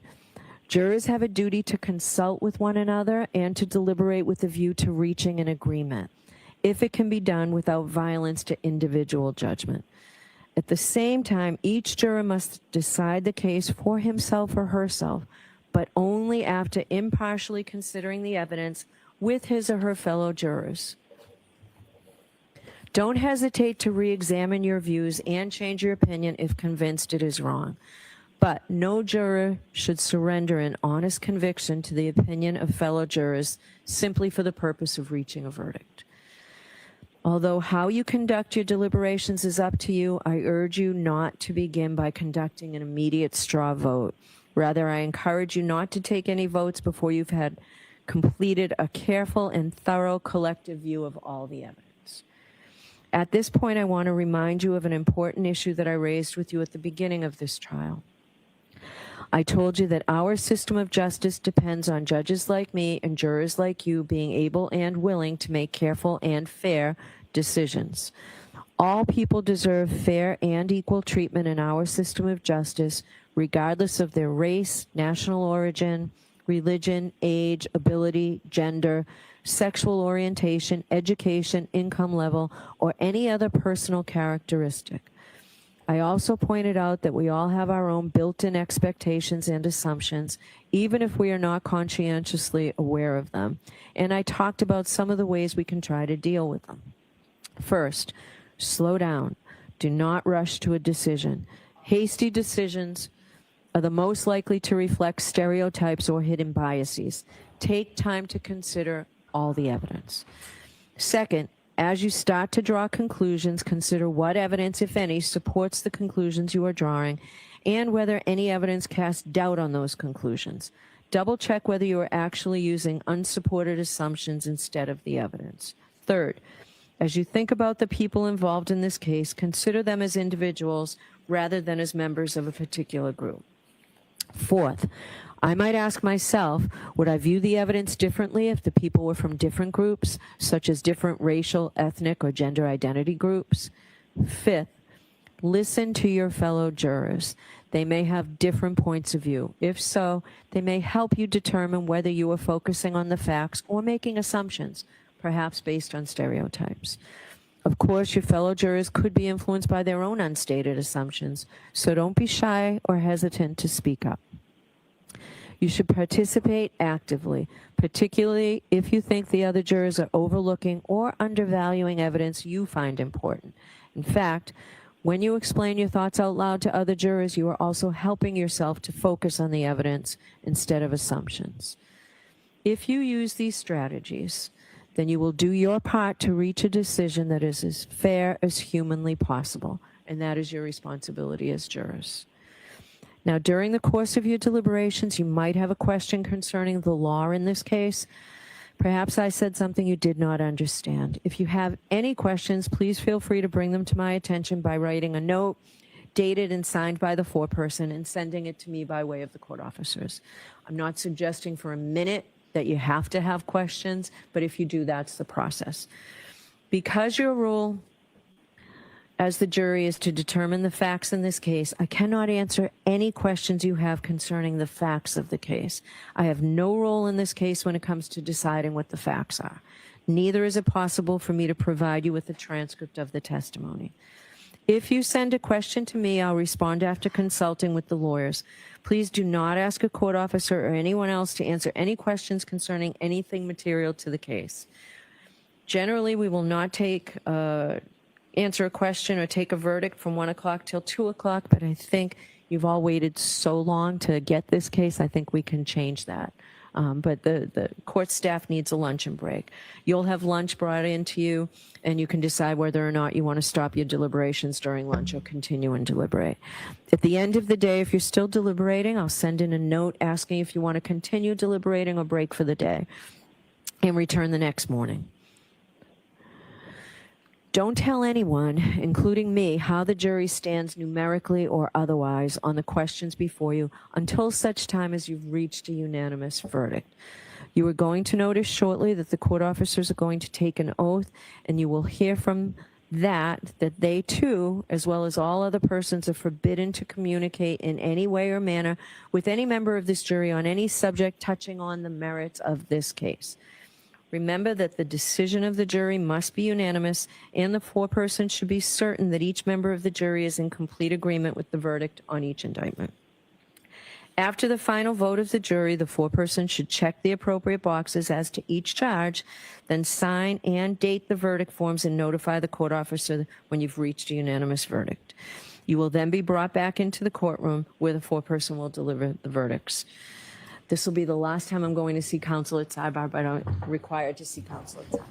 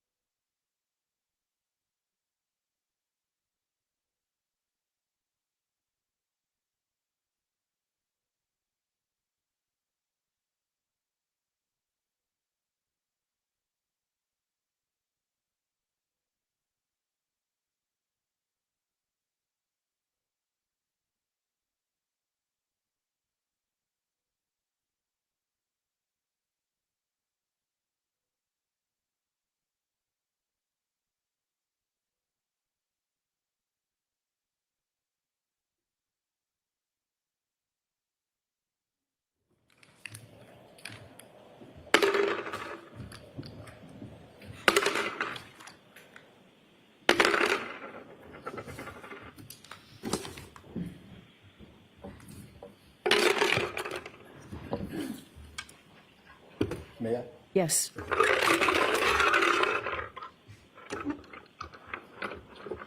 Could the juror sitting in seat number 13 step down and take your place as an alternate?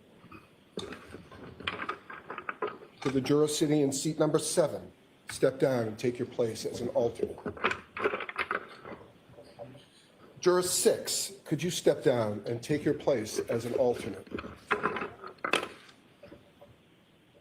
Juror 17, could you step down and take your place as an alternate? Juror 2, could you step down and take your place as an alternate? And Juror 8, could you step down and take your place as an alternate? All right. Yes, please do. Could I have the court officers raise your right hands? Do you swear that you will keep this jury in alternates in some separate but convenient place until they agree that you not suffer any person to speak to them, nor speak to them yourselves, nor ask them if they agree, nor suffer them to disperse until they have discharged their verdict, except by further order of the court, so help you God? Thank you. All right, so members of the jury, I need not remind you that you have an important responsibility, but I believe that you will bring to bear all the wisdom and the judgment and conscience that you possess in reaching your verdict in this case. All that we can expect from you is that you decide the case with integrity and with principle. We all expect you to reach an impartial verdict dictated by your logic, without bias, without prejudice or sympathy, and not prompted by any facts except those that you've heard here in court during the trial. We are looking for impartial judgment dictated by your reasoning and the fullest discharge of your oaths as jurors. You may retire and deliberate your verdict. Jurors, make sure to take your notebooks with you, please.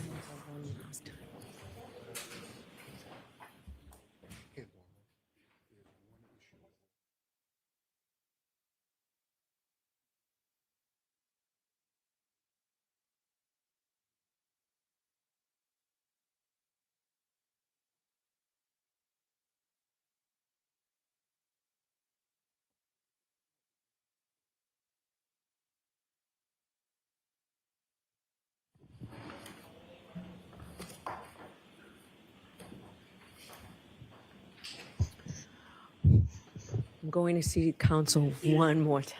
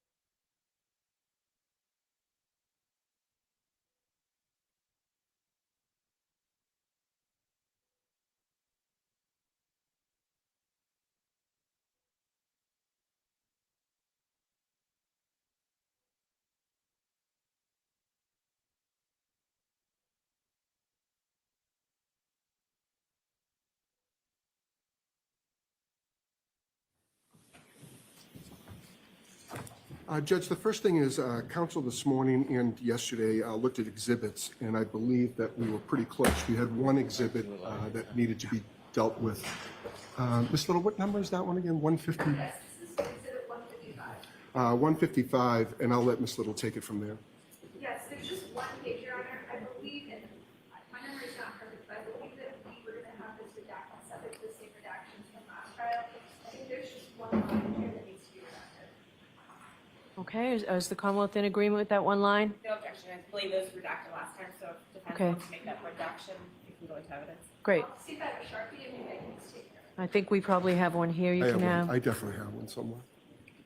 All right. That's number one. And number two is, can counsel look at the verdicts and just tell me if verdict slips and just tell me if they're okay with it? Thanks. You'll see that it's not what you provided me yesterday, Mr. Kennedy.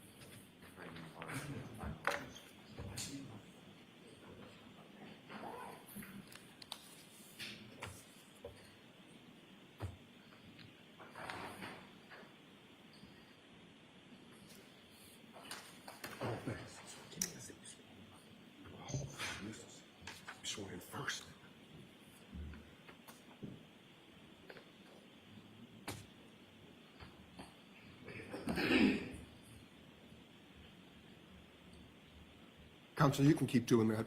Mr. Rose, can you raise your right hand? Do you solemnly swear that you will keep that jury in some separate but convenient place until they agree, and that you not suffer any person to speak to them, yourselves, nor ask them if they agree, nor suffer them to disperse and they charge their verdict, except by further order of the court, so help you God? Simply because you weren't in the room. Thank you.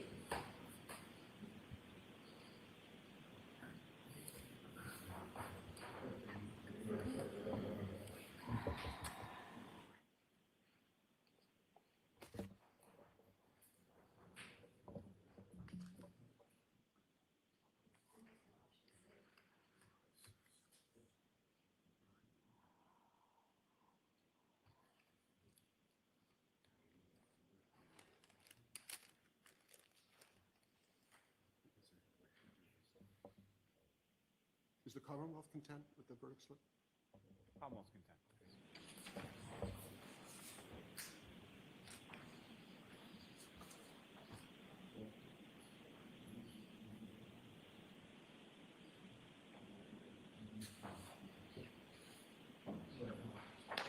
So, Your Honor, I understand that you've rejected our proposed verdict slip. So everybody else can sit down. Mr. Yannetti can stand. Thank you.